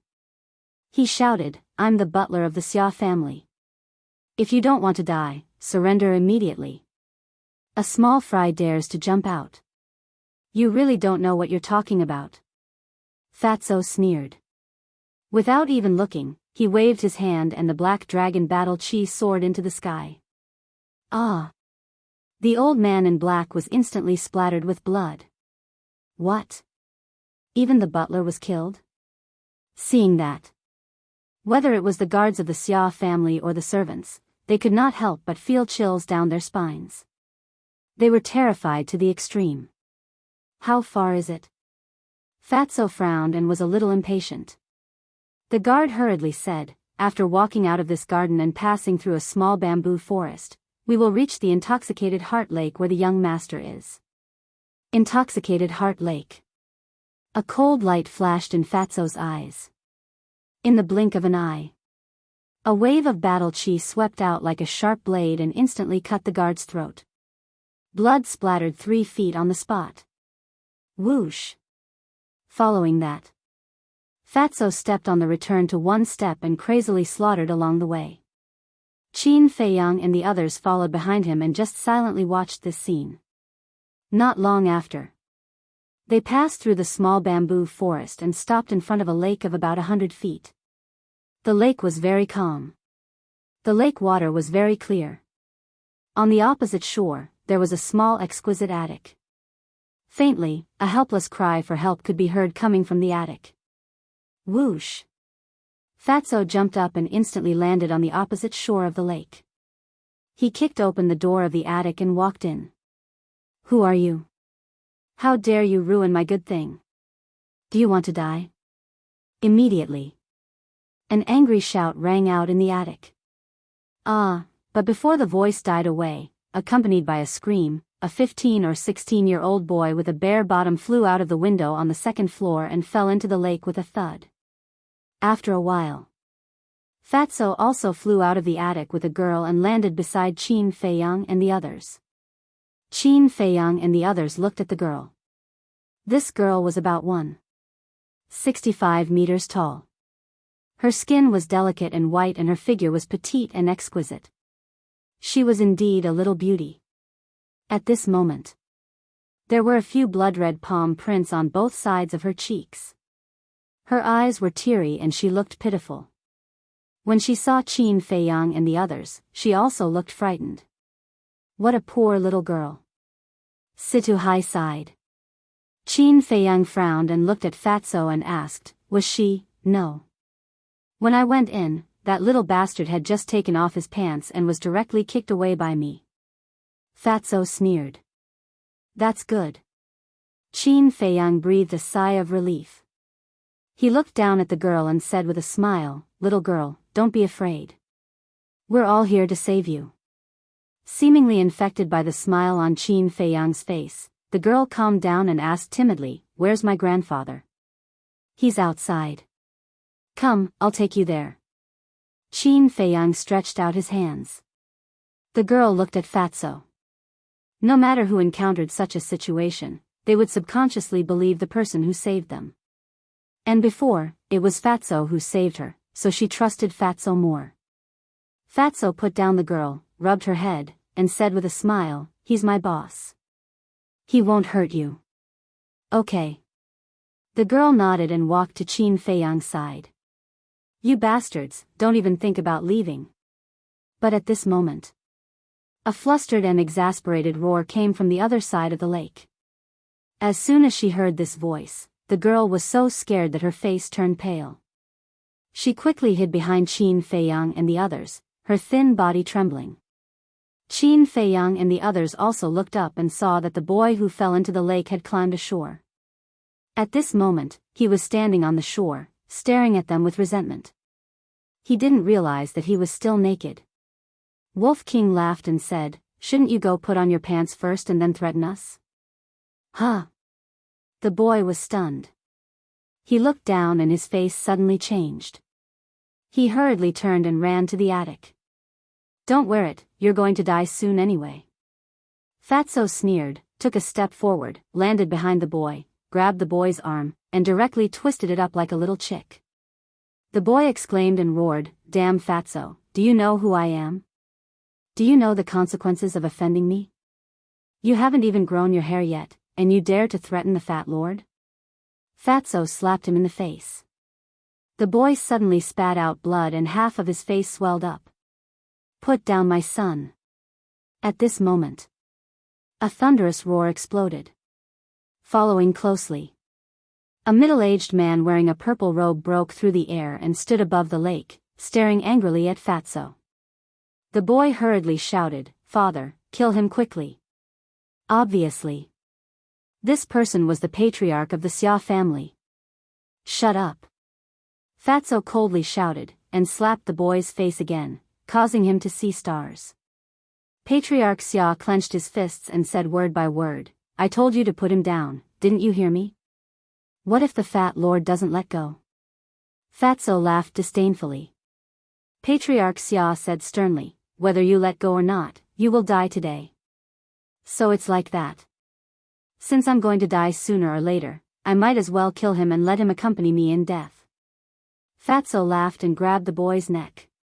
With a squeeze, the boy immediately suffocated. "Father, save me," he stretched out his hand and struggled desperately, calling for help. At the same time. Chapter 671. Fatso laughed, "I thought you didn't care." Patriarch Xia's face was gloomy, and said, "Who are you? Why do you want to deal with my son? If he has offended you, I apologize to you on his behalf." "Apologize?" "Huh." Fatso looked up to the sky and laughed. He suddenly looked at Patriarch Xia, his eyes bursting with a strong cold light, and said, "This matter is not something that can be made up for with an apology." Patriarch Xia's heart trembled. He looked down at the youth and said angrily, "What exactly did you do?" "Woo-woo." The young man wanted to speak, but the fat man had a death grip on his throat, so he couldn't speak. Patriarch Xia looked at Fatso and pleaded, "Sir, can we make things clear? If my son is really in the wrong, I am willing to compensate you for all your losses." "I'm afraid you can't afford it." Fatso smiled coldly. In fact, the two of them were not talking about the same thing. Fatso was talking about the blood feud of the past. But Patriarch Xia thought that the youth had offended Fatso.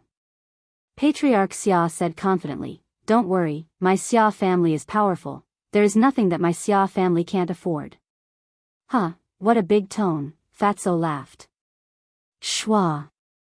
At this moment, Qin Feiyang's eyes flashed, and with the girl, he flew to Fatso's side, and secretly said, "We'll talk about your matter later, first help her get justice."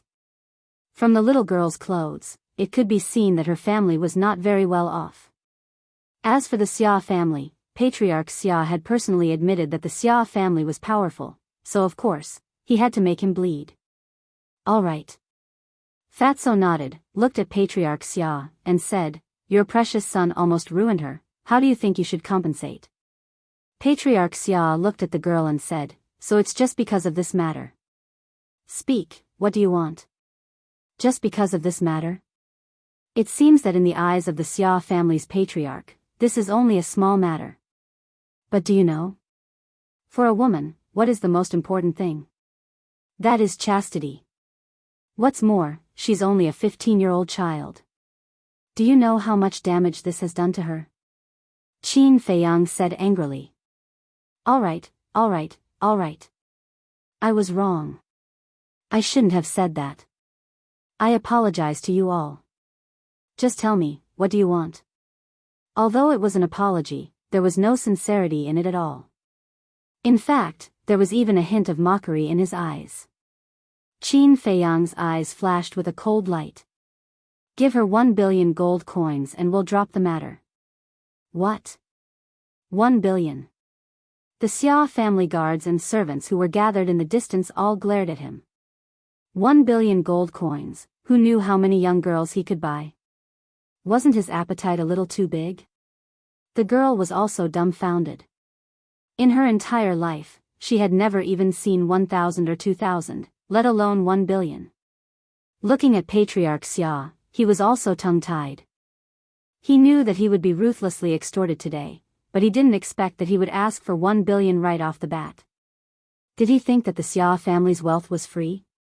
It was also accumulated little by little. He looked gloomily at Qin Feiyang and said, Your Excellency, I advise you not to push your luck. Qin Feiyang said expressionlessly, 2 billion. You, Patriarch Xia clenched his hands, almost going crazy. Unexpectedly, it didn't decrease but increased instead. Did he think that there was no one in the Xia family? Qin Feiyang said, If you dare to say another word, it will be 3 billion. Patriarch Xia gritted his teeth and said, Fine, I'll give it to you. But please keep your promise and release my son as soon as you get the gold coins. Qin Feiyang said impatiently, Don't talk nonsense. Go and prepare. Patriarch Xia took a deep breath and shouted, Grand Elder, quickly bring 2 billion gold coins. He really gave it? The guards and servants looked at each other. He has to give it.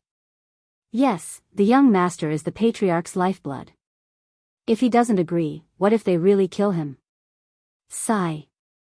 He lost 2 billion gold coins in one go. This young master really knows how to cause trouble. Who is to blame? It's all because the patriarch usually indulges him too much. As long as he is disciplined a little, he wouldn't have fallen to today's situation. The servants discussed softly. Whoosh. About 100 breaths of time. Accompanied by the sound of breaking through the air, 10 figures rushed over like lightning. Among these 10 people, there were men and women, and they looked rather old.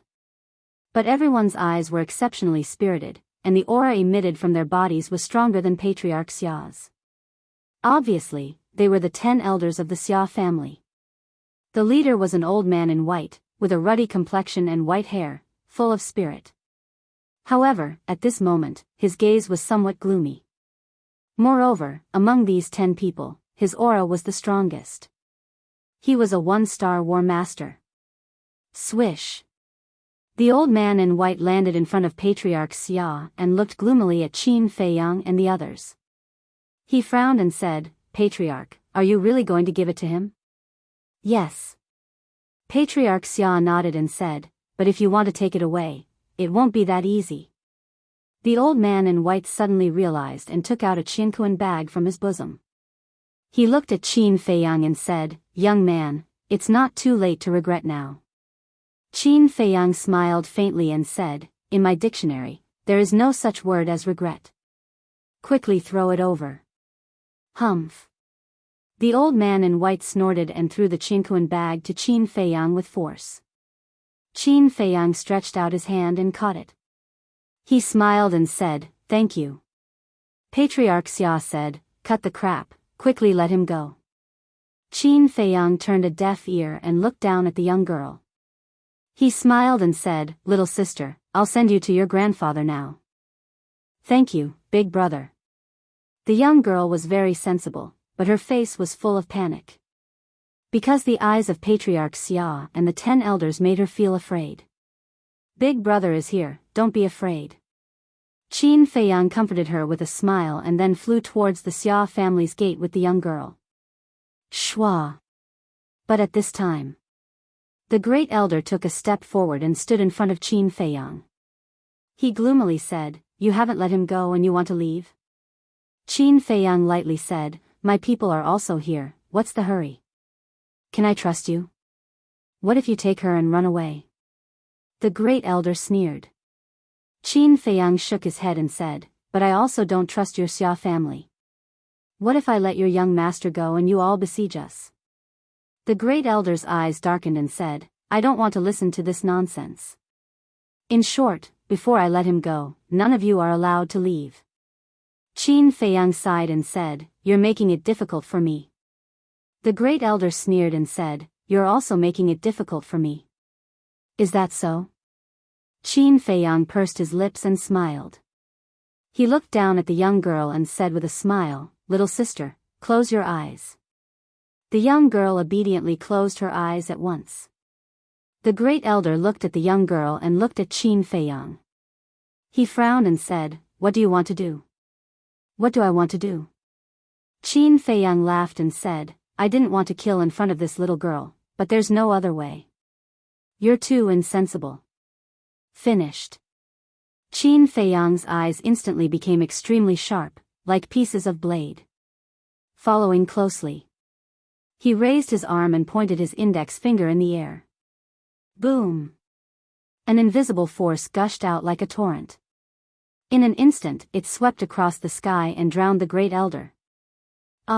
Before the great elder of the Xia family could react, accompanied by a shrill scream, blood splattered across the sky, and not even his bones were left. What? Patriarch Xia's heart trembled.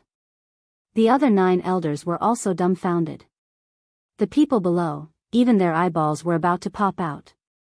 How powerful was the great elder, but he was actually killed in one move. Was this a dream? However, Qin Feiyang acted as if he had done an extremely ordinary thing. There was not the slightest ripple in his heart. He turned his head and looked at Fatso. He smiled and said, "Do it." Finished. Qin Feiyang took the young girl and flew towards the door without looking back. At the same time, Fatso smiled sinisterly. His big hands suddenly shrank and directly crushed the young boy's neck. Before dying, the young boy let out a painful scream. This scream made Patriarch Xia and the others suddenly come back to their senses. They hurriedly looked over. When they saw the dead young boy, they immediately gritted their teeth and cracked their eyes. "Why did you kill him? Why did you have to be so vicious?" Patriarch Xia's eyes were red as he roared hysterically. "Why?" Fatso muttered to himself. His 5 fingers loosened and the young boy's body chased down. With a thud, it finally fell into the lake, splashing waves. It was also at this moment Fatso suddenly raised his head, sweeping his gaze across the Xia family and the others, and laughed sinisterly, "This is what you deserve. Today, your Xia family's people will all die." Boom! As the sound of his voice faded, Fatso's body trembled, and the aura of a 2-star war master erupted like a volcano. "So strong!" quickly informed the ancestor. The 9 great clan elders' expressions changed as they shouted at Patriarch Xia.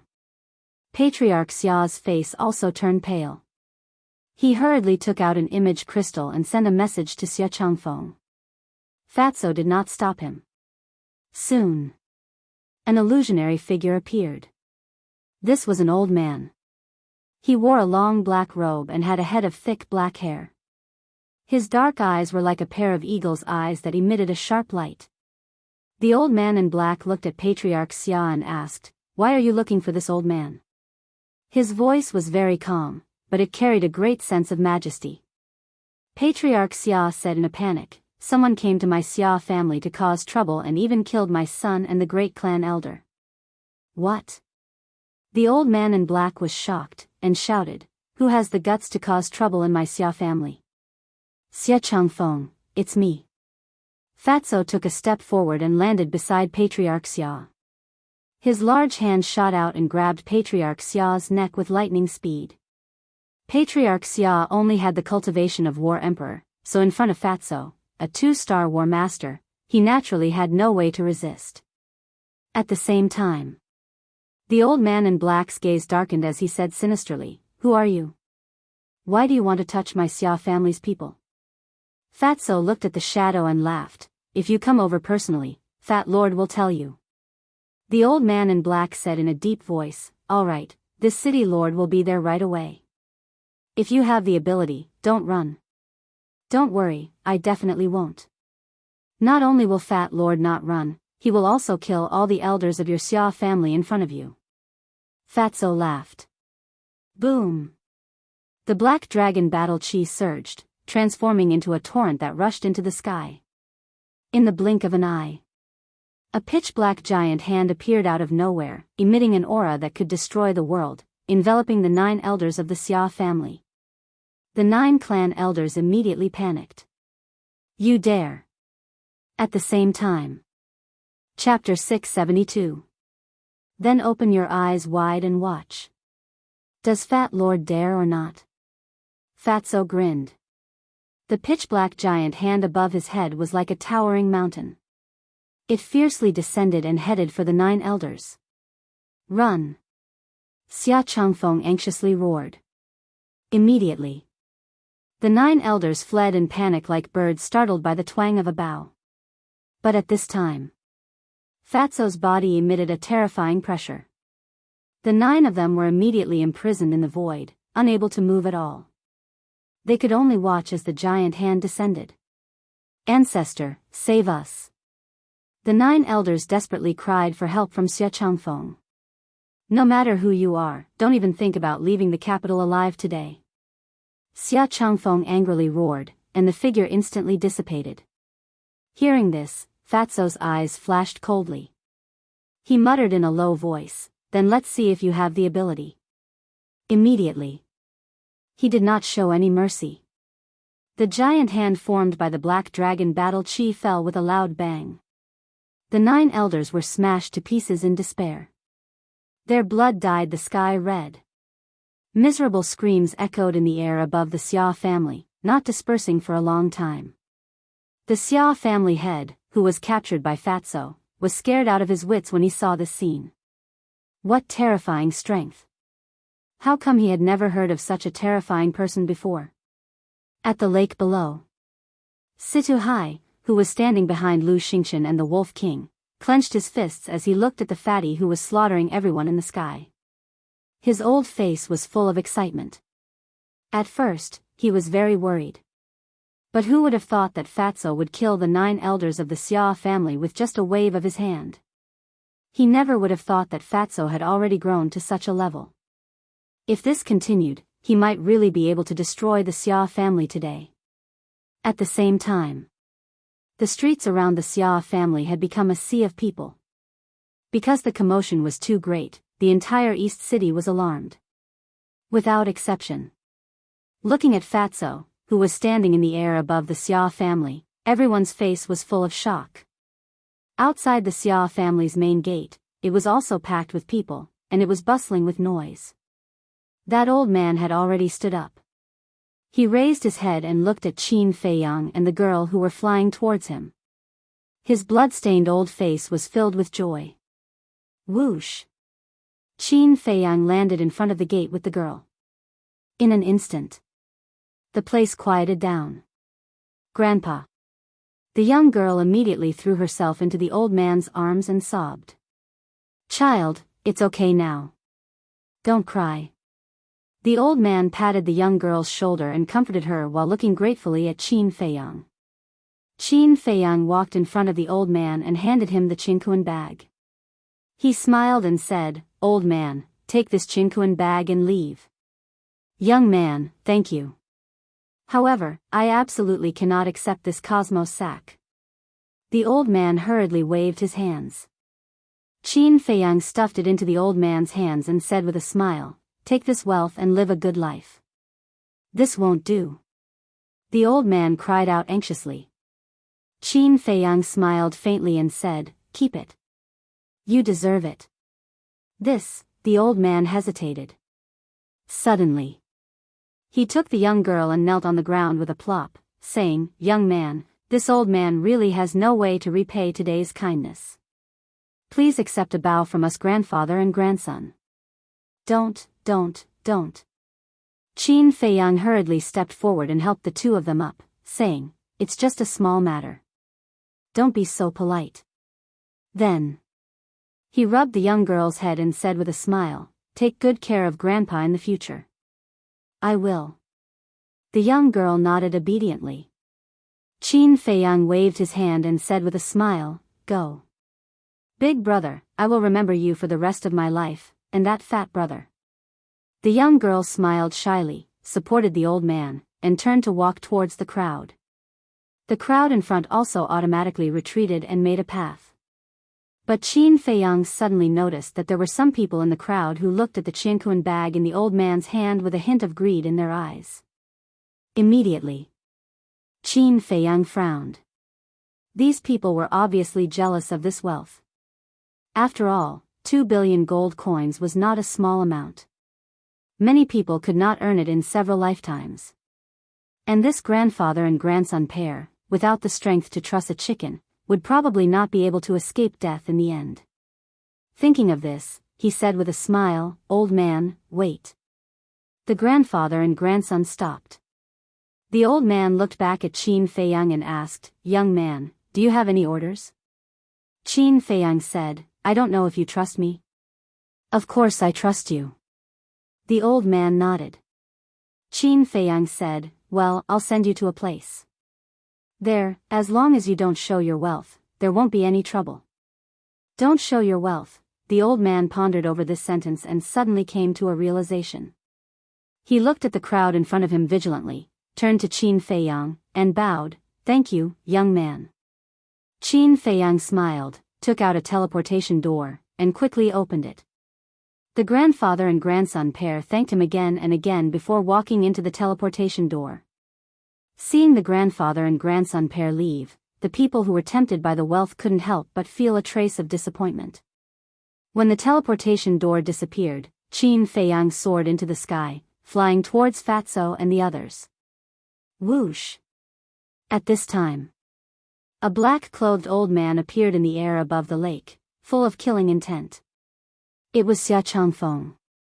As soon as Xia Changfeng appeared, he scanned the surrounding void. Seeing that there were no signs of the 9 elders, he immediately looked towards Fatso and shouted, "Where are they?" "Sorry, you're late. They're already dead." Fatso laughed mischievously. "Damn it." Xia Changfeng was furious. Fatso looked Xia Changfeng up and down, and said playfully, "Xia Changfeng, it's only been 10 years since we last met.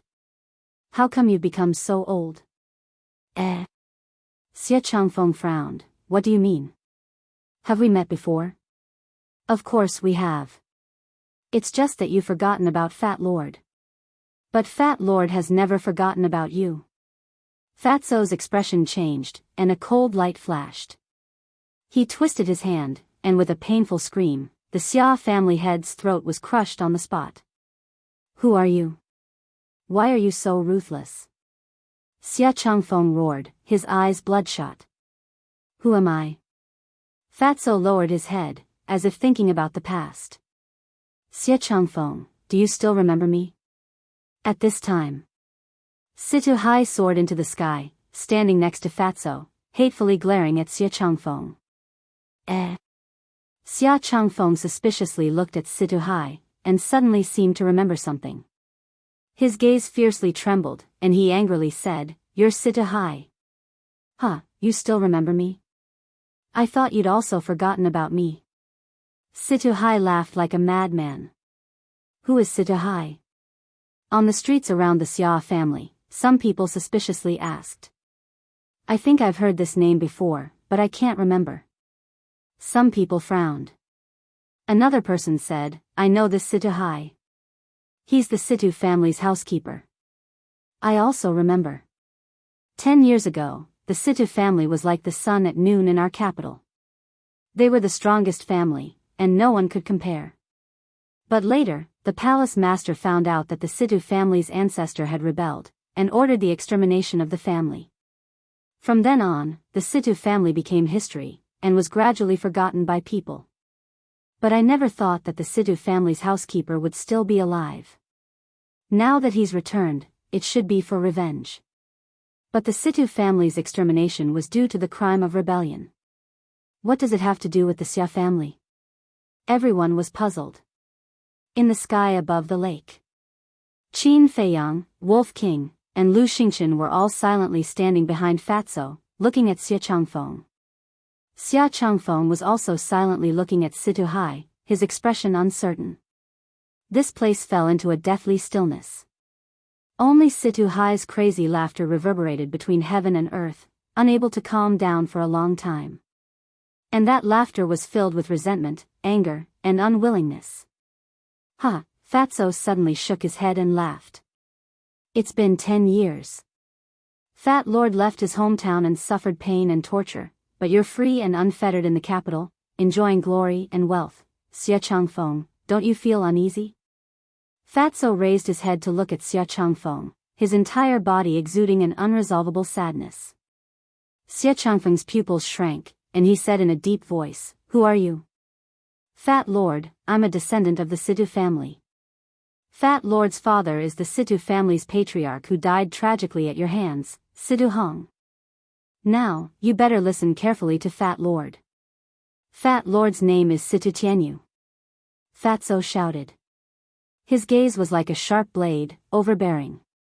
His aura was ostentatious, his long hair and clothes rustling in the wind.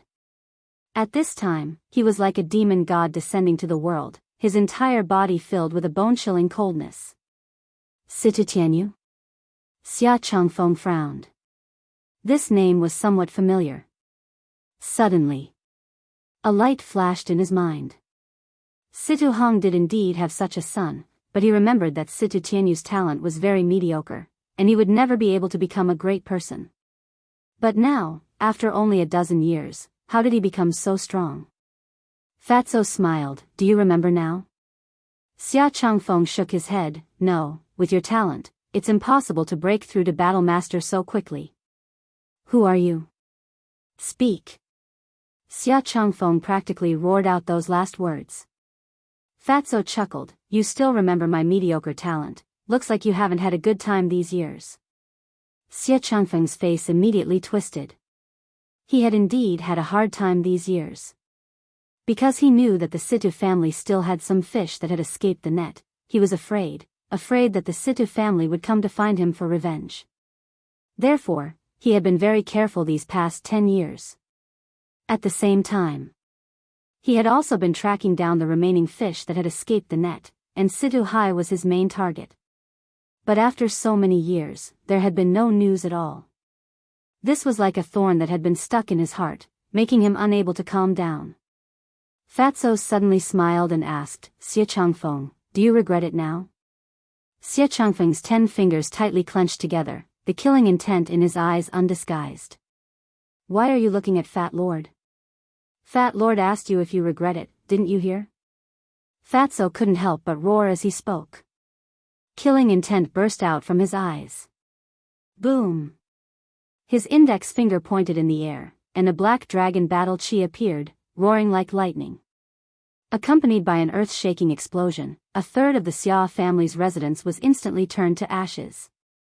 Chapter 673.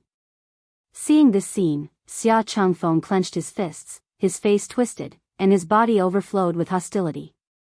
He didn't care about the guards and servants. Even if they all died, it didn't matter. Because the Xia family was rich and powerful, as long as they made a call, a large number of people would rush into the Xia family, willing to be cattle or horses. But those direct descendants were the future pillars of the Xia family. In order to train them, the Xia family had spent a lot of effort and money, but now, in just an instant, countless people had died. His heart was bleeding. Now do you know the taste of heartache? Back then, watching you mercilessly slaughter my Situ family, Fat Lord's heart was also bleeding. Fat Lord can't remember how many people there were in the Situ family at that time. But Fat Lord remembers that blood dyed the earth, corpses were everywhere, and there were screams of despair. Those sinister faces of yours are just like those demons. They're disgusting and nauseating.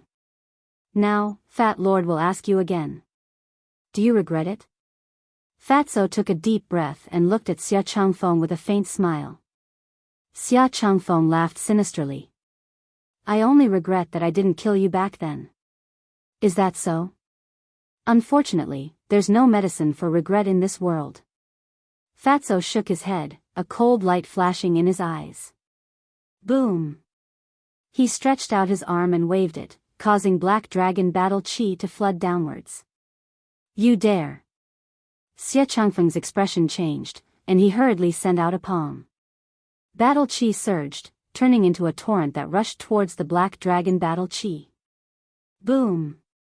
The two streams of battle chi collided like comets, creating a deafening explosion. Both of them took a step back. Two-star battle ancestor? I didn't think that after so many years, your cultivation would only improve a little. You really disappoint, Fat Lord. Fatso shook his head. Little bastard, don't think that just because your cultivation is the same as mine, you have the qualifications to challenge me. Let me tell you, you're still too inexperienced. Xia Changfeng's hair stood on end, and his battle chi surged. Clang! In an instant, a black war blade appeared out of nowhere. It was several dozen zhang in length as it hovered in the air, emitting an exceptional sharpness. Fatso's pupils shrank as he patted his chest and exclaimed, Is this a battle art? It's so powerful. Fat Lord is so scared. However, there was a hint of mockery in his eyes. What kind of person was Xia Changfeng? Naturally, he could tell that Fatso was toying with him. A trace of ruthlessness immediately appeared on his old face. Little bastard, if you keep hiding, this city lord really won't be able to find you. But you're too stupid. You actually came to me on your own accord. Now, I will send you to the underworld to reunite with your clansmen. He smiled sinisterly and waved his hand. Clang! The black blade trembled in the air, creating a deafening sound. Then, with an astonishing sharpness, it slashed towards Fatso. Fat Lord is stupid? Fatso stared blankly for a moment before he raised his head and laughed. You dare to spout such arrogant words with your meager strength? Boom! As soon as he finished speaking, Fatso activated the dragon transformation art and instantly transformed into a dragon warrior. A terrifying aura spread out in all directions. He took a step forward, causing the void to tremble as he punched the black blade. Clang! The blade disintegrated on the spot. Puff! Xia Changfeng spat out a mouthful of blood as he looked at Fatso in shock. This aura had actually reached the level of a 6-star battle ancestor. Old man, today, Fat Lord will destroy your Xia family and bury you with my Sita family. Fatso roared towards the sky as his dragon claws shot out. Waves of black dragon battle chi blasted into the mansion below like waves of lightning. Rumble. Crack. In just an instant, the entire Xia family was razed to the ground and turned into ruins. Everyone in the Xia family had been reduced to ashes along with the destruction of the Xia family mansion. It's gone, it's all gone, Xia Changfeng muttered to himself as he looked at the ruins below. He was unable to accept this cruel reality. Little bastard, you should be cut into pieces. Suddenly, Xia Changfeng raised his head to look at Fatso, his old eyes filled with killing intent. Chirp. Immediately after, following a sharp chirp, a huge monster soared into the sky from behind him. It was a falcon with a wingspan of over 100 meters. Its body was completely black and cast a large shadow. It was Xia Changfeng's battle soul. Die, you bastard! Xia Changfeng roared hysterically. The falcon immediately swooped down, its entire body filled with an imposing aura. That pair of eagle eyes was emitting a frightening and ferocious light. Fatso raised his head to look at the falcon, his eyes filled with disdain. Whoosh! He leapt up and stepped on the falcon's head. The falcon let out a mournful cry as it disintegrated. What? Xia Changfeng's eyes widened in anger. His battle soul had been destroyed with a single step. Even if he was strong, he couldn't be this strong. Whoosh!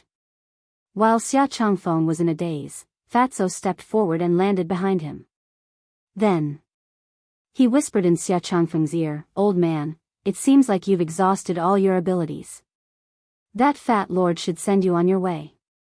Xia Changfeng immediately quivered, his back unable to stop a chill from running. He began to flee without hesitation.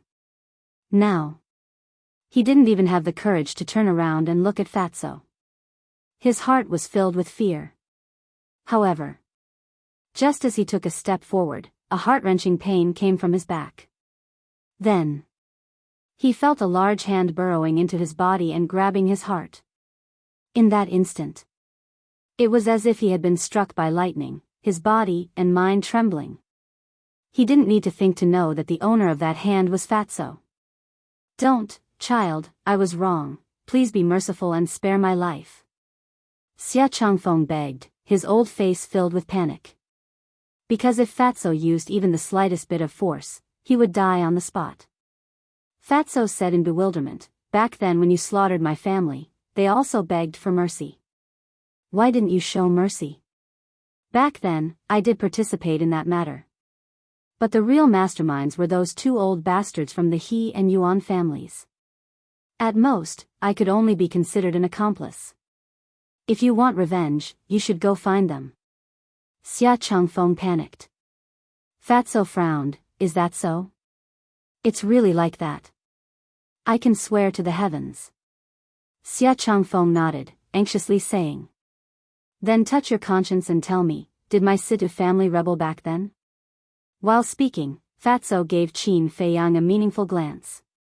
Qin Feiyang understood and secretly took out an image crystal, quietly activating it. But Xia Changfeng stammered, unable to say a complete sentence for a long time. Fatso said, "As long as you tell the truth now, Fat Lord will spare your life." "Really?" Xia Changfeng was delighted. Fat Lord always keeps his word. "Besides, you don't have a choice now." Fatso sneered. "Okay. I'll tell you everything. Back then, your Situ family didn't rebel. I clearly remember that it was those two old bastards from the He and Yuan families who saw that your Situ family was getting stronger and stronger, so they had evil intentions and framed your Situ family. They were also the ones who instigated the mansion master to destroy your Situ family." Xia Changfeng, who had fallen into panic, finally spat out the truth and cleared the Situ family's name. Qin Feiyang also waved his hand, and a white stream of light flew out of the image crystal and swept into the sky. Soon, a huge image unfolded in the sky above the East City. It was the scene recorded earlier, including the conversation between Xia Changfeng and Fatso. At this moment, the entire East City fell into a deathly silence. Everyone raised their heads and looked at the image in the sky. After a while, the image ended. The East City immediately boiled over. So it turns out that the Situ family was framed back then. The Yuan, He, and Xia families are really despicable. They framed the loyal and spread rumors to mislead the public. They must pay with their blood, that's right.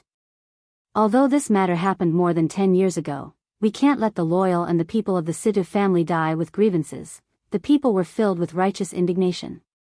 They had never seen such a despicable and shameless person.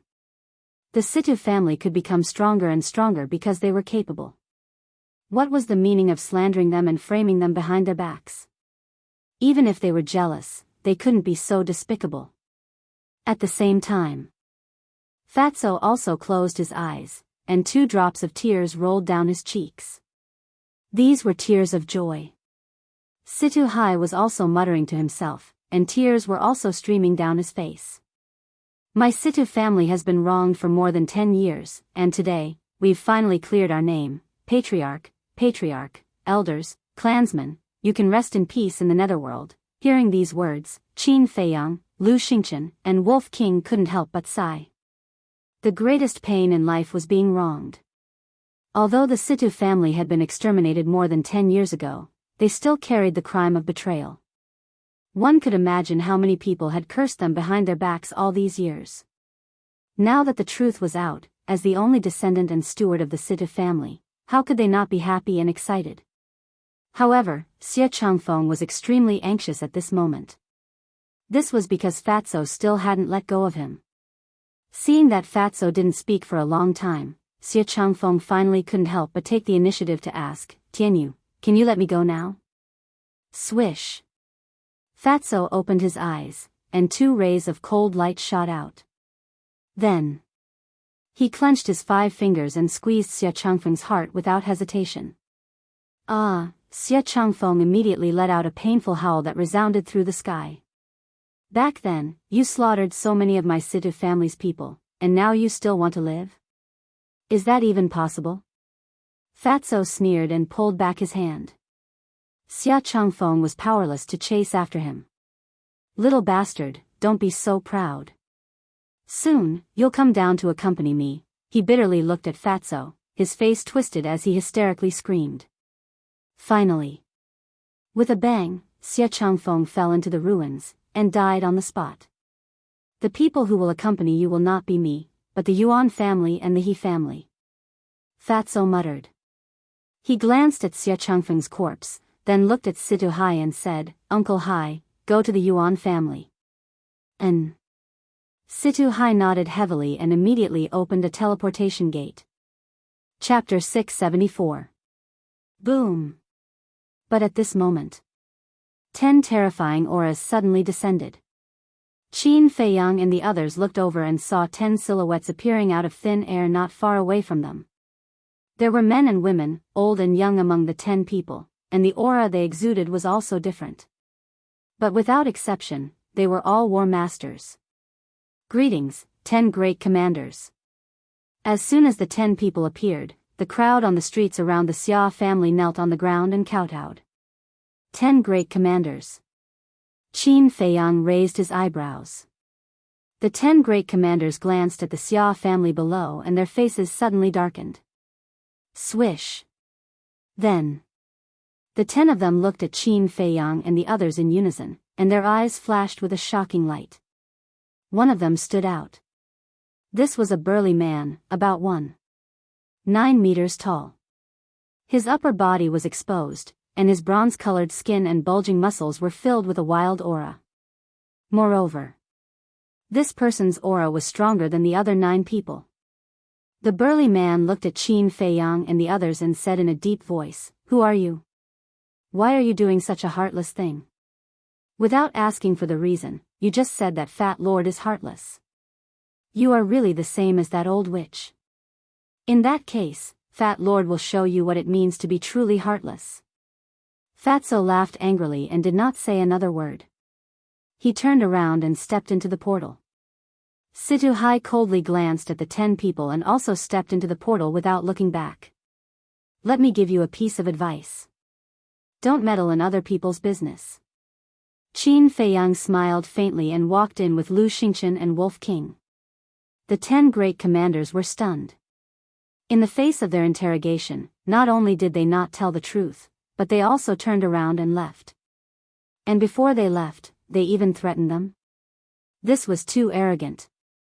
After one of them came back to his senses, he immediately said angrily, How dare they? They have no respect for the law. Yes, we can't let them go. The others nodded in agreement. However, at this moment, the portal had already dissipated. They did not know where to find Qin Feiyang and the others. The burly man suddenly said, Did you guys notice that the black-clothed old man and the white-clothed young man are somewhat familiar? The black-clothed old man was referring to Situ Hai. As for the young man in white, he was referring to Qin Feiyang. The other 9 people thought about it seriously. One of the middle-aged women said in surprise, Now that you mention it, it does seem a little familiar. Boom! At this moment, a deafening sound came from the direction of the South City. It was like a sudden clap of thunder, shaking all directions. What happened? The 10 commanders looked over, their eyes filled with bewilderment. At this moment, someone below said, Lord Commander, I vaguely heard that they were going to the Yuan clan. What? Their expressions changed. The Yuan clan was in the South City. Could it be that the sound just now came from the Yuan clan? Let's go and take a look. The burly man shouted. One of the commanders immediately opened a portal. I didn't think that the Sita clan still had such a monster alive. Yeah, Xie Changfeng didn't even have the strength to fight back in front of him. His strength is truly terrifying. I'm afraid that the continent city is going to change today. The people below began to discuss again. The Sita clan. Hearing these discussions, the eyes of the 10 commanders trembled. The burly man reached out with his hand, and a supreme force appeared. A middle-aged man on the street below instantly flew up uncontrollably and landed in front of the burly man. The burly man immediately asked, "Is the Sita clan you're talking about the one that was exterminated more than 10 years ago?" "It's the Sita clan." The middle-aged man nodded in panic. The Sita clan still has someone alive. The burly man's expression froze. The other 9 people also looked at each other. Suddenly, one of the white-haired old men shuddered and said in surprise, "I remember now. That black-clothed old man was the steward of the Sita clan, Sita Hai." Another commander said, "I also remember. That's right, it's him. It seems that they've come for revenge." The burly man's gaze sank as he looked at the middle-aged man in front of him and asked, "Who is the monster from the Sita clan you were talking about?" The middle-aged man said, "It's that fatso. He's called Sita Tianyu. He looks to be around 20 years old, but he's even stronger than Xie Changfeng." "What? Stronger than Xie Changfeng in his 20s? The hearts of the 10 commanders shook. The middle-aged woman looked at the burly man and said, "We must hurry and capture them. Otherwise, the continent city will really change. Let's go." The burly man waved his hand and led the 9 people into the teleportation gate. The middle-aged man saw this and hurriedly called out, "Commander, wait." He wanted to tell the 10 commanders that the Sita clan had been wronged, but it was too late. The 10 of them had already entered the teleportation gate and disappeared. Back to Qin Feiyang and the others. As soon as Fatso arrived above the Yuan clan, he waved his hand. Black Dragon Battle Chi roared out and bombarded the Yuan clan. In that instant, the originally glorious and imposing Yuan clan turned into ruins. The people of the Yuan clan were also annihilated along with the destruction of the Yuan clan mansion. But they did not see the Yuan clan's ancestor appear for a long time. Fatso scanned the ruins and frowned. "Uncle Hai, how strong is old dog Yuan now?" Situ Hai said, "As far as I know, he is also a 2-star war master." "So weak?" Fatso was slightly startled, then sneered, "Then let's go to the He clan." Situ Hai frowned. "Uncle Hai, you don't know. In my current dragon warrior form, with a casual wave of my hand, I can unleash the strength of a 6-star war master. A mere 2-star war master, I'm afraid he would have already been smashed to pieces." Fatso said disdainfully. "So strong." Situ Hai's gaze trembled. He thought for a moment, then shook his head and said, "Tianyu, we still can't be careless. What if he's lucky enough to not die? Or maybe he's not at home right now and is outside? If he's outside, then there's nothing I can do now. I can only wait until later to slowly find him." After Fatso finished speaking, he waved his hand, and a black dragon battle chi shot into the ruins below like lightning. Boom! Following a loud sound, even the ruins of the Yuan clan were gone, turning into a huge sinkhole. Next, Fatso looked at Situ Hai and said, "The 10 great commanders should be here, let's go." Upon hearing the 10 great commanders, Situ Hai did not dare to stay any longer. He immediately opened the teleportation gate and the group entered in a single file. Just as the few of them left, the 10 great commanders appeared behind them. Looking at the Yuan clan being destroyed in one day, the 10 people's faces were ashen. The tall and sturdy man shouted angrily, "Find them immediately, we must find them."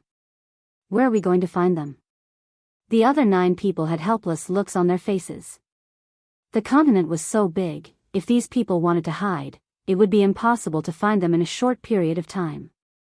Suddenly, The middle-aged woman said, I remember that back then, other than the Yuan clan and the Xia clan, the He clan also participated in the destruction of the Sita clan. Do you think they went to the He clan? Yes, it's the He clan. The tall and sturdy man quivered and roared, quick, quick, let's go to the He clan in North City. The middle-aged woman waved her hand and opened a teleportation gate. Whoosh! The 10 of them immediately turned into streams of light and rushed into the teleportation gate. In the blink of an eye, they appeared in the sky above the He clan and immediately saw Qin Feiyang and the others standing in the void not far away. Fatso, on the other hand, was currently raising his arm and pointing his index finger at the He clan below, battle chi surging at his fingertips. At the same time, his eyes were filled with a strong cold light. Seeing Fatso's posture, the tall and sturdy man's expression changed abruptly, and he roared, Stop! Fatso raised his head and looked at the tall and sturdy man. He grinned and said, Sorry, you're late. Before his voice died away, the black dragon battle chi surging at his fingertips suddenly shot out, carrying an aura of destruction as it blasted into the mansion below. Boom! A deafening loud noise suddenly resounded in this place. The He clan's mansion also occupied a very large area, and the magnificent hall showed its magnificence and extraordinariness. But in just an instant, all of this was gone. The patriarch of the He clan, the 10 elders, countless disciples, including those servants and guards, all died before they could figure out what was going on. The 10 commanders were dumbfounded. The He clan was destroyed just like that? Whoosh! The next moment, the 10 of them looked at Fatso, their eyes flashing fiercely. However, Fatty didn't pay any attention to them. His eyes were fixed on the ruins below. He was looking for the He clan's patriarch. Who did it? All of a sudden, an angry roar exploded in the ruins below. Then, a red-haired old man with disheveled hair and a dirty face soared into the sky, his entire body covered in blood. But when he saw the 10 commanders, the red-haired old man couldn't help but be stunned. Old dog he, long time no see. At this time, Fatso sneered. The red-haired old man raised his eyebrows and turned to look at Fatso. He frowned and said, Who are you? Fatso said with a smile, You've seen me when I was young. Seen? The red-haired old man looked up and down at Fatso for a moment and said angrily, Who the hell are you? Did you do all of this? Yes, it was Fat Lord who did it. As for who Fat Lord is? Fatso's eyes turned cold. Listen carefully, Fat Lord is Situ Hong's son, Situ Tianyu. What? Situ Hong. The red-haired old man's eyes trembled. Do you remember now? Fat Lord has already destroyed the Yuan and Xia clans, and I killed Xia Changfeng. Now it's your turn. Fatso said. You killed Xia Changfeng? The red-haired old man was surprised. Fatso licked his lips and said with a smile, Yes, he died very miserably. Fat Lord personally crushed his heart. Tell me, how do you want to die? Situ Tianyu, don't go too far. Back then, it was because your Situ clan rebelled that they were exterminated, the burly man shouted angrily. Shut up. Fatso shouted coldly and suddenly looked at the burly man. His eyes were incomparably crazy. What do you know? What qualifications do you have to talk nonsense here? The burly man frowned. Whoosh. Chapter 675. The burly man frowned and looked at the patriarch of the He clan. The patriarch of the He clan felt a little guilty. He pretended to be calm and looked at Fatso. Everyone in Yunzhou knows about the Situ clan's rebellion. What do you mean by that? Old dog, you're still lying. Before Fatso could say anything, Situ Hai roared. I didn't do anything wrong. What's there to lie about? But you killed everyone in the He clan. How are you going to settle the score? The He clan's patriarch stared at them with a cold glint in his eyes. Situ Hai was so angry that smoke was coming out of his head. He framed the Situ clan and made them suffer for more than 10 years. Now, he was playing the blame game. He was so shameless.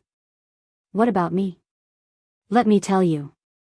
If you don't give me a satisfactory explanation, don't even think about leaving. The patriarch of the He clan sneered. Old dog, I'll kill you. Situ Hai roared. He had completely lost his mind and lunged at the patriarch of the He clan. Fatso frowned. He grabbed Situ Hai's arm and shouted, Uncle Hai, calm down. Situ Hai roared, he still won't admit it. How can I calm down? Fatso smiled. Have you forgotten? We have evidence now. He has to admit it even if he doesn't want to. That's right. We have evidence. Situ Hai shuddered. He turned to Qin Feiyang and said, Little brother, please show us the evidence. We have evidence. The patriarch of the He clan narrowed his eyes and looked at Qin Feiyang. Qin Feiyang smiled faintly. He took out the image crystal and waved his hand. The recorded image appeared in the sky again. The patriarch of the He clan's face turned pale when he saw the image. The crowd gathered on the street below also roared with righteous indignation. Hidakai, how are you? Not only did you lie to all of us, but you also lied to the mansion master. How should you be punished? As soon as the image ended, the 10 great commanders looked at the patriarch of the He clan. No. I didn't do it. Xia Changfeng is slandering me. The He clan's ancestor hurriedly shook his head. He looked at the burly man and said, Brother Mo, you must believe me. I am innocent. The burly man shouted, the evidence is conclusive, and you're still quibbling. You're really stubborn. Take him down. The other 9 commanders nodded and immediately surrounded the He clan's patriarch. Seeing this, the old ancestor of the He family panicked. Suddenly, he turned to look at Fatso and roared, Little bastard, even if I die, I'll drag you down with me. Boom! His aura erupted as he charged towards Fatso without looking back. His eyes were brimming with killing intent. 3 Star Wars sect. Fatso was startled for a moment before he disdainfully said, You're a bit stronger than that trash Xia Changfeng. But if you want to drag Fat Lord down with you, you're still lacking. He took a step forward, advancing instead of retreating. Die. When the 2 of them met, they roared at the same time and punched each other with all their might. Boom. Ah. The 2 fists fiercely collided. Xia Changfeng screamed miserably and was sent flying on the spot. Following closely, his body exploded in the air, and blood dyed the sky red. So strong. The pupils of the 10 commanders shrank. A mere 2 Star Wars sect had actually killed a 3 Star Wars sect in an instant. This was too crazy. However, they did not know that Fatso, in his dragon warrior state, could unleash the strength of a 6 Star Wars sect with just a raise of his hand. Although the He family's ancestor was a 3 Star Wars sect, because he was too impatient earlier, he did not use any battle arts. With just his flesh and blood, how could he be a match for Fatso? However, after killing the He family's ancestor, Fatso's killing intent did not dissipate. Because he still had his greatest enemy. That was the Cloud State Palace chief. However, he also knew that with his current strength, he was still not a match for the Cloud State Palace chief. Who? Taking a deep breath, he turned around and landed beside Qin Feiyang, smiling, Boss, we can go now. Qin Feiyang nodded. You are not allowed to leave. However, at this moment, the tall and sturdy man waved his hand, and the 9 commanders immediately surrounded Qin Feiyang and the others. Why? Qin Feiyang raised his eyebrows. Although the He family, Yuan family, and Xia family framed the Situ family in the early years, you have violated the rules of the state capital by killing so many people in the state capital. You must wait for the palace chief to return and personally decide. Please rest assured that the palace chief will handle this impartially. The tall and sturdy man said. Huh, that old witch will handle this impartially? Are you joking? The fatty laughed out loud. His laughter was full of sarcasm. The tall and sturdy man's face darkened as he shouted, "Don't be rude to the palace chief." Humph. Calling her an old witch, Fat Lord has already shown mercy. If you really want to say it, she's not even as good as an idiot. She's simply an idiot. Fatso coldly snorted, his words were merciless. Killing intent flashed in the tall and sturdy man's eyes as he waved his hand and said, "Take him down." Boom. The aura of the 9 great commanders exploded. At this moment, Lu Xingqian's mind moved and the group instantly disappeared without a trace. Where did he go? The 9 great commanders were shocked and hurriedly scanned the void around them. The tall and sturdy man was also bewildered. How could they disappear into thin air? No. He seemed to have heard of such a situation before. It's him. All of a sudden, the tall and sturdy man exclaimed as a strong cold light burst out from his eyes. Who? The other 9 great commanders looked at him in shock. Qin Feiyang. The tall and sturdy man said word by word. Yes, it's him. No wonder I found him familiar. I didn't expect him to be so bold as to come to Yun State to cause trouble. The 9 commanders also came to a sudden realization. According to the palace chief, Qin Feiyang's hiding treasure can't be moved. It must still be here. Watch carefully, I'll inform the palace chief immediately. As the tall and sturdy man spoke, he took out an image crystal and infused his battle chi into it. After a while, the illusory figure of the Yun State Mansion master appeared. The palace chief looked at the tall and sturdy man and frowned. What are you doing? The tall and sturdy man said, My lord, Qin Feiyang and the others came to Yun State and destroyed the He, Xia, and Yuan families. What? The palace chief was enraged and shouted, Why didn't you stop them? My lord, it's not that I didn't stop them, but they were too fast. We couldn't stop them in time. The tall and sturdy man smiled bitterly. Trash. The palace chief scolded and shouted, Where are they now? The tall and sturdy man said, They're hiding in that hiding treasure now. The palace chief was overjoyed and nodded. Very good, you guys stay there and guard. I'll go back immediately. Yes. The tall and sturdy man responded respectfully and turned off the image crystal. His eyes were filled with killing intent. In a secret chamber, Qin Feiyang and the others stood side by side and looked at the image in front of them. This was Lu Xingqian's space divine item. They had not left, so they saw the message between the tall and sturdy man and the palace chief clearly. Lu Xingqian stared at the tall and sturdy man in the image and frowned. Brother Qin, why do I feel that there's something wrong with this man? I have the same feeling too. Qin Feiyang nodded thoughtfully. He turned to Situhai and asked, Who is he? Situhai said, His name is Mo Jun, the father of the Mo family's patriarch. The Mo family? Qin Feiyang frowned and said, Is there someone called Mo Wuxian in the Mo family? Yes. Mo Jun is Mo Wuxian's grandfather. Situhai said. No wonder. Qin Feiyang suddenly came to a realization, and the corners of his mouth pursed into a sneer. Wolf King said, Little Qin Zi, I caught a trace of murderous intent in his eyes just now. It might be directed at us. It's not a possibility, it's a fact. Because Mo Wuxian died in our hands. Once he has the chance, he will definitely come after us. Qin Feiyang smiled faintly. That's not right.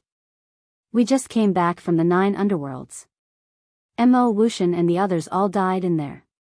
Mo Jun couldn't have received the news so quickly. Fatso said suspiciously. Don't forget. Wan Xiao and Feng Wuxia are still alive. And Tan Wu. When he returns to He province, he will definitely tell us the truth. Apart from Feng province and Yu province, the people from the other provinces basically died in our hands. Think about it. When the palace chiefs of He province, Kong province, and Serene province learn about this from Tan Wu and the others, won't they hate us? So, they will definitely tell these things to the palace chiefs of the other provinces as soon as possible. That's why the palace chiefs of the 9 provinces came to our spiritual state one after another. Lu Xingchen smiled faintly. That makes sense. Fatso nodded. But what puzzles me is, why did the palace chiefs of Feng province and Yu province come to our spiritual state? To join in the fun? Lu Xingchen frowned. Qin Feiyang smiled and said, when we go back and see the old master, we'll know when we ask him. Okay. Lu Xingchen nodded and looked at Qin Feiyang, asking, what about now? Do we go back or continue to observe? Qin Feiyang said, let's wait a little longer. I want to know how they plan to deal with us. Spiritual state. At the palace master's mansion. At this moment, the Yunzhou palace master was standing in the conference hall, raging at the old master. Old man Ren, you heard it all. This is the young man of your spiritual state, he's simply lawless. She was about to explode in anger. After learning about the death of Mo Wuxian and the others, she was already furious. She thought to herself that this time, she must make Qin Feiyang pay the price. But she never expected that as soon as she came to the spiritual state, this Qin Feiyang would actually go and raid her nest. This was too much. Then, he looked at the old man. His head was lowered, and his brows were tightly knitted together. He did not say a single word. Previously, when Mo Jun sent a message to the Yunzhou palace master, the Yunzhou palace master didn't avoid it, so he heard it all. Not only did he hear it, but the other palace masters in the conference hall also heard it and were all in disbelief. Because they all knew that the Xia family, the He family, and the Yuan family were super families in Yunzhou. Moreover, the ancestors of the 3 families were highly valued by the Yunzhou palace master, and it wouldn't be an exaggeration to say that they were his right-hand men. But this Qin Feiyang actually destroyed the 3 great clans in an instant. Wasn't this clearly going against the Cloud State's mansion master? Chapter 676. Seeing that the old man was silent, the Yunzhou mansion master quickly lost his patience and shouted, say something, don't think that silence will solve this. The old man looked up at her and then lowered his head in silence again. To be honest, he was very angry now. He even wanted to call Qin Feiyang over and give Qin Feiyang a few slaps. Wasn't this causing trouble for him? Couldn't they just stop? Old man Ren, this is not a small matter, you can't cover up for Qin Feiyang anymore. Yes, if you don't deal with it impartially today, we will report it to the emperor and ask him to make a decision. The 2 white-haired old men said one after another. One of them was the Kunzum mansion master, and the other was the Changzhou mansion master. Their purpose of coming to the spiritual state was naturally to settle the score with Qin Feiyang. Because the blonde and green-haired young men were forced to jump into the sea of misery by Qin Feiyang. The old man raised his eyebrows and suddenly stood up. He looked at the Cloud State's manor head and said, this old man will go with you to Cloud State to investigate this matter thoroughly. If Qin Feiyang really killed the innocent, this old man will definitely not protect him. I was waiting for you to say that. The Yunzhou mansion master sneered, opened a portal, and stepped aside. He looked at the old man and said, please. The old man snorted and strode into the portal. The Yunzhou mansion master looked at the others and smiled. Everyone, why don't you come to Yunzhou for a visit? That's what I was thinking. The Kunzum mansion master nodded and smiled. Then, the group of giants stepped into the portal one after another. Yunzhou, above the He family. Seeing the old man appear, Qin Feiyang and the others looked at each other. Why did the old man come in person? The old man glanced at the ruins below and shouted, Qin Feiyang, come out. What should we do? Fatso was a little flustered. Wolf King rolled his eyes at him and said, we have evidence in our hands, what are you afraid of? Fatso said in realization, yes, what am I afraid of? At the same time, the Yun State mansion master and the others appeared one after another. Seeing the He clan in ruins, they couldn't help but frown. The Yunzhou manor lord looked around and shouted, Qin Feiyang, I know you're still here. Stop hiding and come out. Who said I was going to hide? Before he could finish his words, Qin Feiyang's faint laughter rang out. Next, Qin Feiyang and the others appeared in front of the old man out of thin air. Lu Xingchen is here too. The old man frowned and looked at Qin Feiyang angrily. Tell me, what's going on? Qin Feiyang shrugged and said, I didn't do it. It was Fatso. The old man then looked at Fatso. Fatso said, I'm here for revenge. Revenge? The old master frowned. Fatso had told him about this before, so he also knew that the Sita clan was wronged. But there was no evidence. Who would believe it?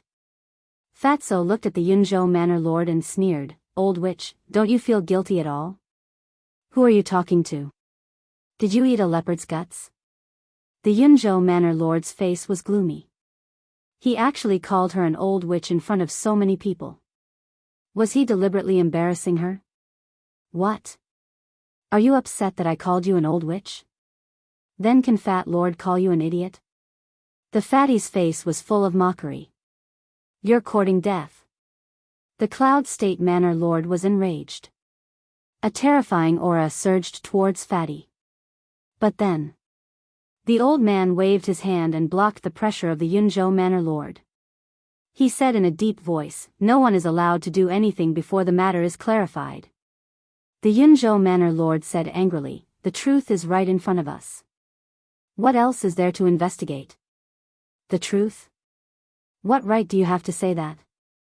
Back then, the Xia clan, Yuan clan, and He clan worked together to frame the Sita clan. Why didn't you investigate the truth? Fatso shouted. The Yunzhou Manor Lord raised his eyebrows and asked, what do you mean? You don't know. To think that you're the Manor Lord of a state. You're just an old fool. Fat Lord, let me tell you, the Sita clan has never had the intention to rebel. Fatso sneered. The Yunzhou Manor Lord said angrily, nonsense. Fatso said, if Fat Lord is not talking nonsense, are you going to repent in front of the graves of my parents and clansmen? Mo Jun's expression changed slightly when he heard that. He hurriedly said, Sir, shut up for this seat. The Yunzhou Manor Lord shouted coldly. He looked at Fatso and said, if the Sita clan is really wronged, I have nothing to say even if you kowtow and apologize, let alone repent. Mo Jun sighed in his heart. Initially, he wanted to tell the Yunzhou Manor Lord the truth. However, the furious Yunzhou Manor Lord did not give him a chance to speak at all. This was great. He was looking for trouble for himself. At the same time, Fatso looked at the Yunzhou Manor Lord in surprise and asked, do you mean what you say? The Yunzhou Manor Lord said angrily, nonsense, I'm the Manor Lord of a state. How can I go back on my words? Fatso laughed. Qin Feiyang and the others laughed as well. Then, Qin Feiyang waved his hand and took out the image crystal. The image recorded in the image crystal immediately unfolded in the void in front of them. The Yunzhou Manor Lord was dumbfounded. How was this possible? The old man was all smiles and secretly gave Qin Feiyang and the others a thumbs up. Moreover, the old man also secretly sent a voice transmission to them. As long as they had evidence, there was nothing to be afraid of. The Feng State Manor Lord sighed. I didn't expect the Situ family to be framed. What a pity. The old man glanced at the Feng State Manor Lord and nodded. Yes, the Situ family was loyal and devoted, but in the end, they all died an unnatural death. However, those despicable villains are still alive today. Whose fault is this? The other Manor Lords all looked at the Yunzhou Manor Lord. The Yunzhou Manor Lord's old face was livid and red. He wished he could find a hole to hide in. At the same time, he looked at Mo Jun angrily. Can you blame me for this? You didn't want me to say it? Mo Jun was helpless. Fatso sneered. Old witch, do you feel guilty now? Is it wrong for Fat Lord to seek revenge? The Yunzhou Manor Lord was silent. What else could she say? She had already lost face. The old man said, I think this matter should be reported to the emperor. Let him see how foolish the Yunzhou manor lord is. The other manor lords were shocked. This matter was not a big deal, but it was not a small one either. If they did not make a fuss about it, the emperor would not care. However, if they did, the consequences would be severe. The Yunzhou manor lord alone would definitely be removed from his position and investigated. He might even be executed on the spot. In other words, this old man Ren was determined to get rid of the Yunzhou manor lord. The Yunzhou manor lord was also shocked. He stared at the old man in shock and anger. Did I say something wrong? Even the emperor is punished the same as the commoners when he breaks the law, let alone us manor lords. The old man said lightly. The Yunzhou manor lord's eyes turned cold. He shouted, Old man, don't go too far. Am I? I'm just stating a fact. The old man sneered. Old man Ren, we're all old friends. Why do you have to be so ruthless? Yes, let's forgive and forget. I think we should just let this matter go. If there's no other way, let her compensate the Sidu family. The other manor lords tried to persuade the old man. The old man frowned and turned to look at Fatso. He asked, What do you think? Fatso shook his head and said, I don't want any compensation. I don't want this old witch to kowtow and apologize in front of the graves of my family members because she doesn't deserve it. I just want her to announce to the world that the Sidu family is innocent. That's reasonable. Everyone nodded and looked at the Yunzhou manor lord. The Yunzhou manor lord lowered his head and his expression was uncertain. It was easy to announce to the world. She just needed to give the order. However, once she announced to the world, the entire Yunzhou manor would know that she had done something stupid. By then, many people would curse her behind her back. In short, once this matter was announced to the world, she would lose her dignity and reputation. The old man said meaningfully, Is your life more important or your reputation more important? You have to think carefully. The Yunzhou manor lord's eyes trembled. He gritted his teeth and said, Okay, I'll announce to the world later. Now. Fatso said without any room for discussion. Okay. The Yunzhou manor lord looked coldly at Fatso and shouted, Mo Jun, go and do it immediately. It was obvious that the Yunzhou manor lord was on the verge of exploding.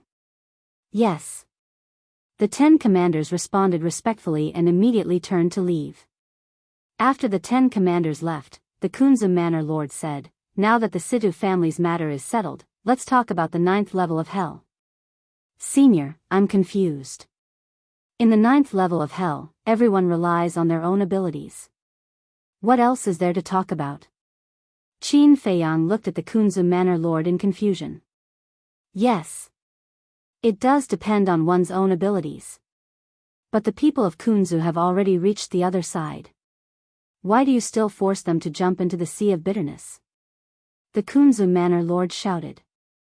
And my Changzhou. The Changzhou manor lord's face was as dark as water. Qin Feiyang thought for a while and asked, Seniors, are you talking about the golden-haired and green-haired people? Golden-haired? Green-haired? Don't they have names? Are you that ill-mannered? The Kunzu manor lord was furious. Qin Feiyang's eyes flashed coldly as he smiled and said, I'm sorry. My father died early and didn't teach me anything about manners. Besides, I really don't know their names, and I'm not interested in knowing. The two immediately clenched their fists, and their eyes were frighteningly gloomy. If you ask me, you're just jealous of the victory of the spiritual state. That's right. Those two good-for-nothings and Mo Wushan were killed by us. But do you know what they did to us? Qin Feiyang sneered. The other manor lords were silent. You don't know? Let me tell you. At that time, Mo Wushan and those two good-for-nothings reached the other side before us.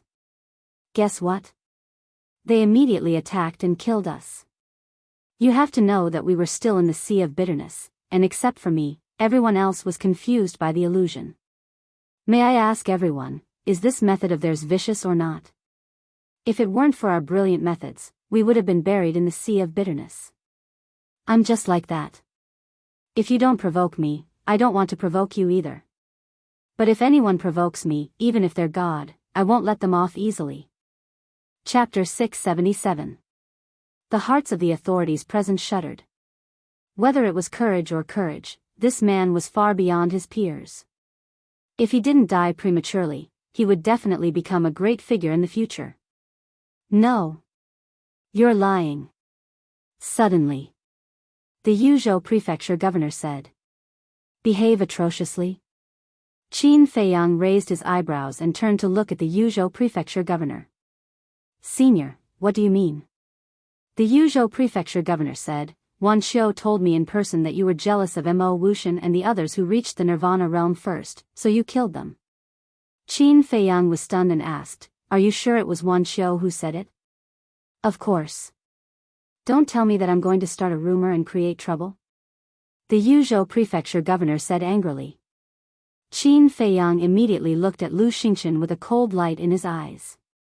If it weren't for Lu Xingchen who interceded for Wan Xiu would have been dead. How could he have the chance to sow discord? Lu Xingchen also frowned and looked quite angry.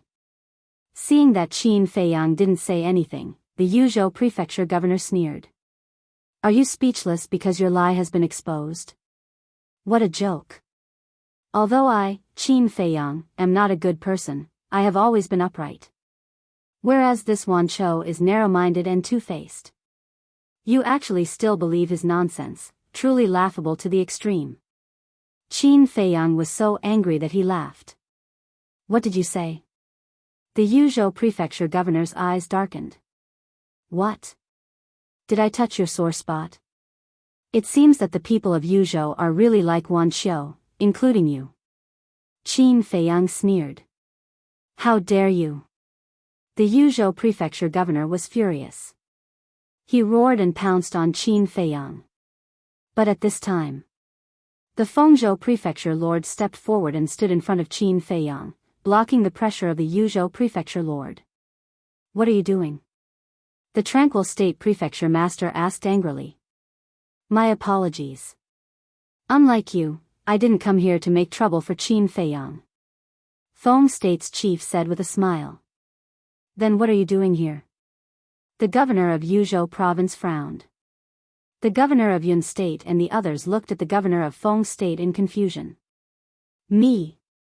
The governor of Feng State narrowed his eyes and said, I'm here to settle accounts with Yunzhou, Kunzhou, and Changzhou. What do you mean? The chiefs of Yun State, Kun State, and Chang State could not help but frown. And me. At this moment, the Yu State prefecture lord also stood out and looked at the Yun State prefecture lord and the other two with hostility. Qin Feiyang smiled and said, There are still good people in this world. Lu Xingchen said, That's right. Compared to some shameless old fogies, these two seniors are more worthy of respect. Stop flattering me. We won't fall for your tricks. Hearing their words, the Feng State prefecture lord and the Yu State prefecture lord could not help but roll their eyes. Then, the Feng State prefecture lord looked at the three of them and said in a deep voice, As far as I know, the truth is as Qin Feiyang said. Wan Xiu is lying. The Tranquil State prefecture lord said angrily, Don't make irresponsible remarks. I'm making irresponsible remarks? Let me tell you, when Wan Xiu and the other two killed Qin Feiyang, Zhao Yu and Luo Dan from Feng State were also there. And if it weren't for Qin Feiyang's help, they would have been buried in the sea of bitterness. You must give me an explanation for this matter today. The Feng State prefecture lord shouted. The Yu State prefecture lord said, Ling Yu and Feng Ranran from Yu State were also there. Everyone looked at the Tranquil State prefecture lord. Was Wan Xiu really lying? The old master said, In my opinion, why don't we call Wan Xiu here and confront him face to face? Qin Feiyang said lightly, We should have called that trash here long ago. Then we wouldn't have to waste so much time. But before his voice died away, the Crane State prefecture lord said, There's no need to confront him. I can prove that Wan Xiu is lying. Everyone looked at the Crane State Prefecture Lord again. The Crane State Prefecture Lord said, "What Tan Wu of Crane State reported to me is exactly the same as what Qin Feiyang said." The Tranquil State Prefecture Lord said angrily, "Then why didn't you say so earlier?" "I didn't want to say. That's because our He province's people were all killed by Qin Feiyang and them. But there was no other way. Before I left, Tan Wu begged me again and again, telling me to distinguish between public and private affairs." The Crane State Prefecture Lord sighed. He really couldn't figure out what Qin Feiyang did to make Tan Wu defend him like this. Distinguish between public and private affairs. Hearing the Crane State Prefecture Lord's words, the Kong State Prefecture Lord couldn't help but feel ashamed. "Fine. I'll also distinguish between public and private affairs for once. What Feng Wuxia and Xuanning told me when they came back is the same as what Qin Feiyang said." The Kong State Prefecture Lord said. Obviously, he didn't want to tell the truth. "Damn bastard, how dare you lie to me? See how I'll deal with you when I get back." The Tranquil State Prefecture Lord was furious. "Now do you see Wan Qiu's character clearly? Of course, I also understand that I can't blame you for this matter. Because, it's not that you're too stupid, it's because Wan Qiu is too cunning." Qin Feiyang chuckled. Hearing Qin Feiyang's words, the Tranquil State Prefecture Lord's face eased a lot. There was even a hint of a smile. He thought that although this kid was arrogant, he still respected him and knew to give him a way out. But when he heard the last sentence, his old face suddenly turned green and red. This was a disguised insult to him. This little bastard was simply going too far. But now, he was in the wrong. What could he do? If the old man wasn't here, he could still teach Qin Feiyang a lesson. But now, the old man was watching from the side and wouldn't give him the chance. He looked at Qin Feiyang gloomily and said coldly, "I hope you can always be so lucky." How could Qin Feiyang not hear such sarcasm? But he didn't take it to heart at all. He cupped his hands and said with a smile, "Thank you for your kind words, Senior." Humph. The Tranquil State Prefecture Lord snorted coldly, opened a portal, and walked in without looking back. He didn't have the face to continue staying in this place. After that, the Prefecture Lords of Kuan Prefecture and Changzhou also opened the portal reluctantly and left one after another. But the Prefecture Lords of He Prefecture, Kong Prefecture, Feng Prefecture, and Yu Prefecture didn't leave. Qin Feiyang looked at the Prefecture Lords of He Prefecture and Kong Prefecture and cupped his hands. "First of all, I would like to thank the two seniors for helping me out. Secondly, I'll say the same thing. In the Netherworld, everyone relies on their own means. If it's just because of this matter, then I'll give you a piece of advice. In the future, you'd better not participate in the Battle of the 9 Prefectures. Because at that time, there will still be people who will die." The implication was that one should be able to afford to lose. If one couldn't afford to lose, then don't gamble. If one couldn't afford to lose, then one had to gamble. This was their own problem. Hearing this, the Prefecture Lords of He Prefecture and Kong Prefecture looked at each other and sighed at the same time. As the masters of a prefecture, how could they not understand these principles? But in their hearts, they were unwilling. In the end, the two didn't say anything more. They opened the portal, turned around, and left silently. The Prefecture Lord of Feng Prefecture said with a smile, "Little brother, we're leaving too. When you enter the imperial capital, you must get along well with Zhao Yu and the others." The Prefecture Lord of Yu Prefecture also smiled. Qin Feiyang nodded and cupped his hands. "Seniors, take care." The two smiled, opened a portal each, and left quickly. In this way, only the old man, Qin Feiyang, and the Prefecture Lord of Yun Prefecture were left here. The old man glanced at the Prefecture Lord of Yun Prefecture, opened a portal, and said with a smile, "Let's go too." Wait. But at this moment, the Prefecture Lord of Yun Prefecture hurriedly shouted, "Is there anything else?" The old man glanced at her indifferently. The Prefecture Lord of Yun Prefecture ignored the old man and looked directly at Fatso. "Although I killed your clansman by mistake, you are still a person of Yun Prefecture. Now that the misunderstanding has been resolved, isn't it time for you to return to your roots? Return to my roots? Fatso was slightly stunned and looked at the prefecture lord of Yun Prefecture strangely. At the same time, the old man raised his eyebrows and said angrily, "Old man, this is your fault." The prefecture lord of Yun Prefecture said angrily, "Is it wrong for me to let him return to his roots?" "It's not wrong to let him return to his roots. But your fault is that you have bad intentions. If he didn't pass the 9 states tournament, if he didn't have the achievements he has today, would you have let him stay in Yun Prefecture? Obviously not." The old man sneered. The prefecture lord of Yun Prefecture remained silent. "Let me tell you, although Fatso was born in Yun Prefecture, he has always lived in the spiritual state. Besides, he is an inner palace disciple of the spiritual state, and it was the spiritual state that trained him. Now you want to sit back and enjoy the fruits of others' labor?